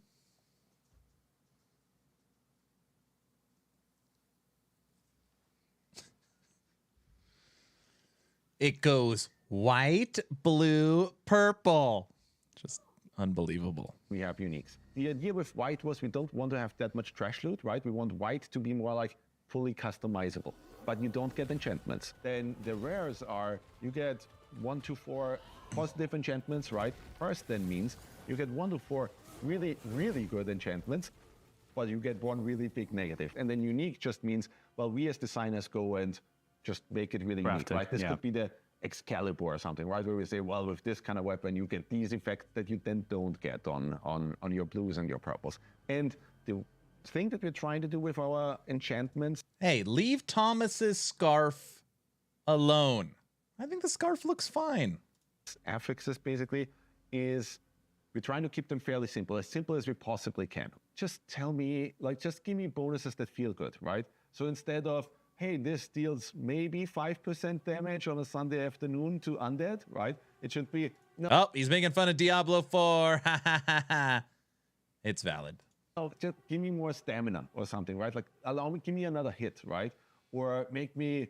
Now Chad is making fun of my denim jacket. See, Thomas, you and me, you got the scarf, I got the denim jacket. Don't listen to them. Crush that enemy even harder, right? I think it needs to be like just a tactile, you know, really fun bonus. You mentioned customizing the items. Can we talk a bit about like what crafting options that we have with those items? Yeah, so you find recipes, blueprints, and so on all through the world, right? And then, yeah, you need to find these materials. Generally, with crafting, we took the approach that a dropped item is also usually like a couple of levels below a crafted item because we want to make it really satisfying, right? When you get a crafted item, that it, you know, like, and you go out there, you get all the materials to actually craft an item that that it feels really special when you get it. And just to circle... Oh, hard stop right there. Loot that drops on the ground is always going to be lower level than your character because they want it to feel good when you craft, which means all of your gear would be crafted, which means loot drops. I don't want to say meaningless. That's probably taking it too far, but I don't know if I agree with that one. I don't think I like that. It's like part of an action RPG is that awesome item drops on the ground and you're excited to get it. If it defaults that the items are always lower level, that's not going to feel good. A bit back to the pace of the game and the amount of enemies on screen at a given time. We're not blowing up at endgame, right? We're not blowing up screens of enemies instantly at the click of a button. You want to talk a bit more about the pace and why you settled on that pace? Honestly, I was just feeling like, hey, this has become too much, right? Like I looked at, like, you just have to look at gameplay from the current ARPGs, and a lot of it is just lots of explosions on the screen, huge damage numbers, and it's almost like just noise, basically, at some point. And yeah, it becomes very noisy. And endgame, a lot of times, is just everything explodes on screen and the skill goes away, right? And I think we still wanted to create a very skill-based game where it's more about... I hate to be the bearer of bad news, Thomas. That is what the gamers want. I've come to this realization recently that people want broken, quick, powerful stuff more than anything else. It's just the way it is. Okay, well, if there's an enemy approaching you, right, it's a challenge. If there's 2 enemies, it's difficult. But if there's 3 or 4, that it's like, this is really hard, right? Especially like if they combine each other's abilities and complement. You know, you have a ranger and then a brute, and they're like a super strong group against you. That's very hard to deal with. The player should really be in this mindset of, you know, how do I strategically, what is my tactic here if I fight against 4 enemies, right? Maybe I need to kite this enemy, and then this other guy I hold off with a rune, right? And that kind of thing, instead of just explosion, explosion, explosion, explosion, right? That's kind of and that's another really cool thing where you have you can actually have 2 weapons equipped at any given point in time, both for your main and also offhand. So you could have a bow for certain situations, and you would go, okay, let me deal with this situation, this part of the encounter with my bow, and then switch to my heavy sword, and then go and. I'd like to know what happens when you die. Not that I plan on dying. I'm gonna run hardcore or whatever because I won't die. No comments needed. Finish that group off. But I think it's really about amping up the ante, because you want that feeling of like, okay, well, holy shit, the game is really like getting harder and the enemies become really, really crazy. But it's not about just putting more of them. It's taking the existing enemies and leveling them up in all kinds of ways. It's the stats, it's the movesets that they will have, it's the kind of AI that they have, so that it will become progressively harder and more challenging as you get better at the game. Now, when it comes to town design, you guys went with one town hub that is basically a character of its own, isn't it? You want to tell us more about Sacrament? Yeah, so the decision that we made there, right? Like we didn't want to be the kind of ARPG where it's like, hey, you have 100 towns, but they don't matter that much and they don't change that much, right? I like this. We kind of like took the more focused approach to say, we'll have one town, that town's name is Sacrament, and we want that to be as dynamic as we can, and like, let's turn it into the coolest thing we possibly can, right? Where you will actually like the characters that are in there, the vendors and all of that, right? And you will be able to shape it and customize it. But I always love that idea, right? The idea that, oh, I'm going out there, I'm getting resources, I'm getting items and so on, and instead of just investing that into my character, wouldn't it be cool if you also have this base, right, that you can build up, and you're not just proud of the character that you built, but you're also proud of that town. And the cool thing is, well, later on with multiplayer, kind of like have to make these decisions of like, hey, do I invest these resources into my character, just into myself? Or do I invest these resources into making the town better and upgrading, like helping the smithy upgrade his building so that he can craft better stuff for all of us? Yeah, I think it's really about that expression again, talking about the soft class system and how you can really customize your character. We thought, why can't you do the same thing for the town? It's almost like another character. So all of these customization options and the choices you make in terms of how you rebuild Sacrament are another way to get a different experience from that particular playthrough that you're going to be getting. And it is also coming back to the world building and creating that contrast where the world of No Rest for the Wicked is so brutal and so hard and cold, and there are all these plague creatures and enemies. And we want to have something that feels warm, that feels like it's your home. It's the place where you relax, and the pacing changes, and the music changes, and you can do all of these other things that you maybe... It reminds me of Darkest Dungeon 2. I don't know if everyone's played Darkest Dungeon 2. Very fun game. You know, you're traversing the road, you're fighting all these mobs, and all you want to do is just get to the town. You want to get back to the what is it, the hotel or whatever they call it, where you sit around the campfire. I like that. We don't do the overworld, like farming and crafting and talking to these NPCs. And as Thomas was saying, it's not about making them just functional, like, oh, here's the guy that gives me these things, and here's a guy that upgrades my weapons. But these are real people with real problems in a real world, and we try to infuse them with as much character, with the different voice acting and the different writing, so that we try to build a world around that town that is surrounded by this blight that's coming back and this dangerous environment. So hopefully that contrast, just in terms of the pacing of gameplay, is also going to be very healthy. And, you know, if you've beaten a super hard boss, you can relax for a little bit. Now, you guys are launching into early access. Yep. Why? Exciting. Yeah, absolutely. Finally. many years. No pressure, no pressure. Not at all. After just 6 years of development, let's do this. So why the decision to go with an early access launch? As the years progressed, and we've done Ori 2, and we've learned what makes Moon Studios unique, which is this culture of rapid iteration. It's constantly perfecting things. It's We love to sit down and see how everybody plays the game. We watched all of the Ori streams. It's an obsession for our team. And we just learn how people play the game, and we see issues, and we see how we can perfect it. And perfect it is just our favorite thing to do. And with such an ambitious game, with all of these different ingredients and all of these big aspirations and co-op and PvP multiplayer and all of these systems and fusing all of these different ingredients, we want to get it right. So we know maybe not everything will work out day one, and we need to be okay with it. We need to be involved. I just want to say, obviously I don't know these gentlemen personally, but they at least come across as genuine. You don't have to agree with everything they say, but as far as truly caring, trying to make the right product, trying to give us a good experience, they come across as truly caring and wanted to deliver on that amazing game instead of just selling us battle passes. At least that's what I get from this interview. Vulnerable and just let it out there. I mean, and perfect it with the community. It's a whole new approach for us, right? Because we made, like, both Ori products were boxed products before, right?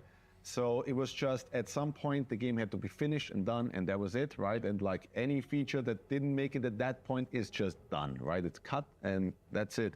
And so we were really excited about this idea of like, it doesn't, like, not every single thing has to be there right from the get-go, right? And we don't have to make these decisions. We can launch a product, we can give it into people's hands as long as it's fun, right? I think people will be okay with that, but then we can iterate. So being able to continue on it, I think, is really exciting for us. And then listening to the community, you know, hearing, okay, here's how they play, right? Here's the classes that they like, here's the builds that they play. How can we make that even more interesting? Here's the enchantments. Lots I'm of really people, looking I'm forward sure. to that, actually. Yeah, Lots of that will people. be so much fun. Yeah, I mean, lots of people, I'm sure, will have lots of feedback for us, right? And like, There'll wouldn't be it a be lot cool of this? opinions Wouldn't it be cool on the if internet, that? especially on the RPGs. There are some people with opinions on the internet. And I think that's going to be really, really cool for us, right? The whole just being able to react. With this, it's not that like, oh, we didn't finish the game and it's, you know, we're just releasing it and we're kind of winging it. We have prepared a lot of things for over 5 years. We have all of this foundation that we will be releasing gradually and reacting and fine-tuning. We just hope that people are going to be more open to that kind of release model. And I believe, and we hope, and we're working super, super hard to make sure this is a really polished early access launch. Wonderful. Is there any other message you want to get out to the community? I'd just like to invite all the all the fans of ARPGs, right, to take a look at No Rest for the Wicked. We built something like we generally always make these passion products, right? Like we built Ori back then for all the fans of Metroidvanias, right? And No Rest for the Wicked has been built specifically for people like you, right? And like the ARPG community and so on. So, you know, give us all that feedback, try the game, right? And tell us about it, you know, so that we can improve it because we want to make it perfect. Your input will really, really matter, and we will listen and we will adjust and tinker and perfect as much as we can. So the more of you that can jump in day one and help us get this right, the better. So hopefully we'll see you all on April 18th. Okay. Are we going to play it April 18th? And by the way, thank you, Riker. Awesome interview. I will link Riker's channel and video in the description. I had the privilege of spending an entire week with Riker in Germany last year for Gamescom and spent time with him at Blizzard. Awesome, awesome person. And I mean that, not just like his online personality. He does sound in real life how he sounds in videos, and him and his wife are awesome people. So do we plan on playing No Rest for the Wicked? Yes, we do. Yes, we do. Am I nervous that it is not going to be in my wheelhouse? A little bit. A little bit. We don't play a lot of Souls-like products. We really don't play any Souls-like products. That being said, I believe in Moon Studios. I've had the pleasure of spending some time with Thomas, and I am hoping that this game that they are working on is going to be a blast. And more than anything else, that small little section on PvP has me extremely excited. You don't hear that very often. Like, oh, we're going to be putting multiple PvP systems in. That might just sell me. If there was one thing that might sell me, it might be that. All right, we're done. I'm out of here. And recording done. All right, what were you talking about? His feet? You didn't like that he didn't have his shoes on? Is that what we were talking about? His feet? That's what I thought I was. That's what I thought I saw in there. Mmm.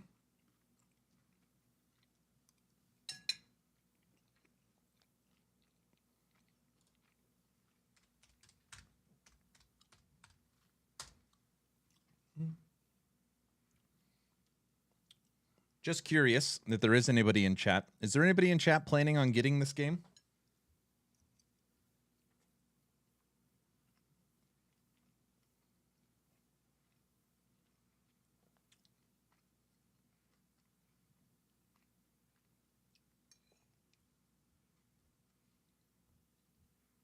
If I had $1 for every time he said right, I'd be rich. When you say right over and over again, sometimes I deal with that. It's almost like you say right because you want validation. You want to. Normally you say right over and over again if you don't have the person you're talking to doing the head nodding.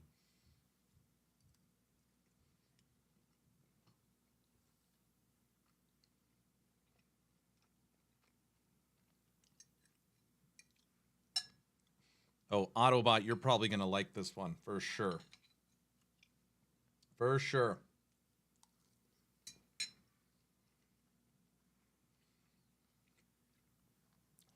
What I'm thinking is maybe we do, depending on which one I like better, half of the stream, Torchlight Infinite, second half of the stream, No Rest for the Wicked, and we just do dual games for a while.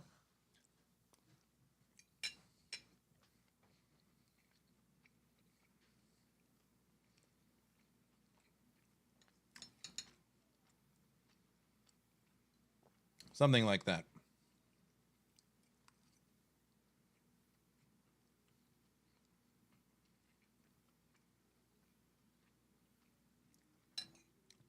Who has 12 kids?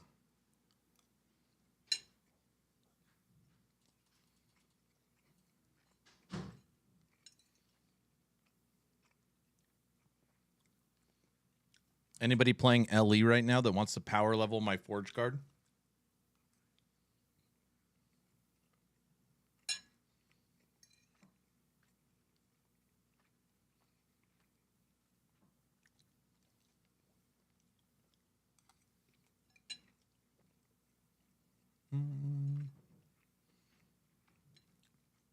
I am on Legacy. I'm on Legacy. So first one to send me an invite. Send me an invite. You win.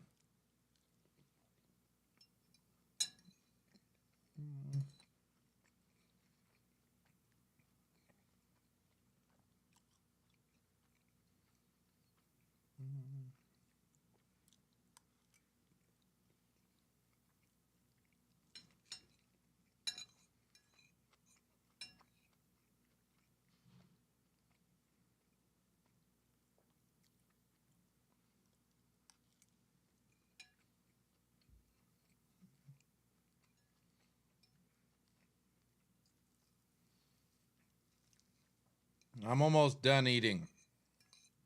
So funny. Prior to subathon, I would never eat on camera. Now I don't care.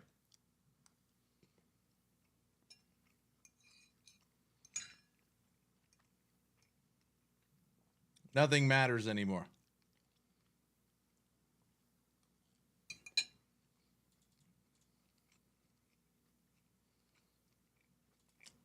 What the?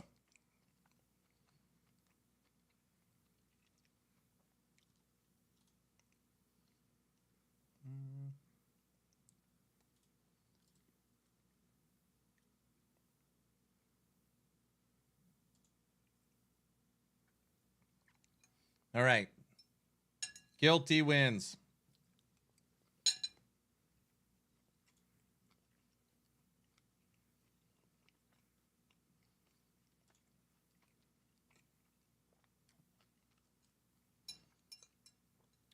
Guilty. I need to unlock empowered. So level 90 content.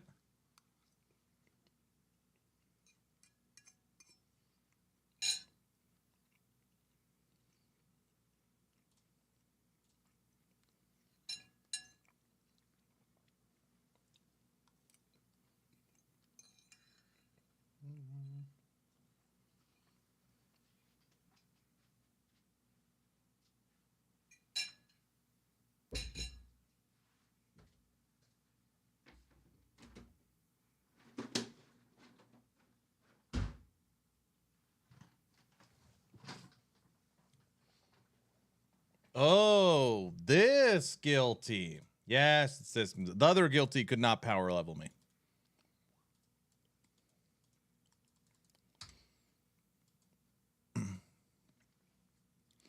Go to Reign of Drag. No. Go to Spirits of Fire. Guilty Spirits of Fire. Okay.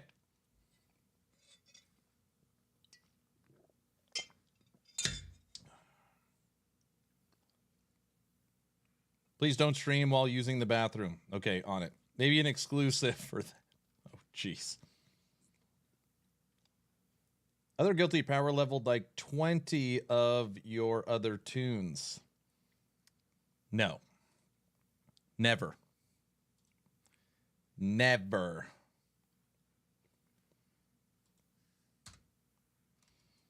Guilty and his werebear. Lady Medusa, how are you doing today?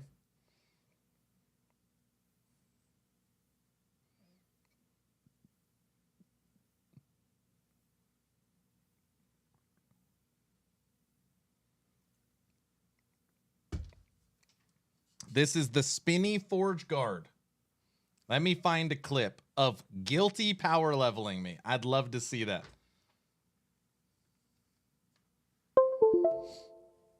No. Okay. Thank you all for your patience. We got to see a little bit on No Rest for the Wicked, and we got to eat lunch. Look at that. Win-win. Maybe Daft power leveling me? Maybe.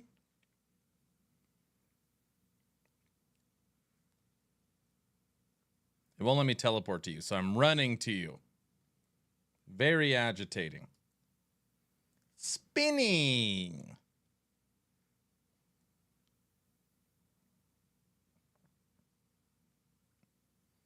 Let me see if it'll let me access it. All right, you run one, level 90. I'll teleport to you once you're in. No, I will get literally crushed. All right, show me what you got. He's cheating. Yeah, he's cheating.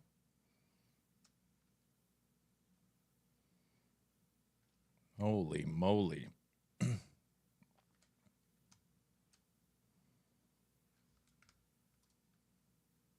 Turn on some sound, maybe. Blast knife, baby. Aaron, if you could add any class from D3 to LE. Monk. Monk.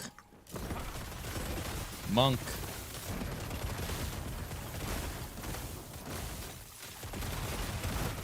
Monk for sure. Now, if you ask me any skill I can add, I would want Archon mode. I like Archon mode. Oh, I didn't even read the end of your question. I literally didn't even read the end of your question, and I said Monk. See, you should be happy. I answered correctly.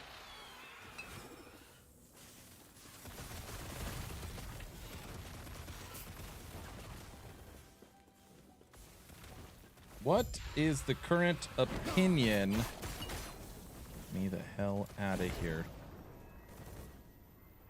Piles of gold. What is the current opinion of everybody that is trying the D4 PTR change? Enough to salvage the game? I will tell you it is a huge step in the right direction. So that's all I can say. It's a huge step in the right direction. It's not enough. But we got to see what they end up doing with the Season 4, with actual Season 4 mechanic. A good Season 4 mechanic with the changes to the base game could really spell a W for Blizzard. I know, it's hard to believe. I don't own D4, that's why I'm asking. Yeah, you can get D4 for half price at this point now. You can get it for half price. I think it's fine. We've already got one level. All right, we started at 46.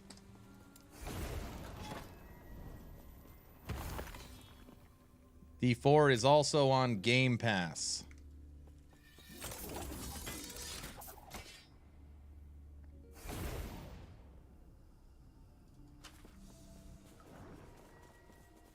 Oh, nah, the expansion is soon. I see what you mean. Since the expansion is soon, you'll get the base game for 35 and then the expansion for 100. Honestly, it's not a terrible idea. You should wait to get them bundled together.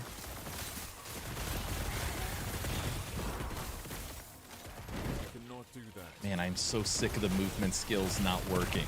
Oh, man, it is frustrating.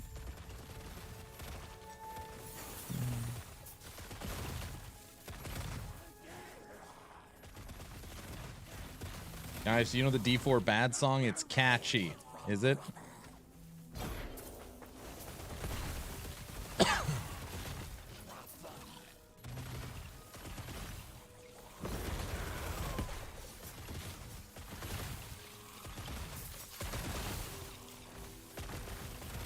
I think this game has the worst party UI ever.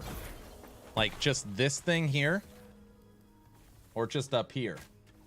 This?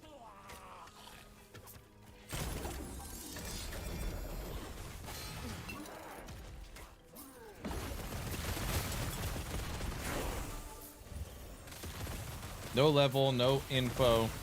Okay, I will agree that it doesn't show you a lot of info. That being said, I am a screen minimalist, so I'd rather have nothing. I'd rather have nothing. I wish I could turn off everything on the screen. I want it to be like this. This is how I want to play my games.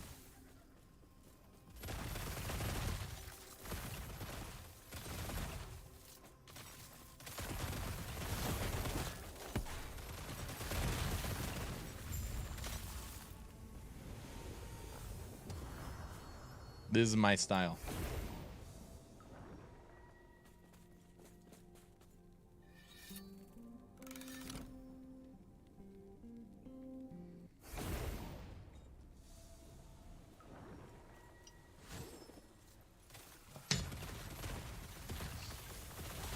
Now it's messy. Look how messy it is on screen.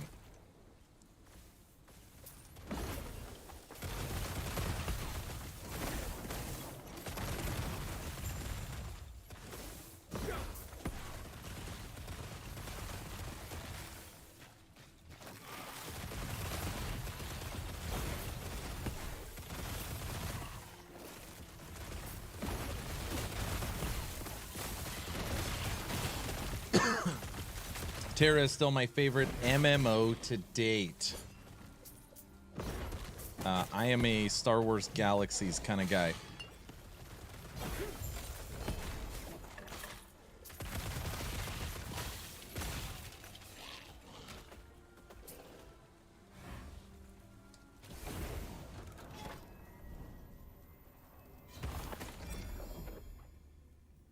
Damn, 59%. Yeah, I'm a Galaxies guy.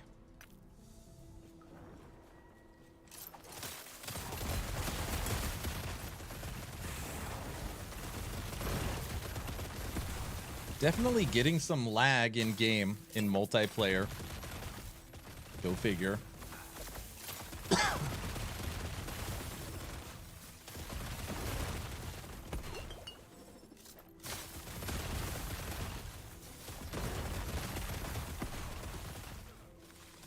I liked Lineage.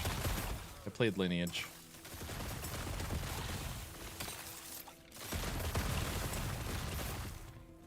Blast knife. Damn Marksman. Who needs arrows, you know?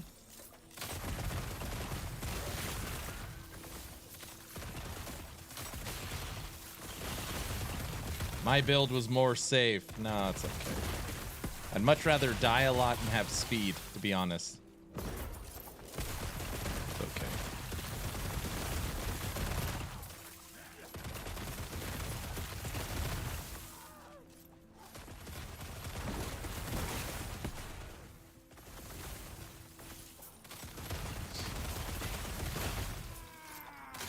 Rawr. Look at that, we're almost at 5 hours again today already. Tornado is full screen, but he's still faster. No rest for the wicked is planning PvP.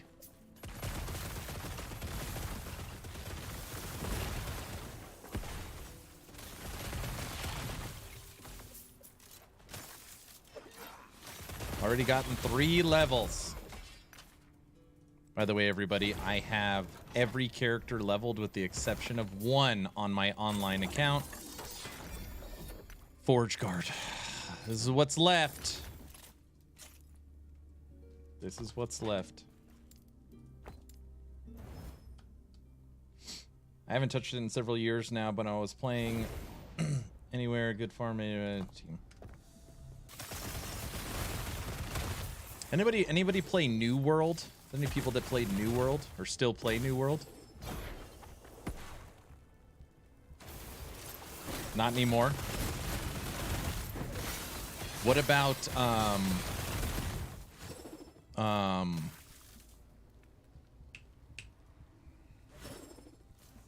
Throne and Liberty? What about Throne and Liberty?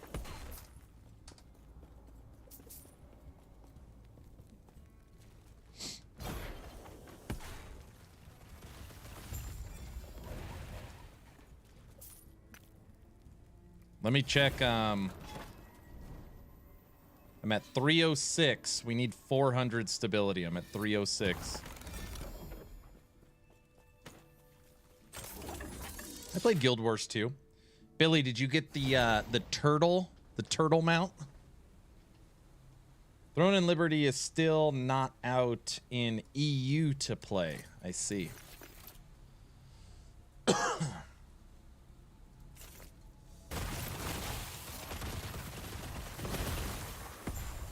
I was reading, what was I reading? I was reading that, guess what's going to be coming back? City of Heroes. I played a lot of City of Heroes. Anybody play City of Heroes? That game does not get enough credit.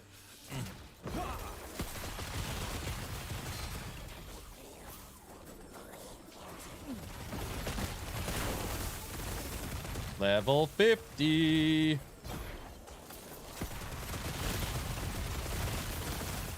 You played Heroes and Villains?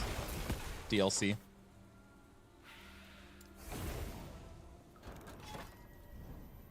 Time to Google City of Heroes. Yes.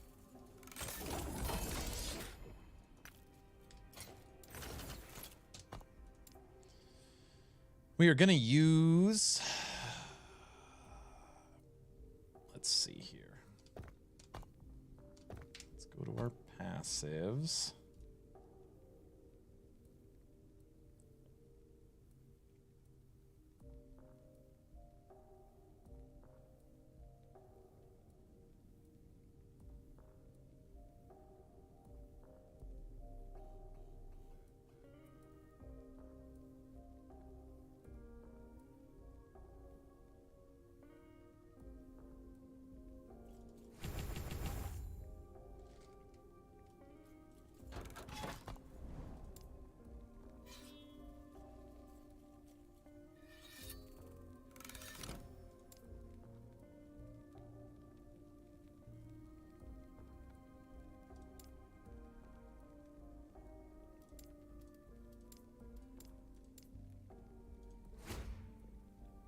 Or path.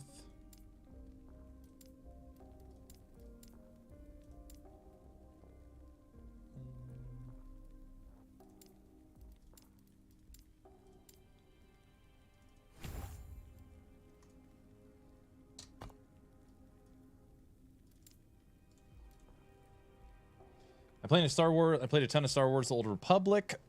Storylines were great and all. Engineers would be cool in LE after Monk, of course. I know 100% that, I'm using air quotes here, Barbarian is coming, okay? Now, what does that mean? I don't know if it is going to be called Barbarian. I don't know if it'll be what we're used to, but that style of class is coming 100%. 100%. I think they're gonna call it, like, don't quote me, I would guess like Viking or something like that. A dual wielding melee monster that will likely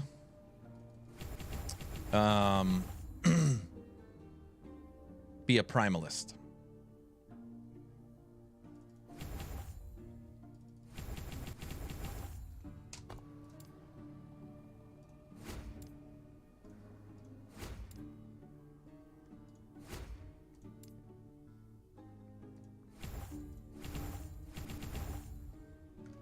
Do not dwell on regret. Yeah, Maximus Aurelius. So I'm telling you right now, that's coming. And how are you doing, sir? All right, ready when you are. You're already in there, aren't you? No, you're right there. If we can't dual wield two-handed swords, axe mace, I don't want it. I've said that 100 times. Literally, I said they need to put in a barbarian Viking class, which is coming, that will end up being a primalist, and it needs to be able to dual wield two-handers. And they can put some crazy thing in it, right? They could put you run 30% slower, or all your resistances are lowered by 20 or something. It doesn't even matter. You could put in whatever negative thing you want, but you need to be able to dual wield. I'm stuck on loading screen. Got it.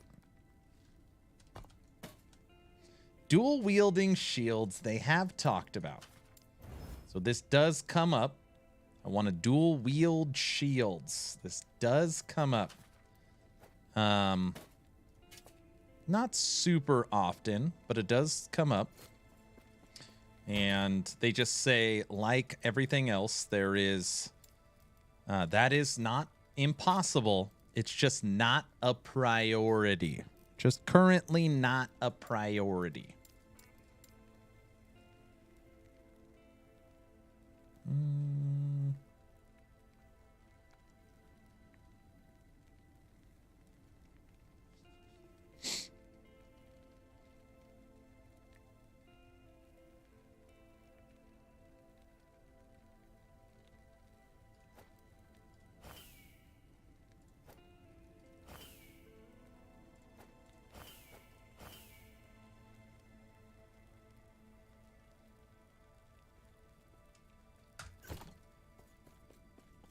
Game crash, be back in a minute. No, you're good. Take your time. We need movement speed.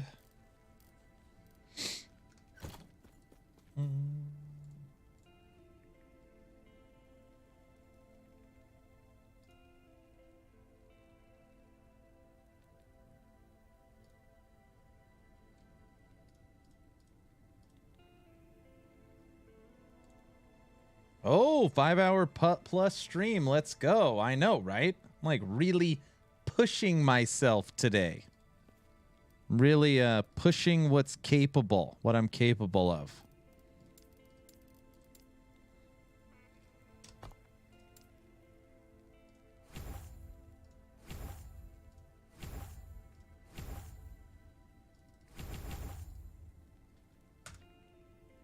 Let's go for another 31 days. Don't say stupid stuff like that. Don't say that. Don't say that.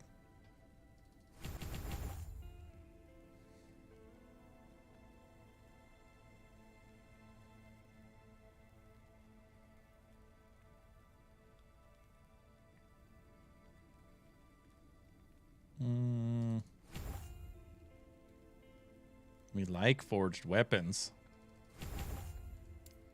Ring of Shields. Oh, gosh. They're minions. They are frickin' minions. Shrapnel is doo-doo. Shrapnel doesn't have a tooltip? It's interesting. Do reflect. Keep me alive, Ring of Shields. Look at that, huh? Huh? 31 Days of Polka, the Aaron action RPG story. Oh my gosh. Dude, I could not imagine another subathon right now. I'd be dead. I'd have to make Emp do it for me. Be like, Emp, get a polka hat.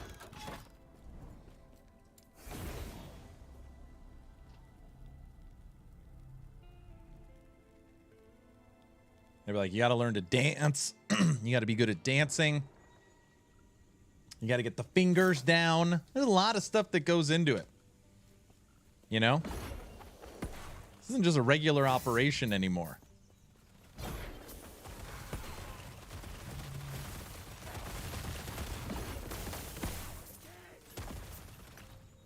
Hey, Amp, are you playing Dwarven Realms tomorrow? Season 22. You should be. You should be. I can get you a free copy. Play some DR tomorrow. Couldn't get into it. Shame.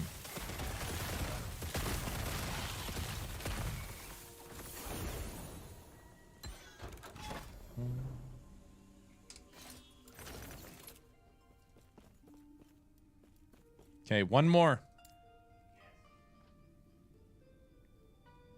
One more, and then we could start boss.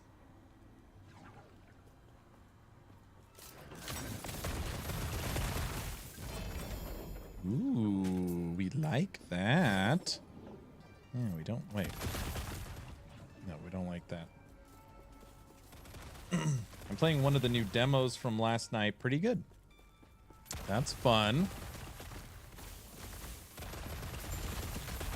Hey, Brow. When you get a minute, check something for me. How many players can be on a V Rising server? Can you check that for me? If you don't mind. Actually, anybody. It doesn't have to be Brow. How many players can be on a V Rising server?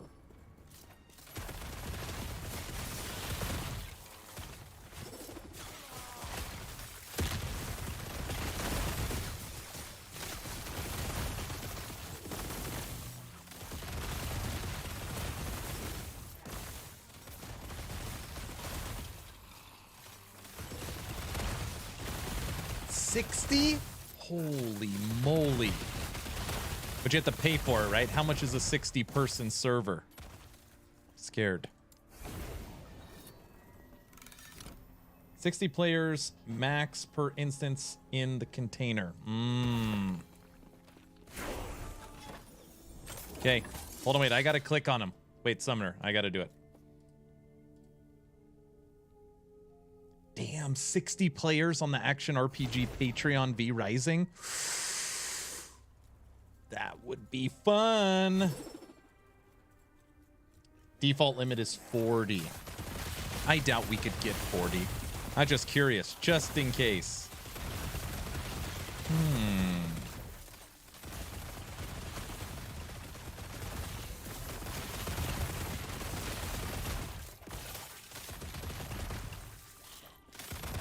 I've never played V Rising. It's fun.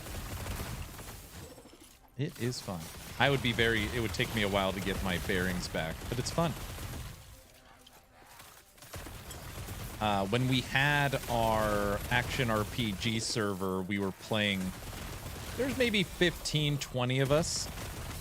And it was a full PvP server. So you could attack any player or any castle at any moment. So when you went to bed, you had to make sure you have all your defenses and stuff up. Oh, it was a lot of fun. Go figure. Everybody attacked my damn castle every night I went to bed. Drove me freaking crazy. That's exactly what would happen. So I had to hide my castle so no one could find it.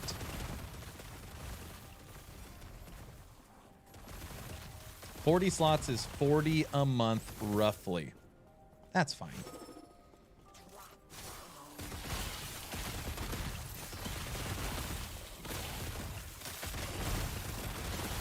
We are about to tick our 6th level already. We were at 46.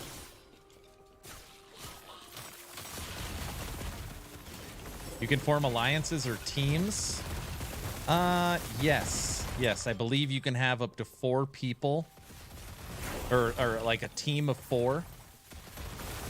But then, you know, this is full player versus player. I'm sure you could just, like... I don't remember if I could just go hostile and try and blow you up.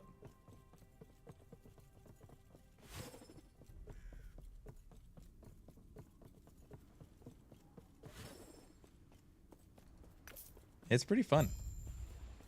It's pretty fun.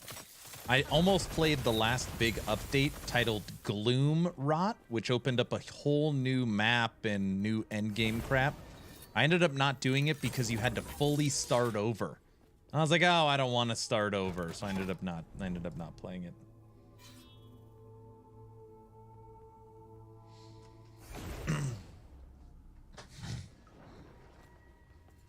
All right, everybody, just in case you're just tuning in, this is now a multi-stream, just FYI. We are live on X, YouTube, and Twitch. And if you are watching on any of those platforms, I can see all chat.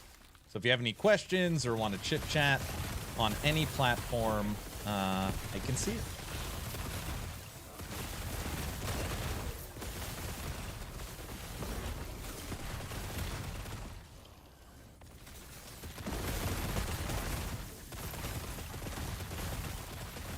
You're doing good work, Guilty. You're doing good work.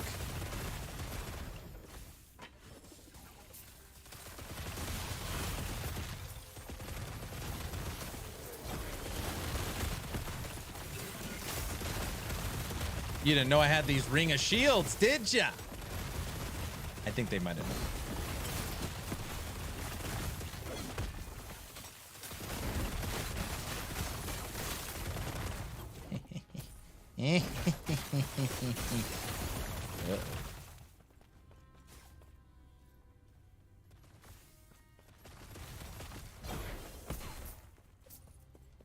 Did you have to sub to X to multi to it? I did not. You can do it through Streamlabs OBS. That being said, I just subbed to X yesterday. I think I can up the quality to 1080p through subbing.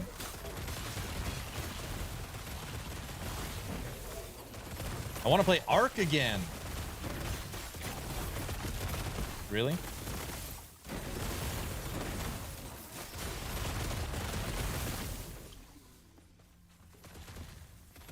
I don't remember. Oh, no, there's for sure no, like, shared XP. It's more just, like, I'm going to bed, you defend me, that, you know, it's just grouping up.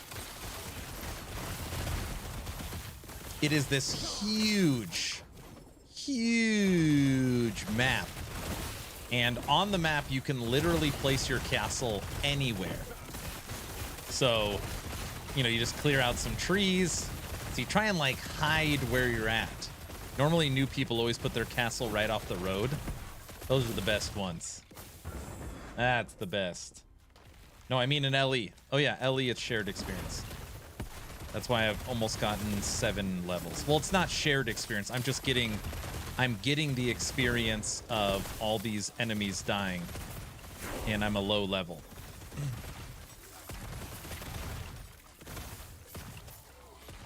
Oh, wow, you have it on screen too. Convenient. Yes, sir.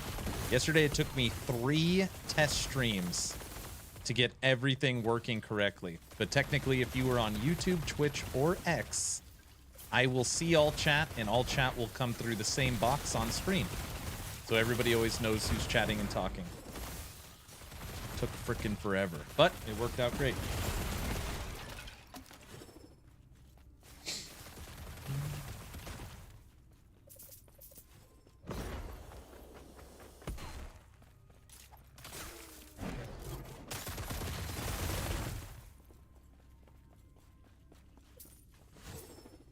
Katana.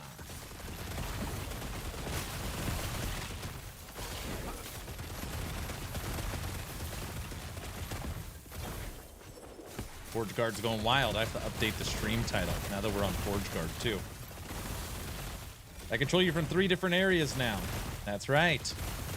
There was already people that were like, can I put in a third of my sentence on Twitch, then the other third on YouTube, then the other third on X. And I'm like, yes, it would all come through the same chat, so I'd likely still see it. But yes, you can do that.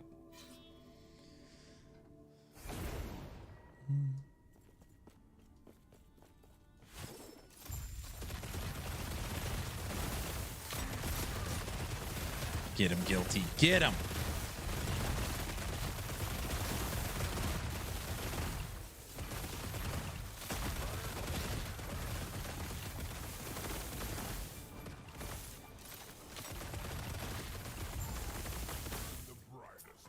All right, one down. Armor, fire. Product shed. We're just going to take armor.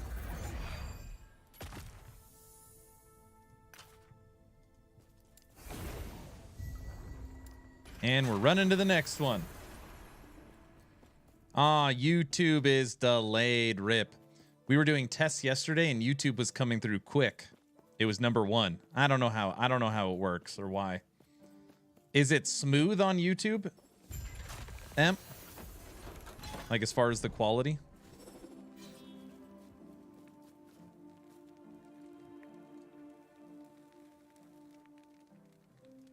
New Forge Guard.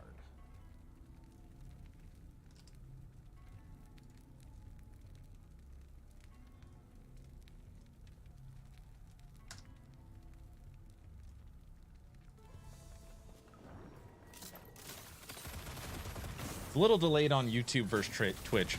I'm not super concerned with the delay if it's long, as long as it's not crazy long. I'm more concerned to make sure audio and video quality is coming through good.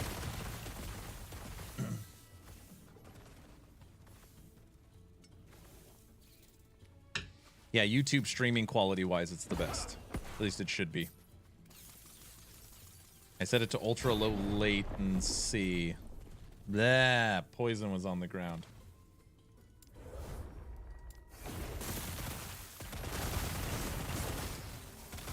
Level 53, our official lowest character.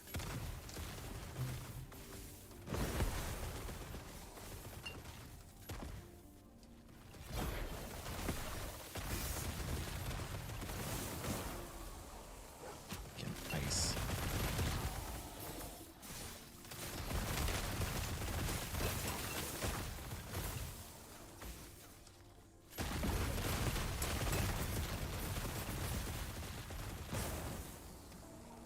Unless you're a big name streamer. Not I.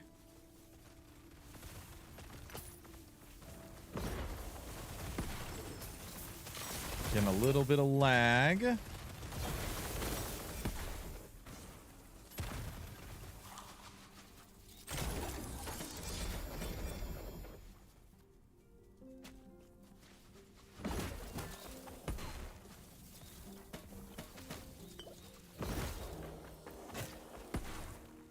Shield rush is so awesome.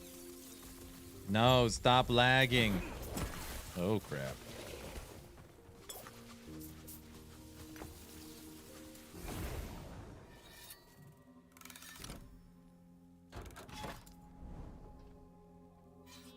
It's only about a dozen of them that get 10 gigabits, so don't feel bad. Got it. Okay. Now I don't feel bad.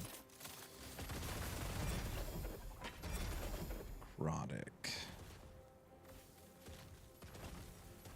Oh, that's not doing it. Might as well take some resistances. Huh? Frailty.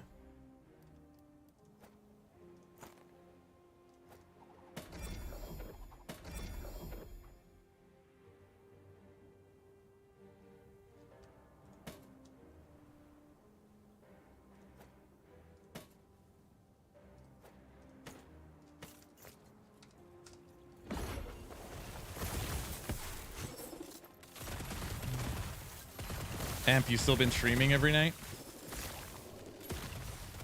Now that I'm back to my normal stream schedule, I never see you on.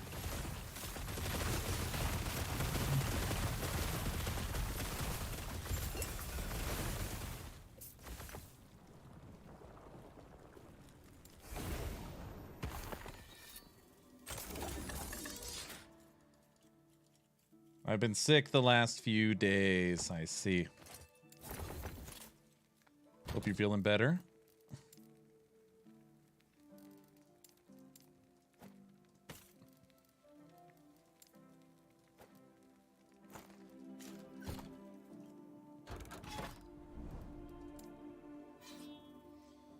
What have you been playing?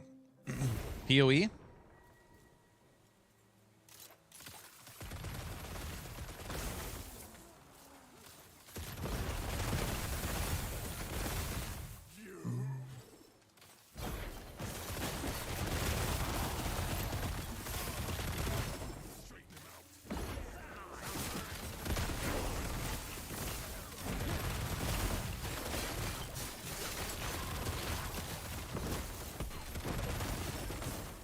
PoE, Horizon Forbidden West. Glad you didn't do kick. I had access to 2 additional streams if I wanted, so I could stream to 5 spots.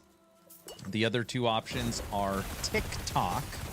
I don't have a TikTok. And Kick. I don't have a Kick. Right now we're gonna do X, YouTube, and Twitch.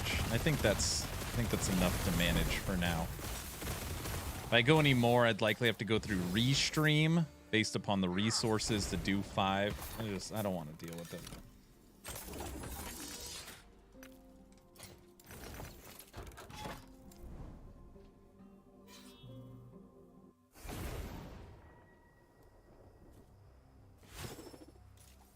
Kick is not your style. Oh, now what? Whoa, what does that mean? Not my bag, baby, or what? Or mine either, for that matter. Is that because we're like too old or what? Not many fathers? Is that where we're going with this? It's unmodded hellscape. Oh, it's filthy. Is that's what it is? Right? It's filthy.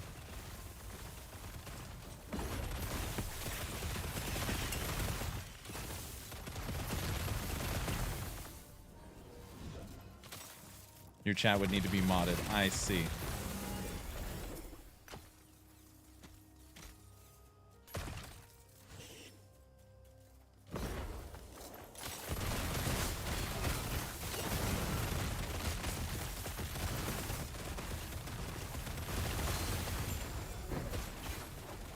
I like how X notifies you of people you follow streaming. I think it is the best of any platform. X?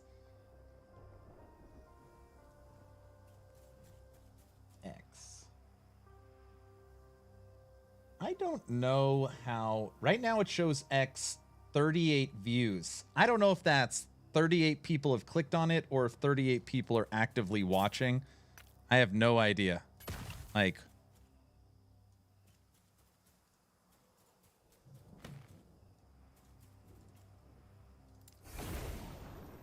you're saying 38 people are watching on X?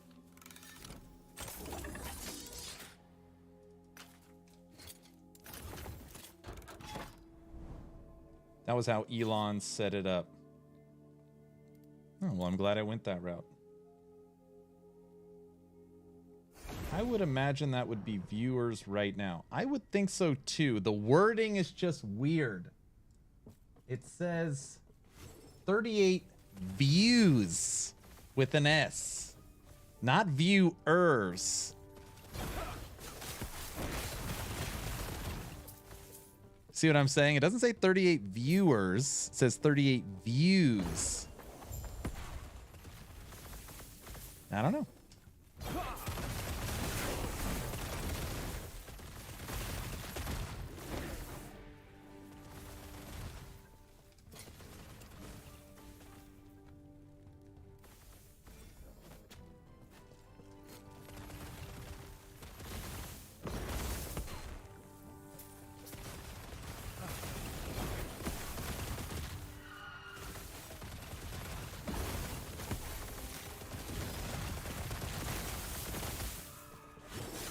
English is not there first.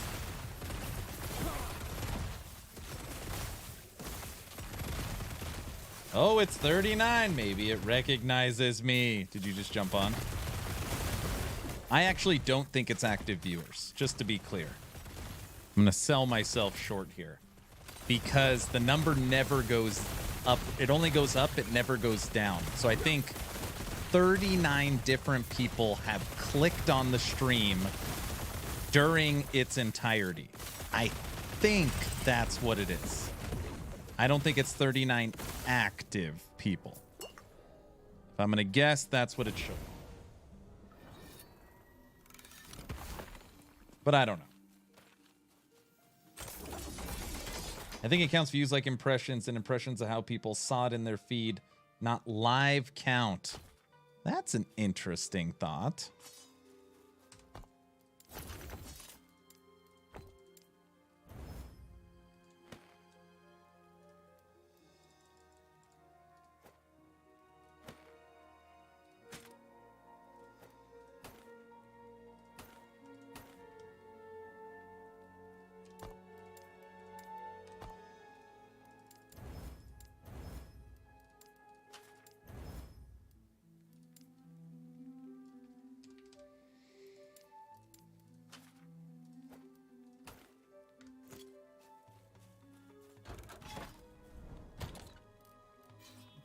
Slowly putting away all my leveling gear. Boots.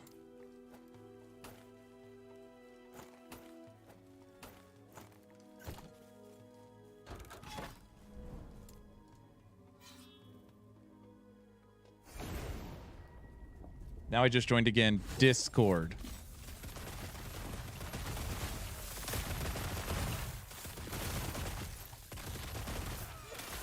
"41 more viewers." Oh yeah, I mean it's showing viewers. It's interesting.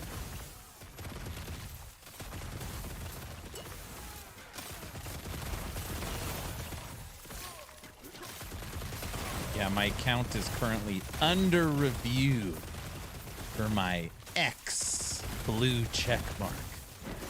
Jeez, I'm gonna be so cool, you know? So cool. Got my Twitch check mark and my X check mark.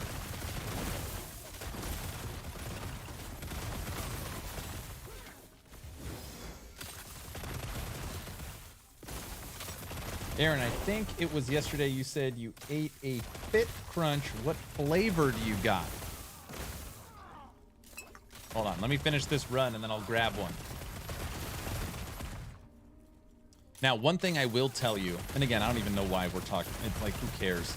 But on Streamlabs OBS, the program I use to stream, under my multi-stream chat that I have now, it's very cool. It combines the viewers from all three streams, so I can see all three who's watching, and combines all the chat. Oh, it's so nice and convenient. It is very, very nice and convenient. Dude, I love them so much, too. Very, very good. Go away, fire. Oh, we survived. Okay, I have this.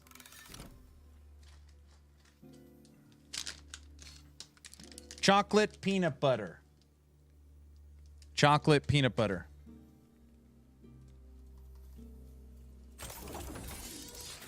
Bomb. Mint chocolate is the best. I can get behind mint chocolate too. That is a Streamlabs feature or OBS. I have no idea. I use Streamlabs. I don't use the regular OBS. They used to call it Streamlabs OBS. Now it's just Streamlabs. It's what I've always used. Again, I've used regular OBS when I used to stream the bonus hour of the podcast on YouTube. I would use regular OBS. So I'm actually used to both. They're pretty similar. But I pay for Streamlabs Ultra. It's like $120 a year. But it gives me like, I can't remember, a bunch of crap, including all these features. So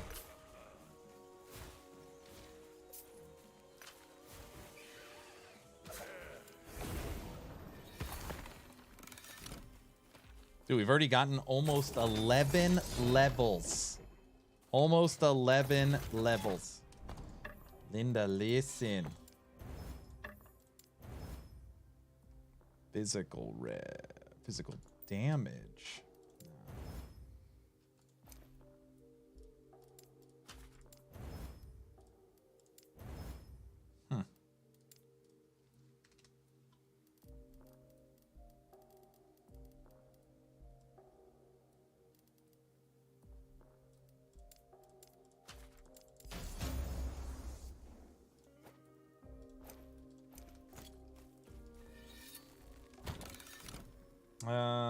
The peanut butter one is good too. Blast knife is speedy. That's why I use it for farming for other builds. Very speedy. Yeah, I like speedy. That's what I asked for. We can do fortress.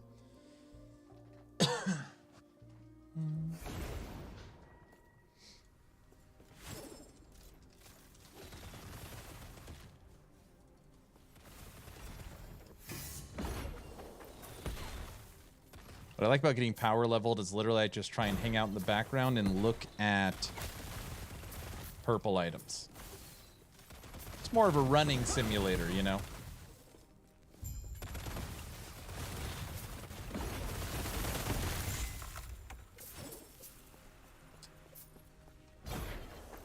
So everyone, tomorrow in the morning time, we'll be streaming Dwarven Realms. Then in the afternoon, we will pause Dwarven Realms for our dev chat last Epoch bingo, where EHG is going to have the lore master on Kyle. Then we will break, and it is my daughter's birthday tomorrow, so Mia is turning 9, which I'm terrified because she is my baby. And she's not allowed to get older. I don't like it. So I did tell everybody that Aaron After Dark will start every Friday, starting this Friday. I can't guarantee that tomorrow. Can't guarantee that tomorrow just because of Mia's birthday. But maybe we could do something on Saturday or figure something out. But you'll probably see me Friday night for Aaron After Dark. It'll just be late. Then Saturday morning, we will be streaming for the Torchlight Infinite reveal of their new season. Sunday morning, back on DR. Monday, DR. And I'm hoping by then we have our build guide done. 9, congrats. I know. Gotta go get hot dogs. Go get it. I hope the lore master has a better microphone. Oh, Lady Medusa, I love that you've been around so long. I agree. I hope they do as well. Good old Kyle. Hemp, what kind? I'm trying to find some good ones. Jalapeno cheese, hot dogs? Man, I like hot dogs. I like hot dogs. I can get behind that.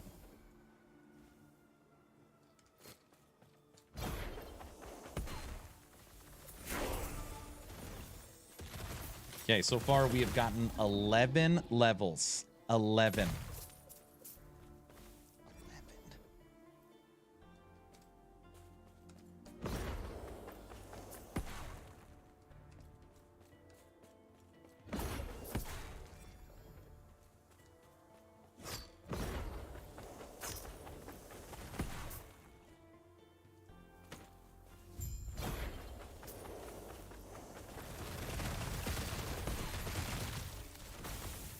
That was a good one.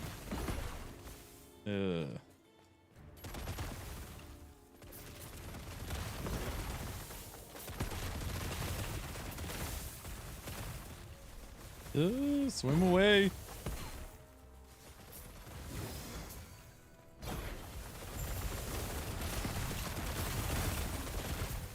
Big guys are over here. They're scary.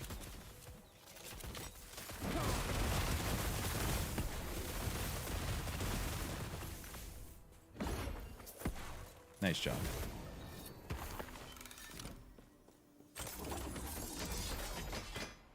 By the way, Guilty, thank you so much for the power leveling. This is absolutely great. When was the last time I had a good hot dog? Good hot dog.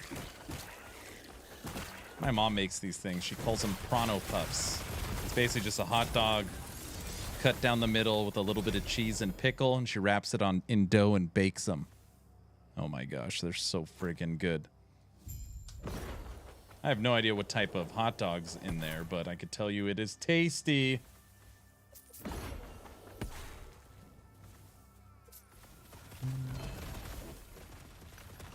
We have golden resonance now.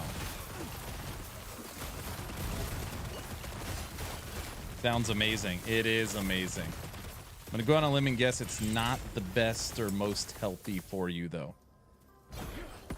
Actually, it's probably not too bad. It's baked. That's probably not terrible. Wiener Schnitzel. When was the last time I've been to a Wiener Schnitzel? It's been a long freaking time. It's been a long Wiener Schnitzel. Long time.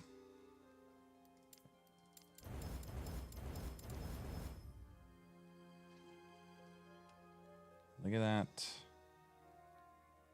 Minion. Necrotic lightning. You're a keeper. Fire. Hebrew national hot dogs are delicious. Okay. Agreed. Trevor agrees with you, Billy. They are the best. Poleman agrees. Don't forget the polka and getting it legal so we can keep the polka flowing. It's funny, I was thinking about that earlier. I was like, well, there's one easy way to see if polka will work. I can just literally, I mean, if there's a hype train, it'll be on YouTube, and YouTube will flag me with the copyright warning if it doesn't. Who's that? Wifey Action RPG. Why, hello, honey. Thank you for the sub and supporting the TP Plus goal.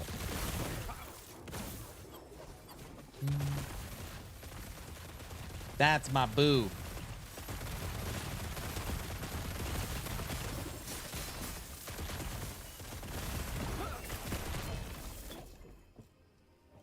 Alchemist Ladle.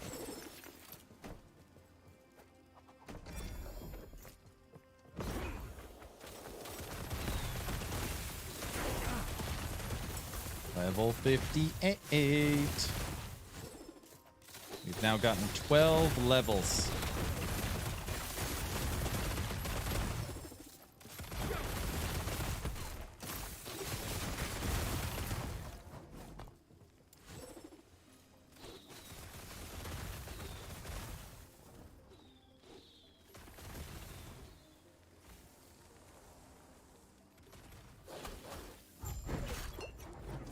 Get away from me, wolves.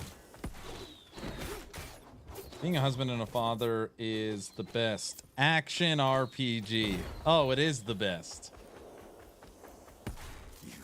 Hands down.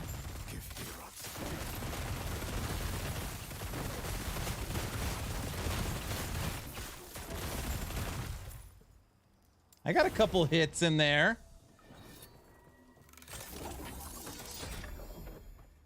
I mean, only a couple, but I can't remember the last time I went to a Wiener Schnitzel. I'm sorry, everyone.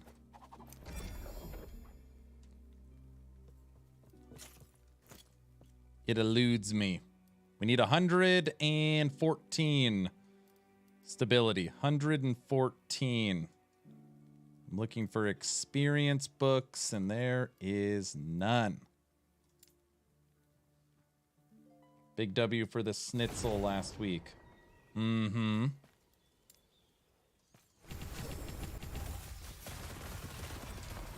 What am I trying to level?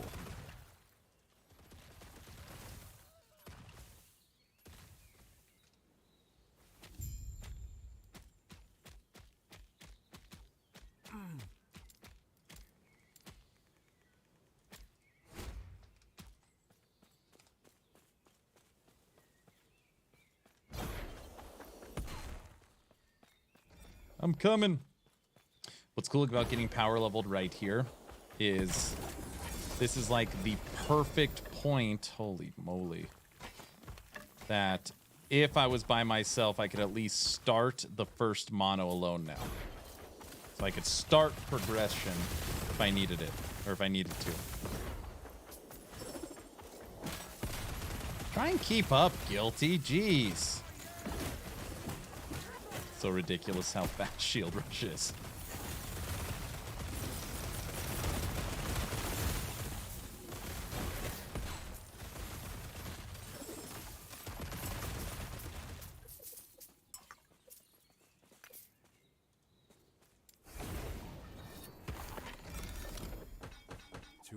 Too heavy. All right, I don't know why I picked up all this crap.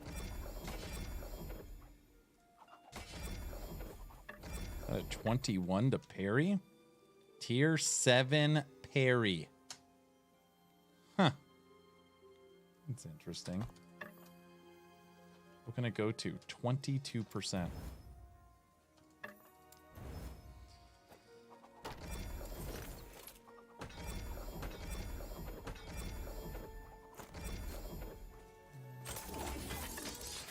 Stop picking up crap, and I wish my loot filter was set to tier 7s.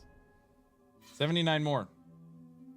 You said you'd use parry on a necro if you were to... Yes, I would. The quintessential 4 that you can get on a weapon. Double minion with mana regen and parry. There used to be no good prefixes, with the exception of cast speed, if you needed cast speed. Now you can get mana regen, cast speed, and parry as an extra survivability affix for your builds, which is great. I think it's good. That.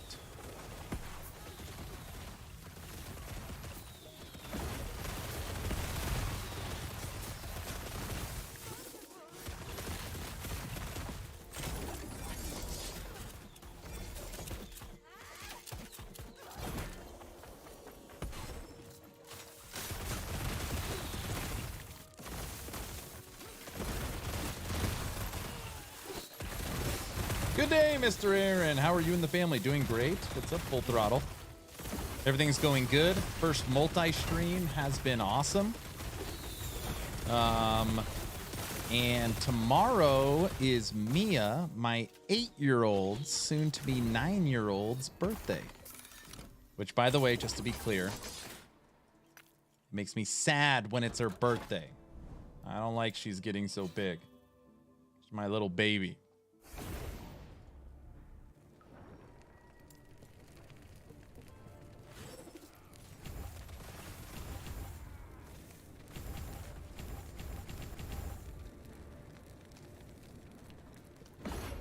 How are you doing today, sir?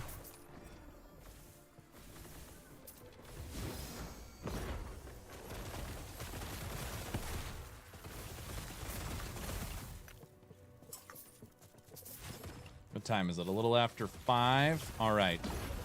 Guilty, here's the goal. Let's just get to level 60. So I think level 60 and finishing this one will be a good goal for today. That's 14 levels and almost empowered. That's pretty good. At work, hopefully no emergency or trauma incoming. Hope against hope, sir. I hope so.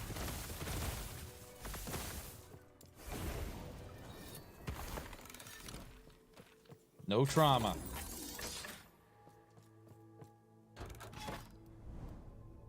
Last one until the boss.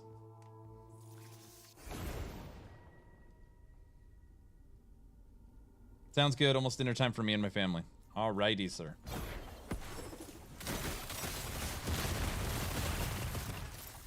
So for anybody that is a Patreon out there, I'm going to put something up on Patreon tonight and just see if I see how many people are interested. I'll put it in the Discord VIP chat as well. Curious how many people are actually interested in a V Rising server. We will see. And we officially have forged weapons. You see them? See our minions? Where'd they go? Look at them, look at them.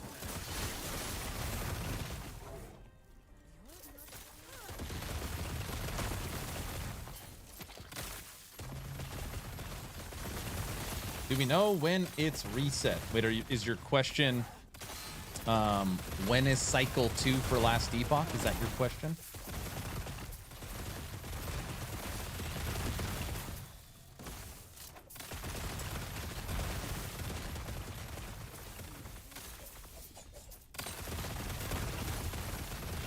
If that's your question, we don't have a date yet.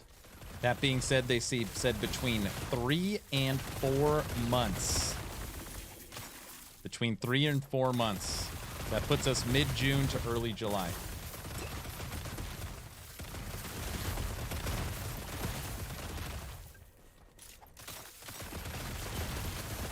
You are very welcome. Lots of games in between.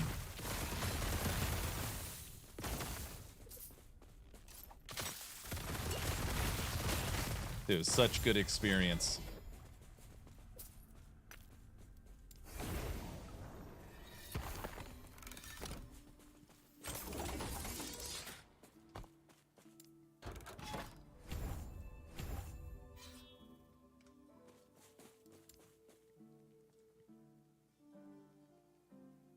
The hell was I leveling? I don't know. It doesn't matter. Okay. Looking at minions go. Interesting. Guys, at Woody's Vodcast, we're so disappointed with the D4 PTR minion AI. Woody didn't like it. This is a mercy. I tell people this fairly often, that it does not matter if Minions AI was amazing or if they were super strong.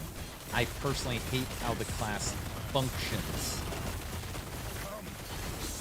Just its entire design, the Necro, the D4 Necro is not my style. Not a fan. Look at all those forged weapons.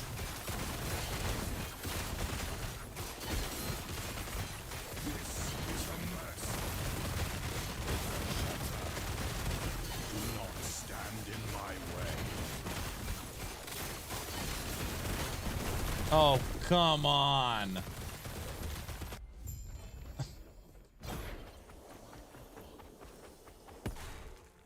Current threshold, freeze, armor.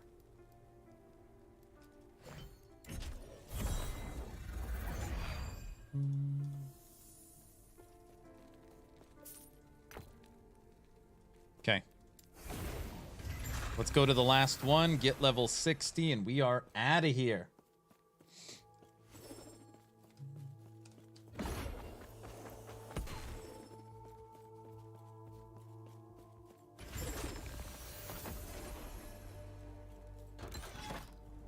Timeline is locked.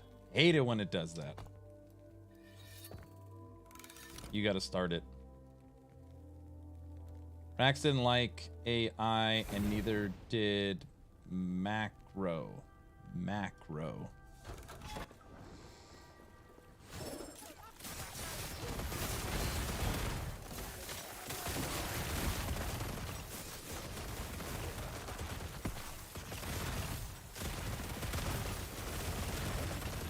So as part of the Forge Guard Spinny Guide, there will be a section for the Guilty power level 46 to 60. It was 46 to 60, not 44.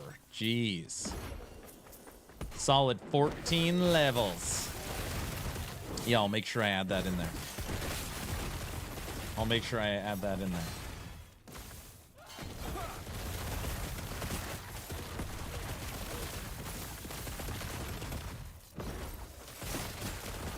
Dude, a quick... That really didn't even take much time. Level 60 and two-thirds of the way to empowered.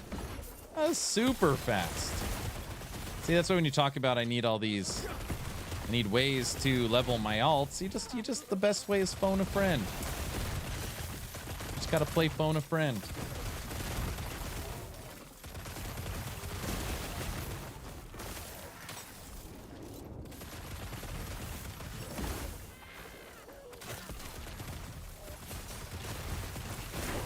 And ba-bam.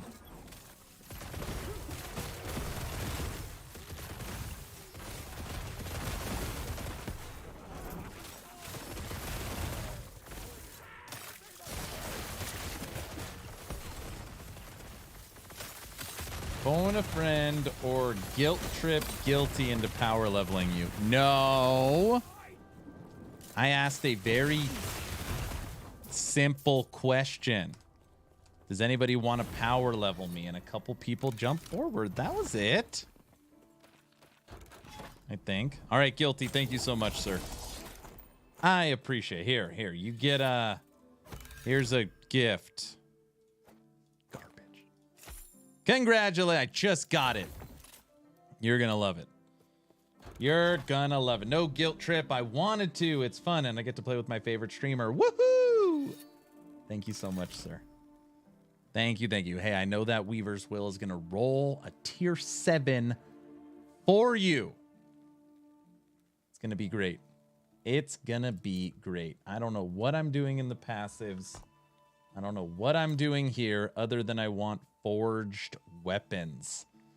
If I remember correctly, I spin in circles, shredding enemies' armor, making forged weapons. I think that's what I remember.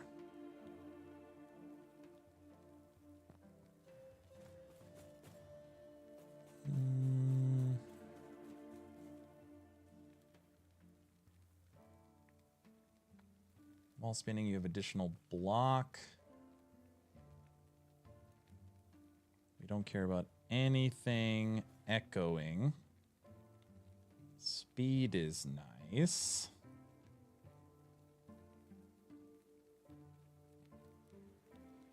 You did great, Guilty. You did great. I'll take it. Playing a Vengeance Pally with my wife. Oh, that's fun.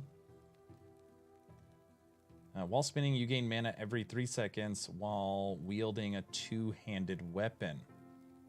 Where are we at right now? 15 points are already in. That's going to leave us with 5. Oh no, 16 points would be in.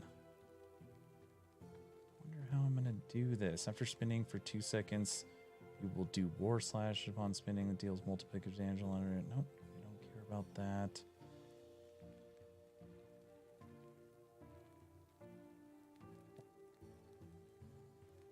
I think we're just going to take the movement speed so we move quicker.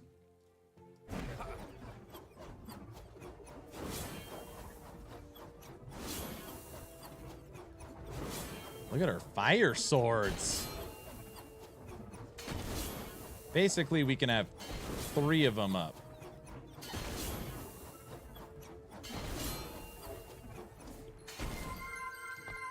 Okay. Oh, we can have more because of here, right? Oh, and we can get an axe. Where's our forged axe? Sword. Sword.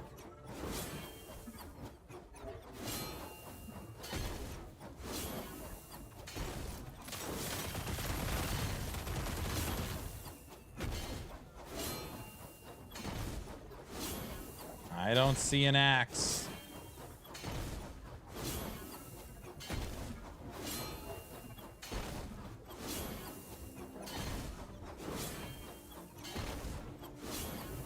Oh, is that an axe? Right there. Is he the fire axe?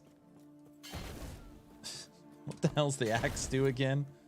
I literally don't remember crap. Forged weapons, the chance to summon a great axe on summon, which deals damage in a larger area. We got a great axe. I also took forged weapons detonate and fire burst. Forged weapons deal more damage, but they detonate. We don't care about the detonate. I wonder what happens when we remove that. How many can we have? Just from spinning. There's our axe. 2 axes.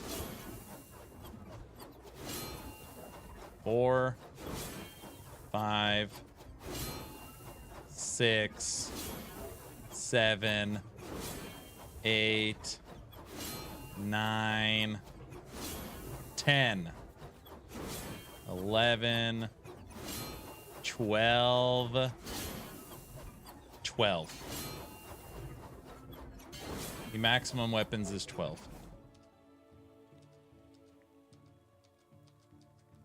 Ooh.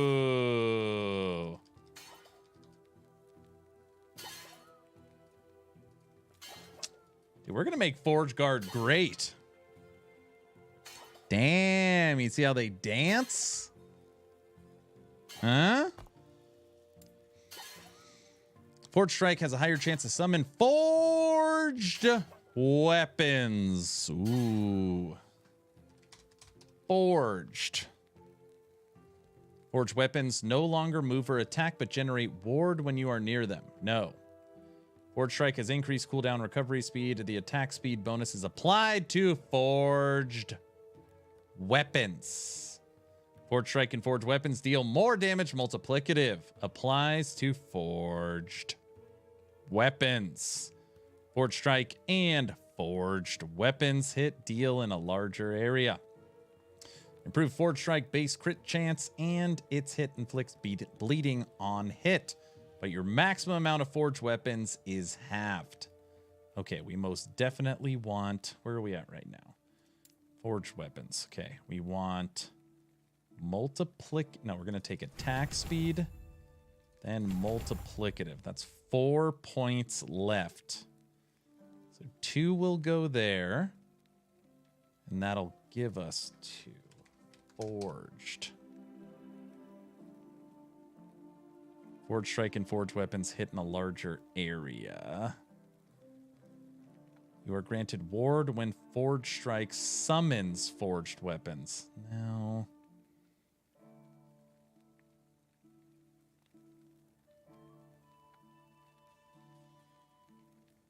You can control up to a total of 6 forged weapons at once. And this makes it 10. I wonder if axes don't count. Why was I able to get 12? Passive tree? Maximum +2. You can have 12. You can have 12. Okay, that's pretty good. No Void Cleave. What the hell's Void Cleave give us?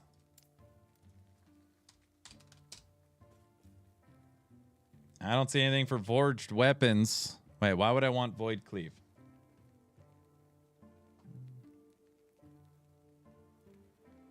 It's like cultivating a novel of flying swords. That's right. Aaron, currently following your Wheel of Torment build. Got a Wheel of Torment 2 LP. Wondering what I should aim for. Cast speed. You want cast speed.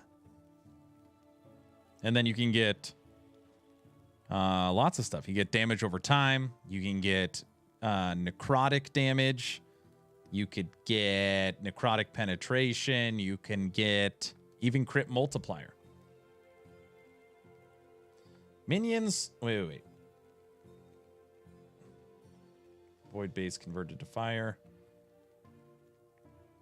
When you use Void Cleave and hit at least one enemy, your minions gain a stack of Molten Infusion for 4 seconds, granting them additional melee fire and a chance to ignite enemies. Molten Fire. Minions only gain a stack of Molten Infusion when you directly hit them with Void Cleave. Oh.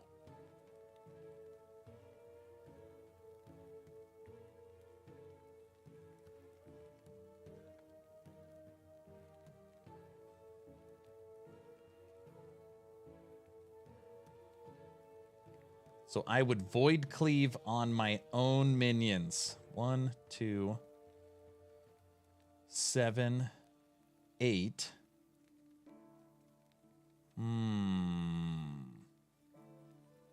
That's interesting. Sounds dirty. You're filthy.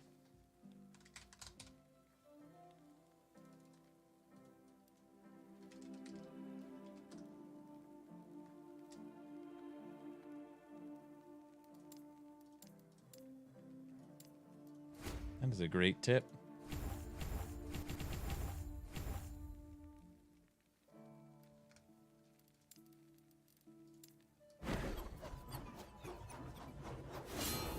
Oh, I can't use Void Cleave. I cannot do that. Because Void Cleave requires a sword or an axe. I know.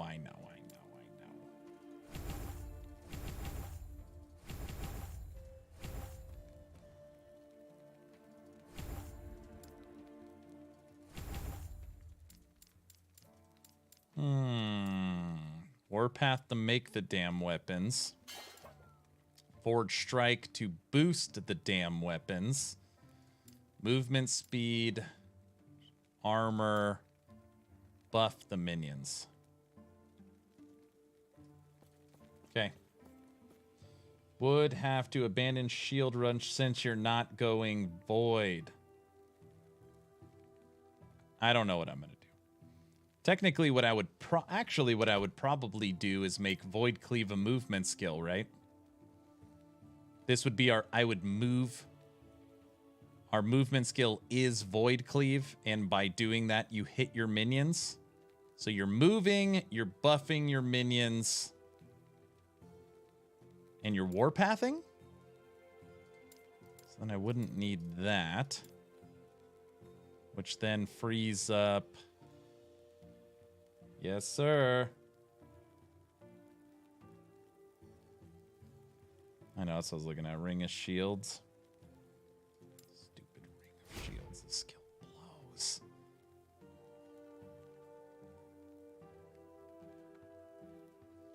Shrapnel. Shrapnel does nothing. Shrapnel does nothing. That does nothing.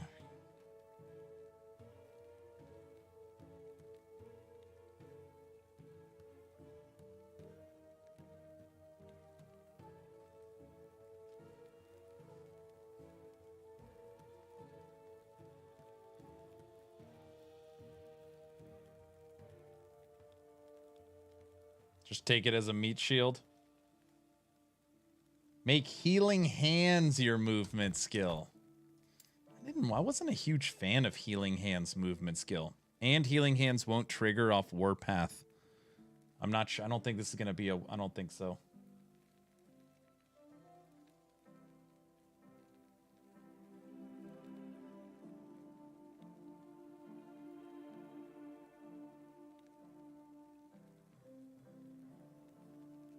Vought, I gotta test it first. I'm always gonna take the more damage. If I can get 5 stacks and then boost it by 150%, which would make this instead of 1545. I think that's how I read it. That'd be insane. So I'll try it with the more damage first. With Void Cleave, I'm gonna take its largest area. So I'm gonna take max distance, and then I'm gonna make it as big as possible. Yes, yes, yes. That's what she said.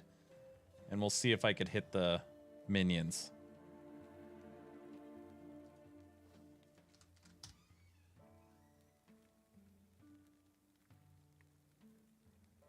This would be 5 there. So it'd be that way. We still have 12 points. So it would be 5. After channeling Warpath for 2 seconds, your next Void Cleave within 1 second deals more... No, we wouldn't care. That would be... That's 10. It'd be 18 points. And we would want 2 charges. Damn it. 1, 2...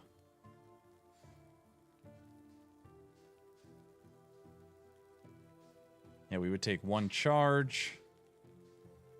and then go that route. Okay.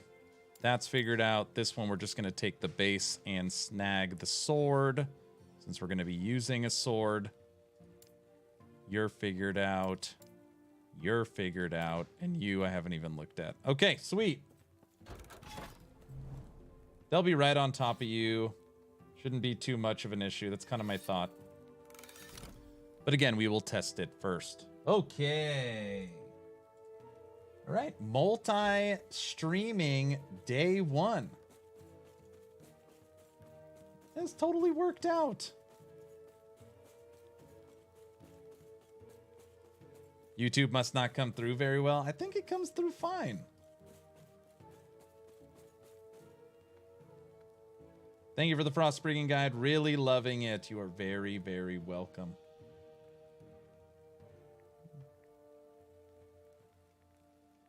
Have you tried to assemble the Abomination Necro? I'm not big on 1 minion builds. Not big on 1 minion builds.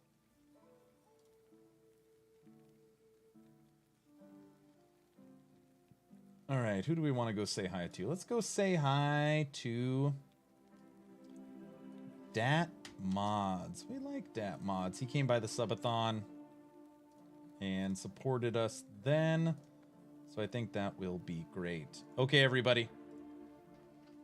Day 1 of multi-streaming. I look at it as a success. We 100% finished our Lightning Werebear, which I need to find a new name for because it's definitely not a Lightning Swipe Werebear because we don't use the skill swipe anymore.